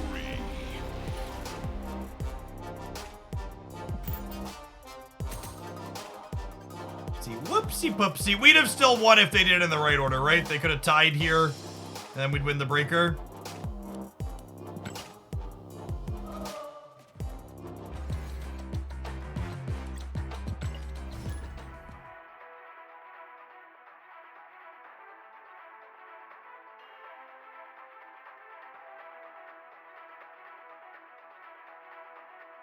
Show of hands, by the way. When I make the Bueller reference, how many people in chat don't know what that is referencing? I'm curious. I think in my age demographic that one solidly lands, but it can be hard to tell sometimes.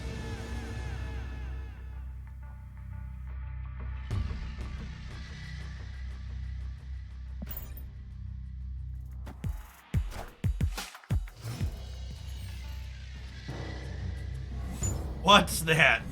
Oh no. Well, that's a poopy location for us is what that is. Nowhere's not terrible though. We've got as a sentry enabler.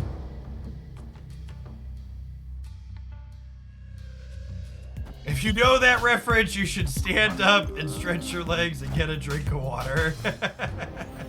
That's true, you know. What kind of rigged location is this chat? Gave them 2 1-drops and gave us none. Rip.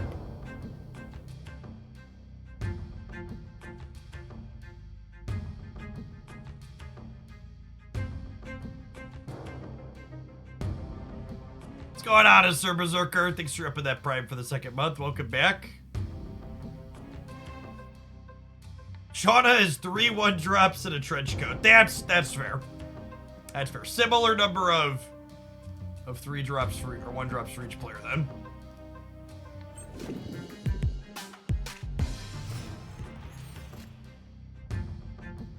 Ooh. I think we're actually just supposed to play this into nowhere because they're a destroy deck, so you can't fight Brit across anyways. Victory.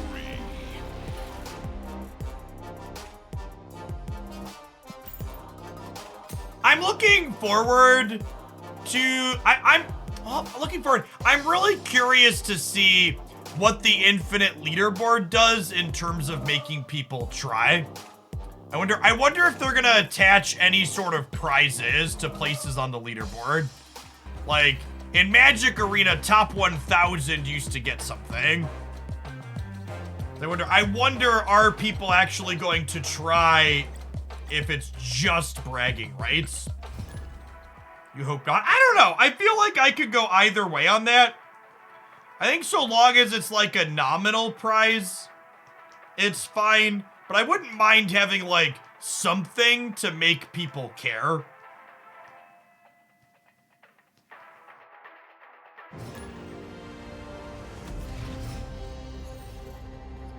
With prizes, without prizes, I can't imagine many trying, and with prizes, I imagine a lot of complaints. I imagine there'll be a lot of complaints regardless. That's not really a good barometer. You didn't really get anything at Hearthstone, and people ground the heck out of that ladder. Really? There was no prize at Hearthstone for top X in Legend or whatever they had?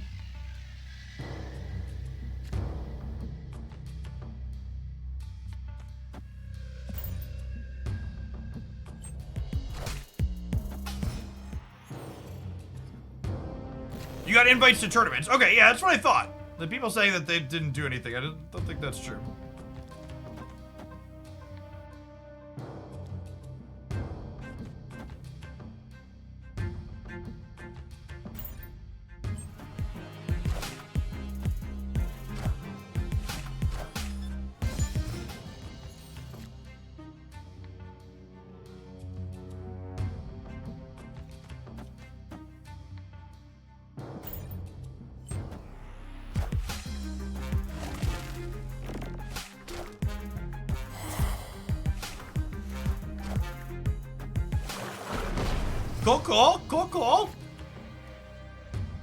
Cool. good and legal Marvel snapping currently occurring on your screen.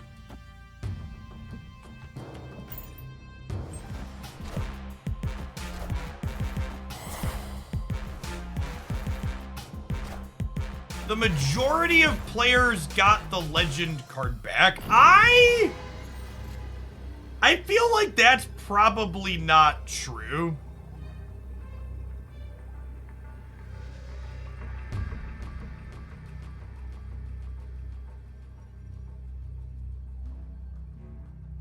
Generally speaking, most people, it's very easy, like, that's a very divorced from reality take. Like, it's very easy when you're, like, super invested in content for a game, but you gotta remember, like, if you are someone who's watching Marvel Snap on YouTube or Twitch, you are a small microcosm inside of a small microcosm, right? Like, most people, if you are seeking out content for this game, even content like mine that's not super competitively focused, you're already more competitively minded and are doing more to try and win than most players. Why does this deck seem good? I think this deck is an okay mixture of mostly reasonable cards plus Lady Deathstrike. And possibly Sentry, but I love Sentry Copium. Again, insert is Triskelion in a feature location comments here.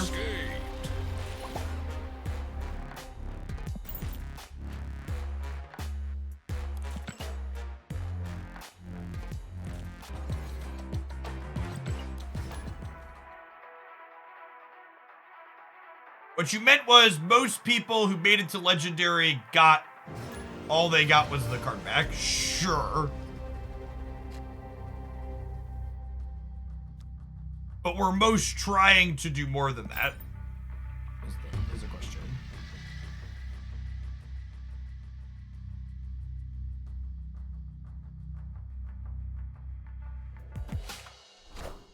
Legend went out to 15,000 people and only the top 50 got anything extra. Wow, that's slim pickings for getting bonuses. Top 50. In comparison, Magic Arena was really good and kind, huh? Magic Arena was top 1,200, I think, when I played. It's been a while. It might be different now. Oh, baby, chat. Oh, baby. And they spoke poorly of my Lady Deathstrike, chat. Now who's laughing? Now who's laughing? We even have the valley of the hand of death here to revive all of these things. Oh! Oh, it's a massacre, chat. Slaughter them all. Oh, baby. Oh, baby.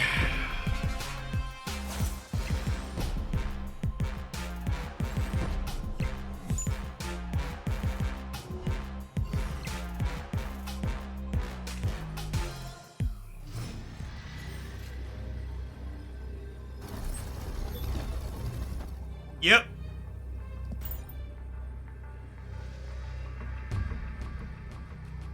Yep. I'll do it again, I swear.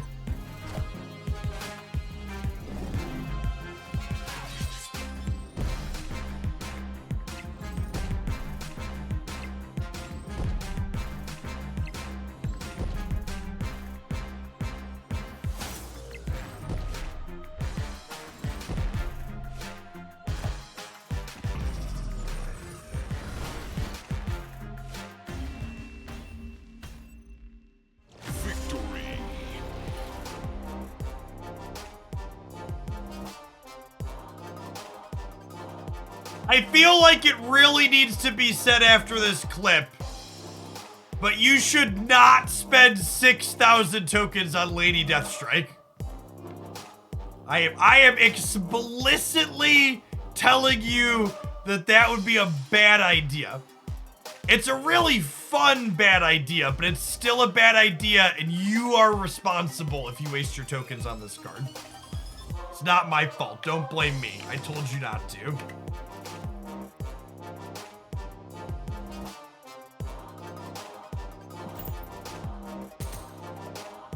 All I hear is Jeff telling me to buy Lady Deathstrike.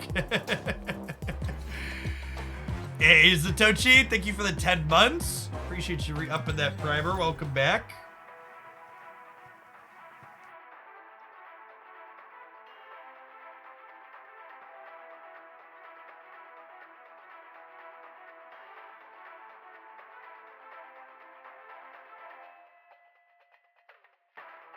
Why don't I upgrade the cards? So, at this point, the only reason for me to upgrade my cards is to go after certain cosmetic appearances on them.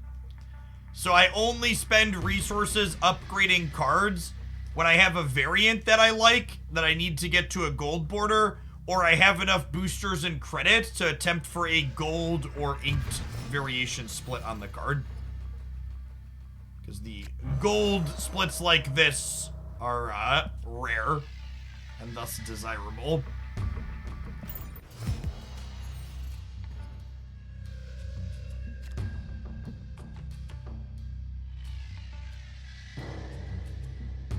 Hopefully the Diablo's base kills the Dark Dimension.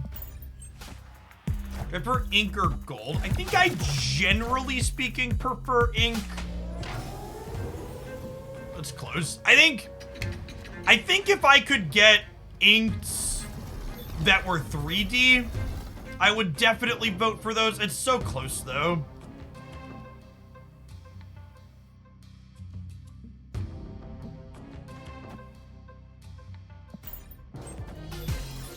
It's annoying.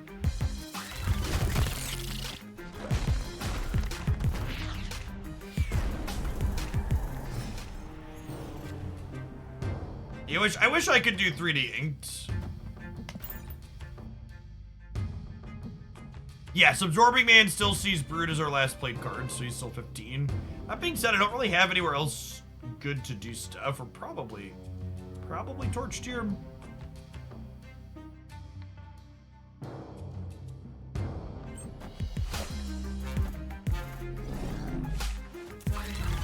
Friendly neighborhood Spider-Man here.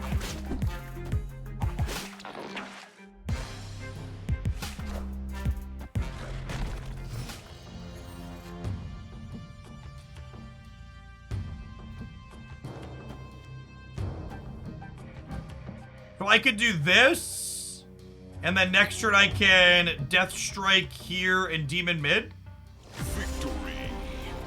You mean by inked 3D? I mean, if I could get like this frame break 3D effect on my inked cards without messing up their borders, I would really like that. But I don't really love the gold border on the inked cards. But I do like the frame break effect. I have an Angela that's inked with a frame. I don't know. It's not bad. I just think I like it less than the border on it. Like I wish I could get these effects without like the border color.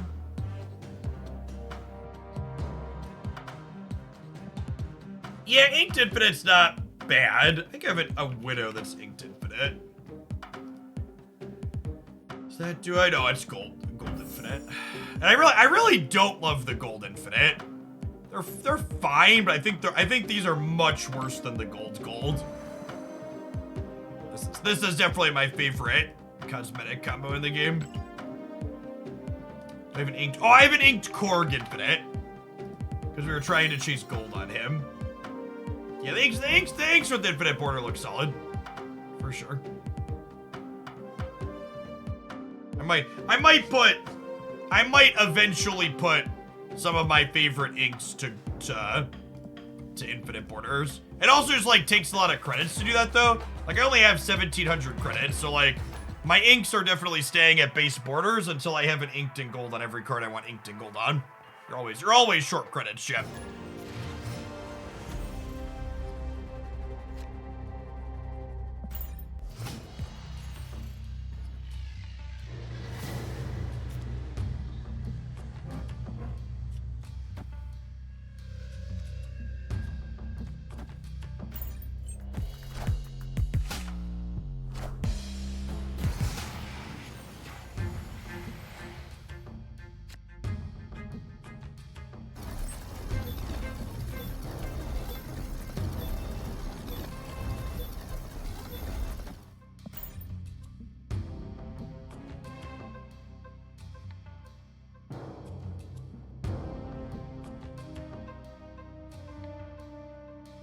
Purple Kirby looks good on the Infinite Borders for sure.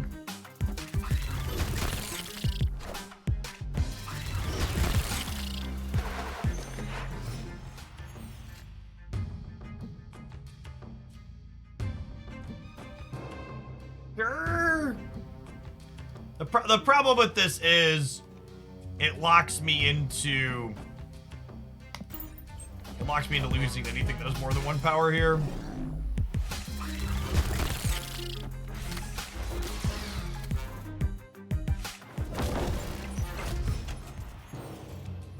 Marvel.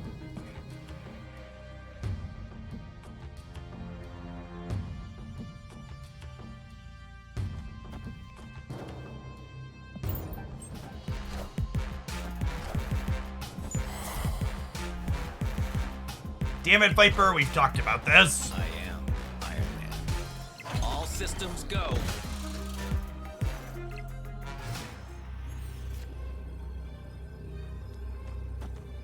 It's a world where this one's the game, right, Cope?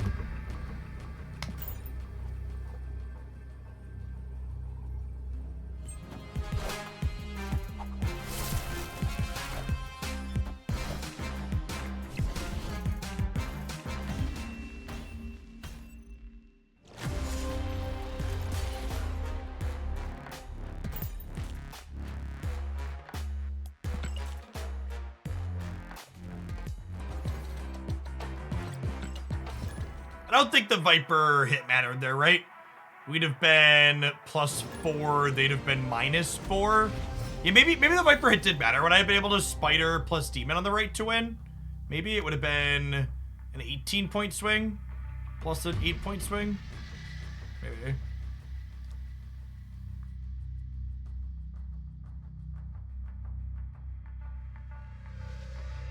Starter decks. You should check out my Marvel Snap Minutes playlist. It starts with videos covering Series 1 and Series 2 only deck lists.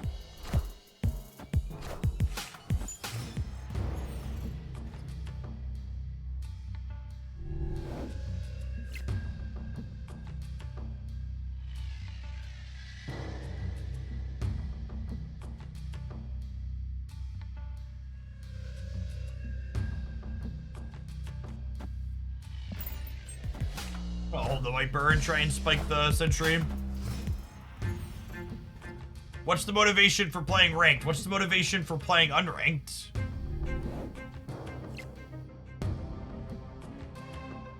Ooh, that's perfect, actually, because of the Asteroid M. I get to Deathlock, destroy this, it gets pulled over, and then we Sentry into here.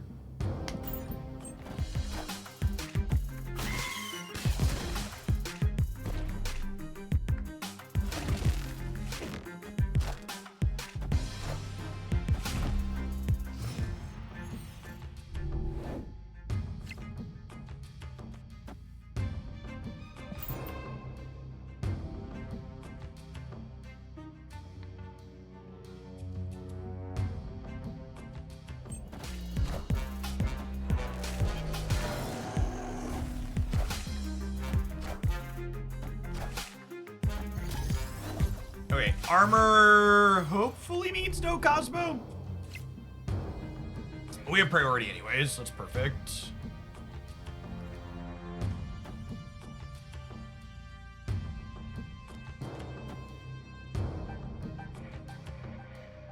It's gonna end up here, so...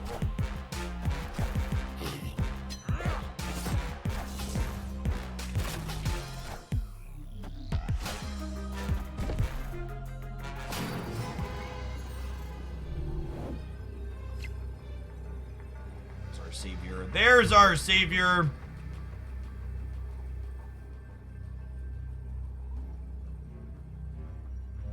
Do I want to fight over this?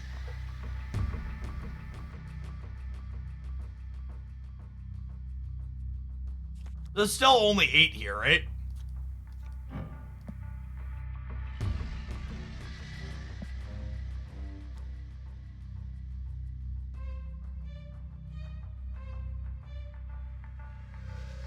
They can also move armor, yeah. I think it's just this.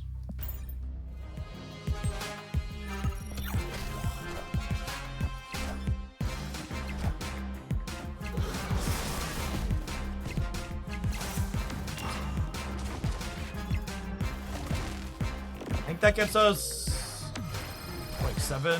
Yeah.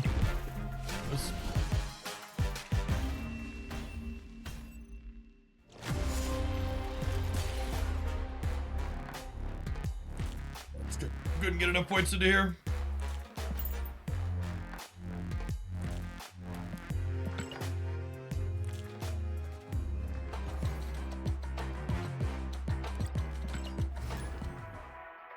Would Lady Deathstrike have done it there? She would have cleaned 0, and she would have cleaned... she would have only been 4, right? She lost to the Titania.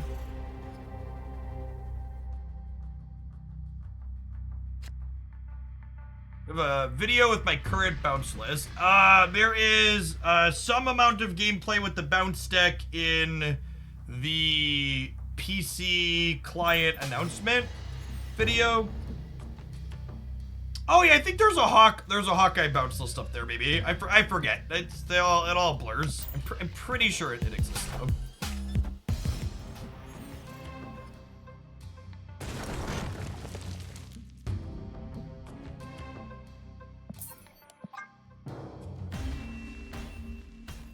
Escape. Bucky Carnage could have won the right. Ooh, that's a good shout. Go in 14.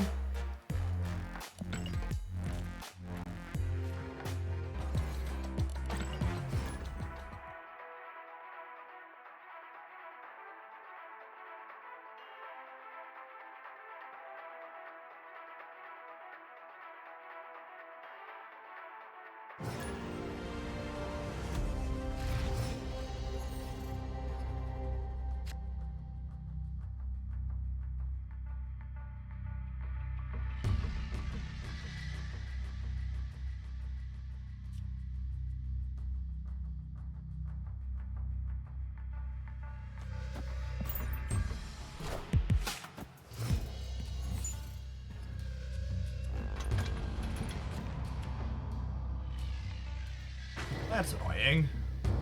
I mind drawing vibranium? Maybe I don't mind drawing vibranium, actually. Forge into deck and Shard Carnage.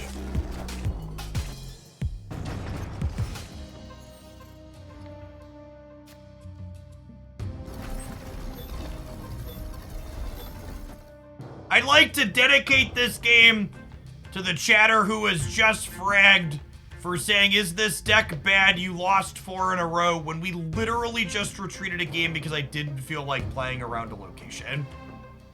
I'm not sure how exactly you're evaluating the decks you look at typically, but whatever the methodology is, you should consider changing it. Chat, we're post infinite. I'm just playing games to vibe. Just call it chill. It's not a big deal.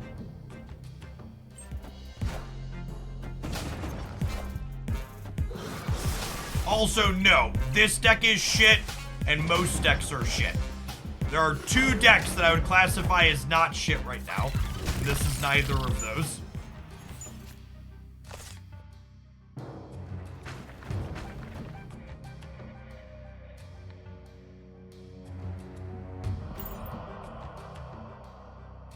I want to play Deathstrike right after I Sentry.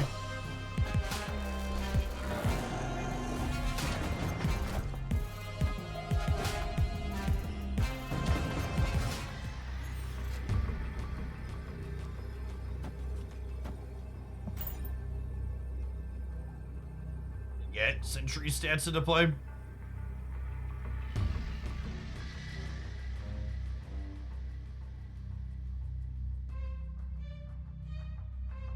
I buy Deathstrike or open Spotlights. I always open Spotlights for Series 5 cards, and I always use tokens for Series 4 cards.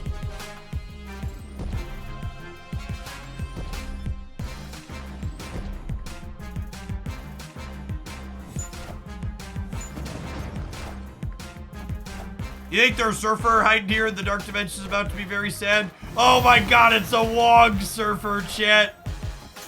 Oh, it's Wogs. Are we gonna lose anyways? We might lose anyways. Oh god.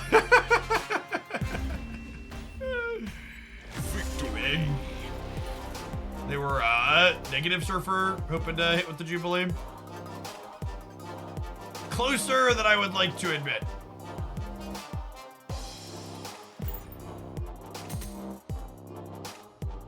Alright, hopefully that person feels better now. I won a game against metagame powerhouse negative Surfer.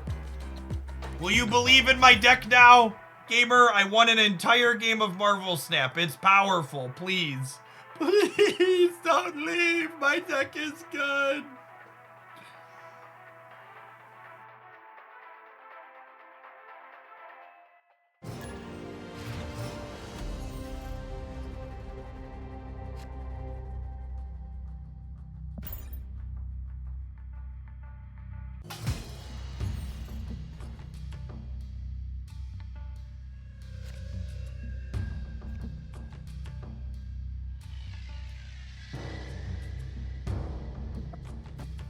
So I can go Forge into Dakin, into Absorbing Man Dakin, into Deathlock Double Shard. It's kind of fun. And then we can kind of assume we win the Dakin path, tech cards notwithstanding. Then we gotta come up with a plan to win the other. All right, tech card withstanding. We win this. Sick.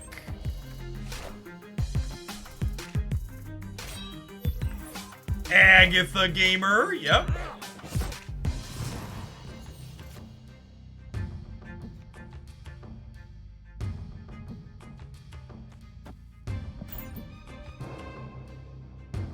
We'd like to draw Hood next turn, so we could go Hood, Shard, Carnage on the left for a full 5.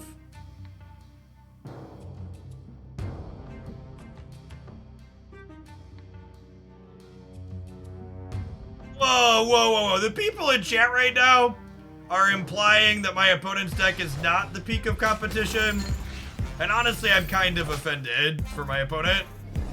So if we could tone that down. Imagine having the audacity, chat, to play Marvel Snap for fun.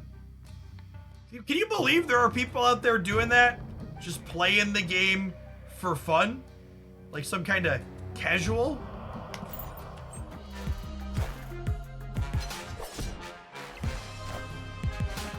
What's going on, Lucium? Thank you for sticking around to Tier 1, taking advantage of that September sub discount.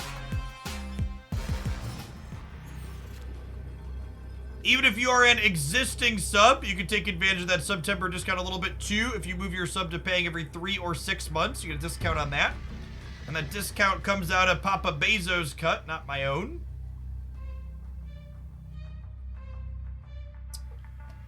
This is 10 left. I bet they just can't make 2 plays here, huh? If we play 10 here, we'll win one of these 2. I could also like Bucky Deathlock here, and then this is 14. But that's the same as if I Spider him in there. I'm gonna assume they can't play 2 cards. Yeah.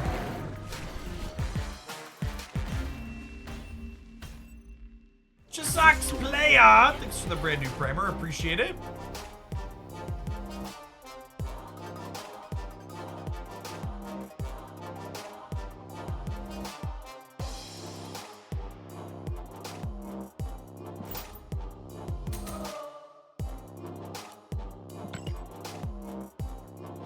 Now we've won 2 games in a row. Our streak is building. We're gonna be unstoppable here in a minute.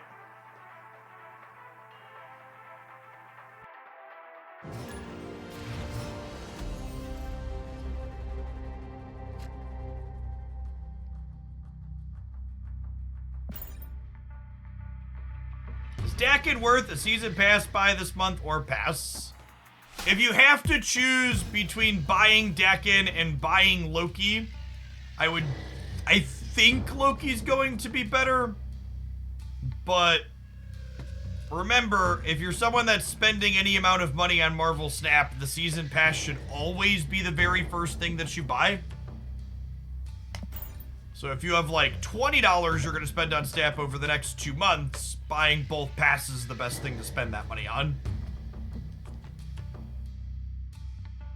the brand new tier 1 late for lunch. Second dinner does not currently track destroyed cards power. I don't believe they intend to add it.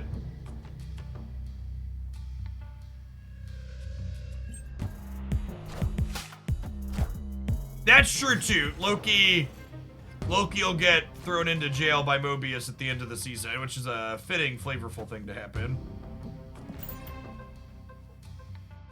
We'll have a solid 3 weeks of Loki maybe being playable.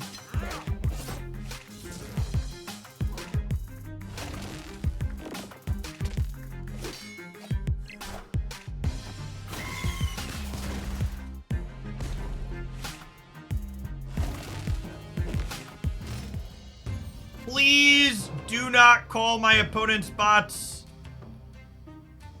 You are bad at spotting bots, and you should feel bad for accusing my opponent of being an AI.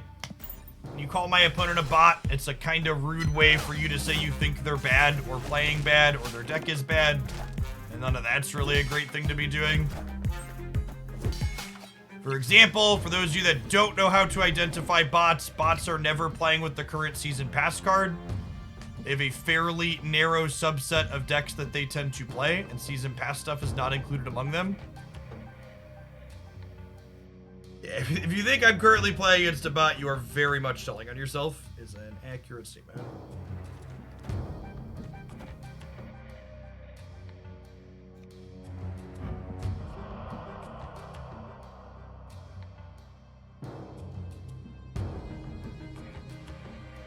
My favorite deck with Dracula. I think the Dracula dump deck is really solid. If you look on my decks page, we played that earlier this month, and there will be a highlight with it coming up on the YouTube side this weekend. If we criticize their choice in variants, you can definitely criticize the Pixelangela.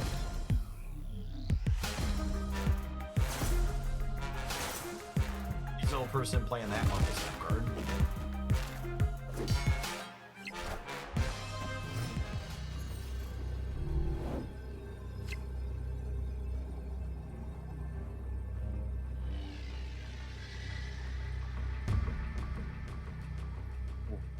We're dead, right?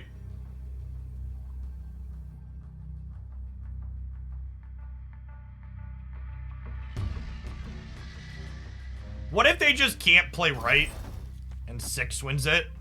Because their 3s and 4s don't stay there. How big's their kitty? I think their kitty's smaller than 6, right?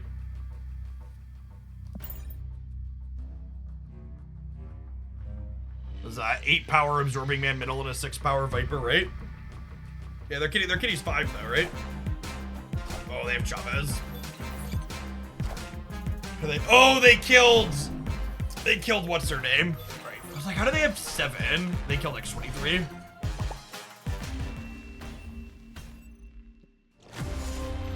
They might be playing the collector build of Decken that we posted with. Or is this a Silver Samurai? It could be Silver Samurai too. Decking collector deck is fun.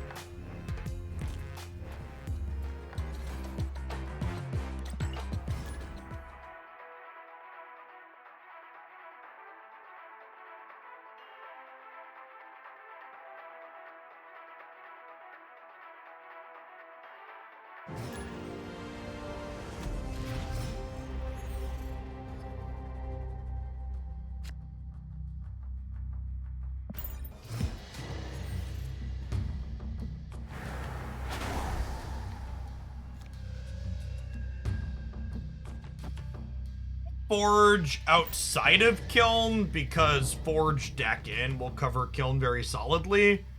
I want to have a nice yummy path for Carnage to gobble up.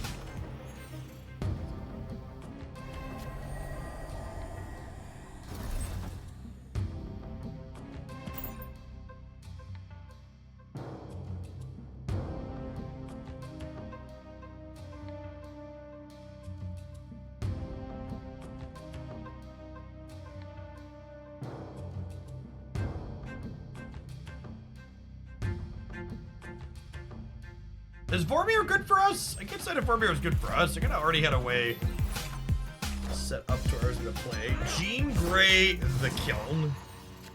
Sure.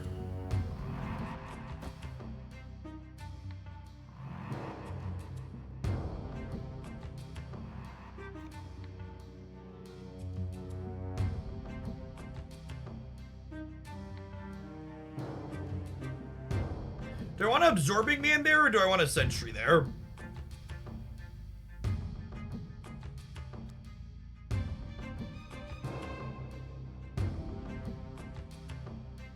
Sentry Shadow's not considered played, but I can eat this path. And then I'm like not competing. Not competing for the Craven path seems nice.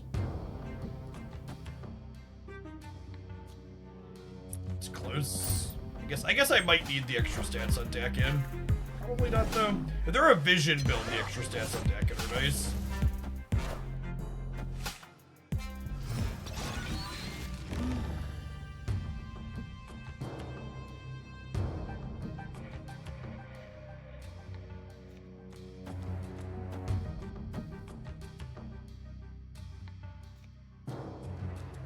Wait, I have priority, right?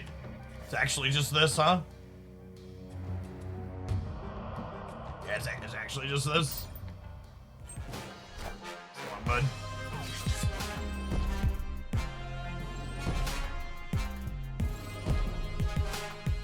Friendly neighborhood Spider-Man here. Okay.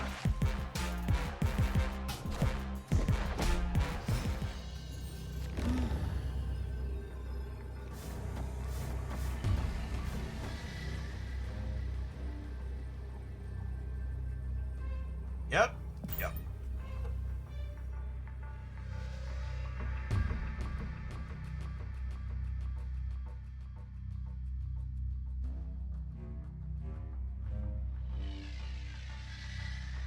This is only 12, right?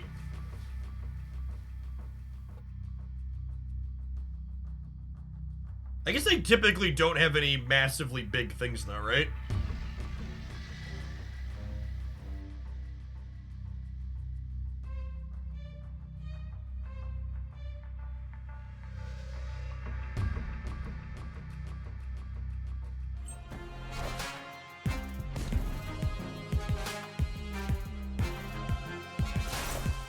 Oh yeah, they haven't played Devormir yet either, is a good shout.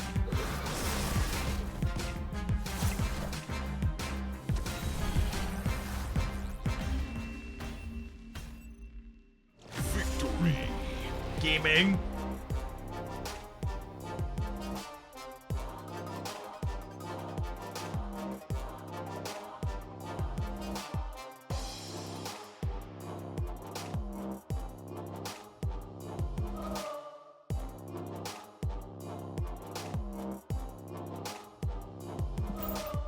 Their game win in a row, chat. That's all I'm saying. Now I'm curious. I want to check my stats. We've done a lot of retreating. How terrible is our record?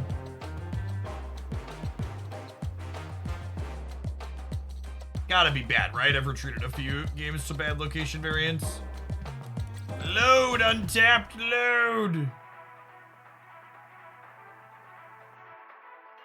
Oh, chat! We have a 56% win rate. We're 10-8, even with my concessions. Look at that! Look at that! Next busted.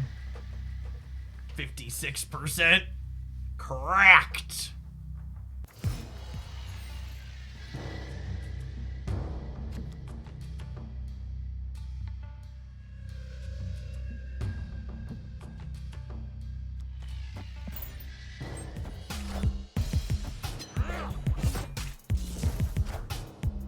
For the record, I think if you put Forge, Brood, and Absorbing Man all in the same Marvel Snap deck, the floor on how bad your deck can be is still quite high.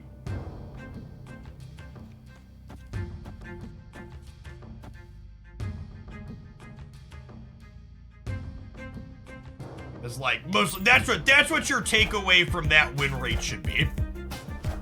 It should be that the absolute worst a deck can be with those 3 cards in it right now is still quite reasonable.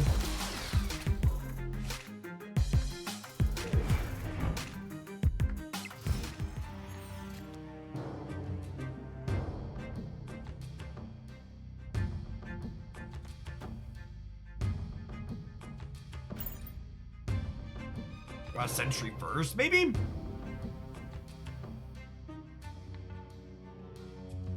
Careful, or the next deck donation is going to test that. Yeah. When I say things like that, I obviously mean your other combination of cards has to be like somewhat reasonable Marvel Snap cards.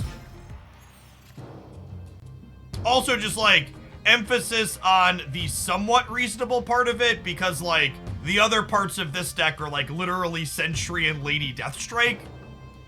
So like all things considered, somewhat reasonable is really what I mean. My draws here: Forge, Deathlock, Absorbing Man, Deathstrike. I'm trying to figure out, do I want to play Brood? I don't think I do. I think we're just vibing.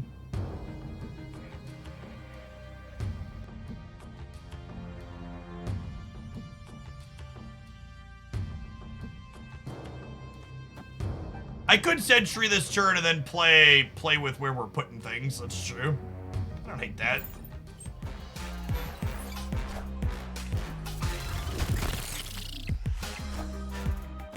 Oh, they're gonna fill everywhere, though. I think that's potentially still fine.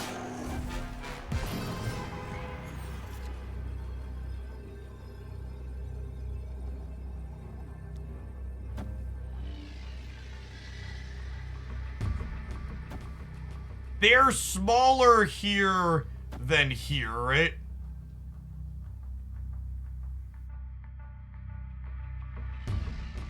The 16, 22.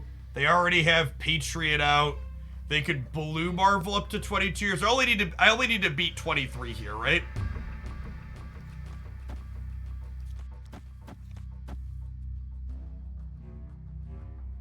Yep.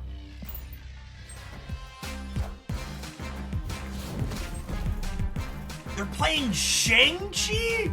We're still good, right? This is 14 and then 18 in the middle. Sure. People love putting tech cards where they don't belong.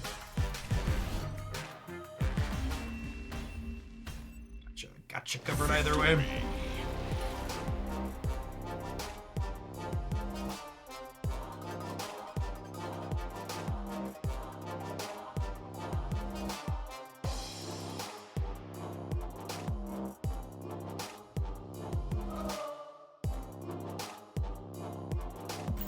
Well, I certainly have a highlight's worth of games out of this one.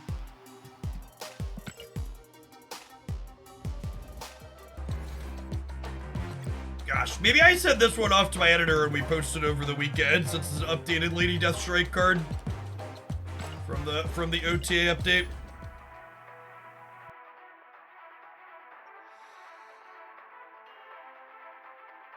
Playing a bunch of Marvel Snap cards I enjoy. I could probably push one of the other two highlights that I have done out a little bit.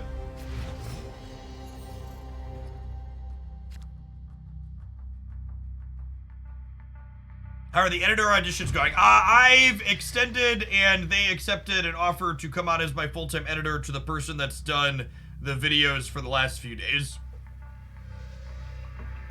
So the person that did the OTA update video the other day.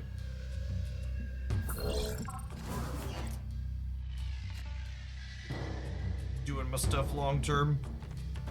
Hopefully.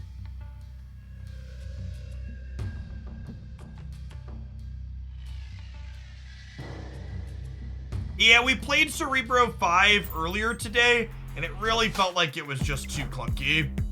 Losing what's her name? Captain Marvel is a pretty big loss.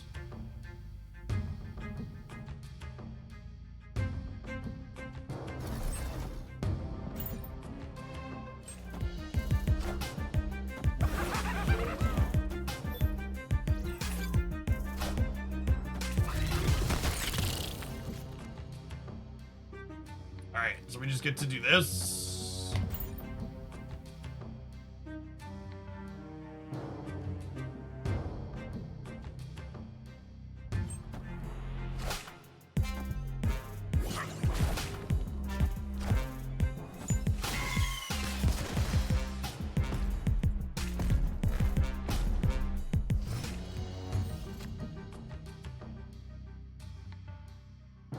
They Cosmoed the Monster Metropolis for us. And actually low-key kind of great for us, right? They get to do this. And then next turn we Demon plus Spider one.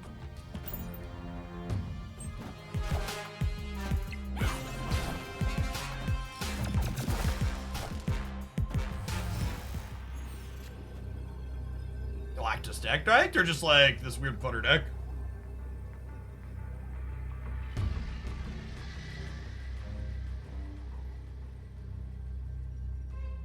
Drops really did a good little boost to Snap. As someone who's a fan of specific numbers, Marvel Snap in August had 5.7 million minutes watched on Twitch. In comparison, Snap in July had 1.7 million minutes watched on Twitch. So it was an increase of a factor by over 3.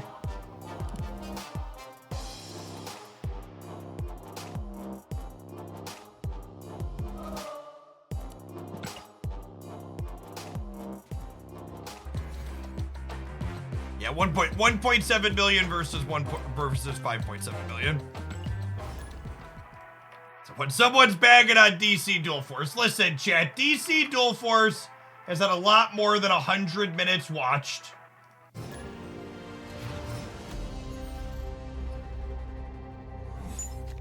Oh, did I say minutes? I think I meant hours. Let me double check. I think maybe it was hours. Yes, that's hours watched. I said minutes, I meant hours. That's a different magnitude. Apologies.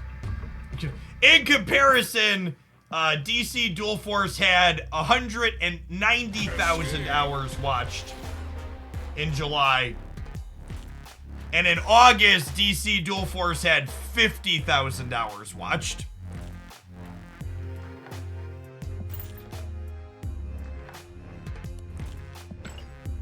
And to give you an example that putting drops on an awkward game doesn't solve anything for you, DC Dual Force also had drops going on in August. So it's not like it's a super unfair comparison.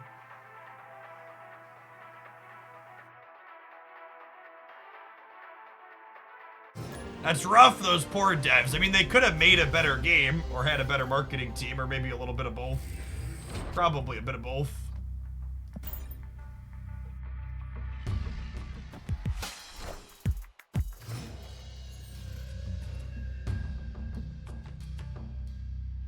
Is the game not good? DC Dual Force is like, it's a fine game if you want, like, a Hearthstone or Magic the Gathering clone-ish style game with a superhero skin. It's really close to being a just kind of traditional style card game that is the type of game that's just not particularly popular anymore.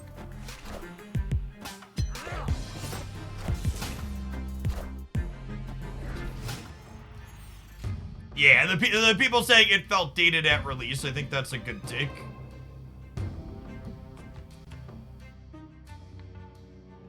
Accurate and matches my feelings.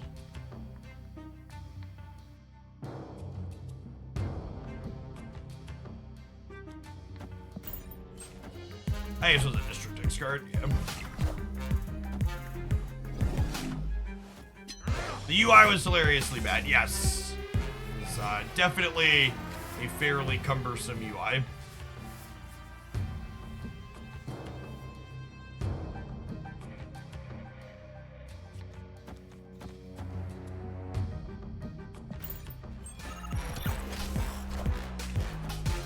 I'm never coming back from 12 card decks. They're game changing, honestly. It's one of the many things Snap innovated really well. The whole 12 card decks. Snap wasn't just a good Or Snap isn't just a good superhero card game. Snap is like a card game that genuinely innovated inside of the genre and found success because of those innovations.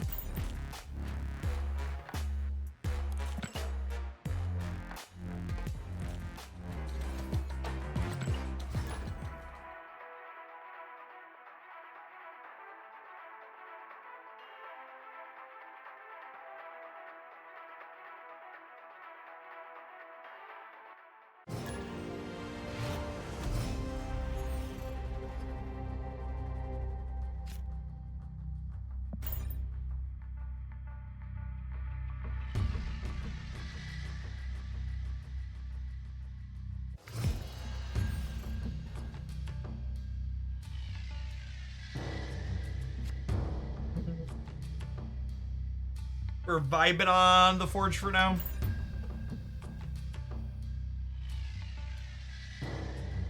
It's longer than I think of a stream for a day. We're gonna play a little bit more Marvel Snap, and then we're gonna close the stream out with an hour-ish segment for a sponsored card game. That's currently in, I think, early access on Steam.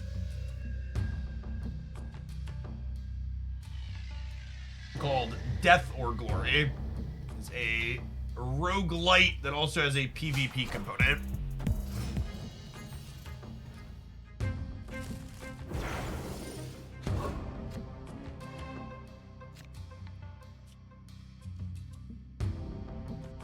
Deck in there, deck in there.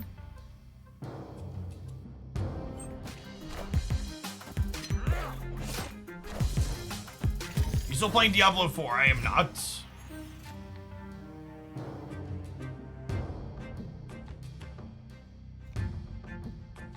Boba, thanks for the brand new primer. Appreciate that. Ooh, very serious snapper here. I think they're probably just snapping me because they imprisoned my Bucky Barnes. Doesn't really matter. I think we Sentry, and then next turn we could go Forge into Brood, and then we can Carnage this out over here.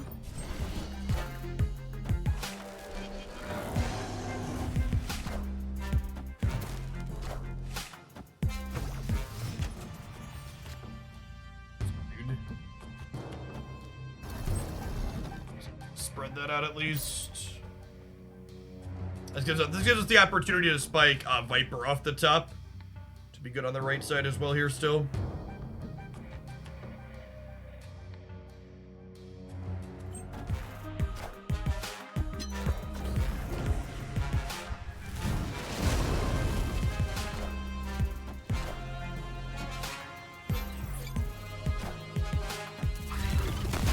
All systems go.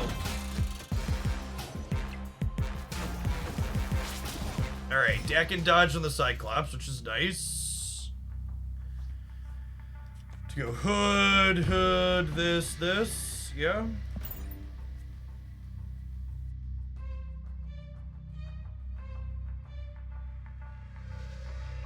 Alright, you get up to 27 on the left and then down to 25. And then I'll have Spider-Woman for a 9-point swing in the middle. We'll have a Demon for the right side.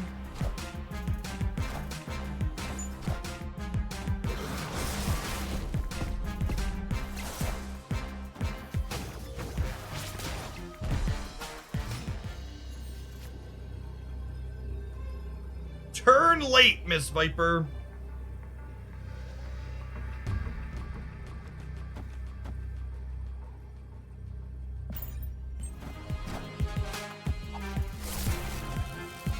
They can't Hulk us everywhere, so I think we win the side that doesn't have the actual Hulk on it here, right? Yeah. I know that this deck's playing some, like, my meme and fan favorite cards, like Sentry and Lady Deathstrike, but the core of what we have going on here feels, like, pretty solid. Like I said, we have, like, some reasonable synergies with, like, the Forge and the Dakin and the Forge and the Broods. We got a couple ways to blow things up. We've got Viper to juke people with the Sentry on occasion. It felt really cohesive. Yeah, this deck concept, like, punched well above what I was expecting it to do.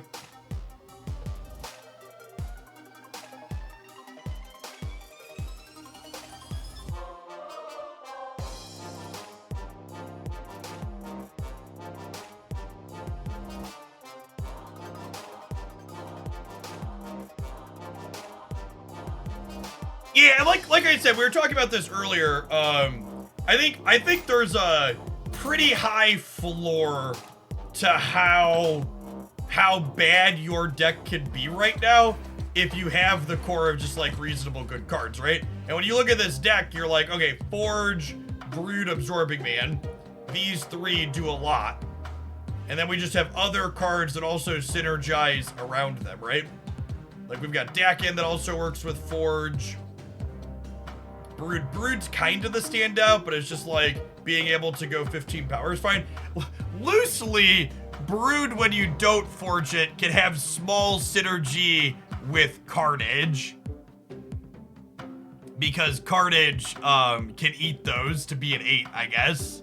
Is Dakin worth the $10? The season pass is basically always worth the money, chat. The season pass gives you an additional over 1,000 gold, which is better than you get for this. So if you have $10 to throw at Marvel Snap in a month, the season pass is always the first thing to buy. I think Dakin's an interesting card. I think it's felt like it has reasonable homes in a couple of different places. None of the decks are game-breaking or absolute top tier, but they're fun and they can be competitive. And if you're gonna spend any amount of money on Snap, like the ratios are good. So you don't just get this, you get the miscellaneous cosmetics, you get some extra credits too, you get the card.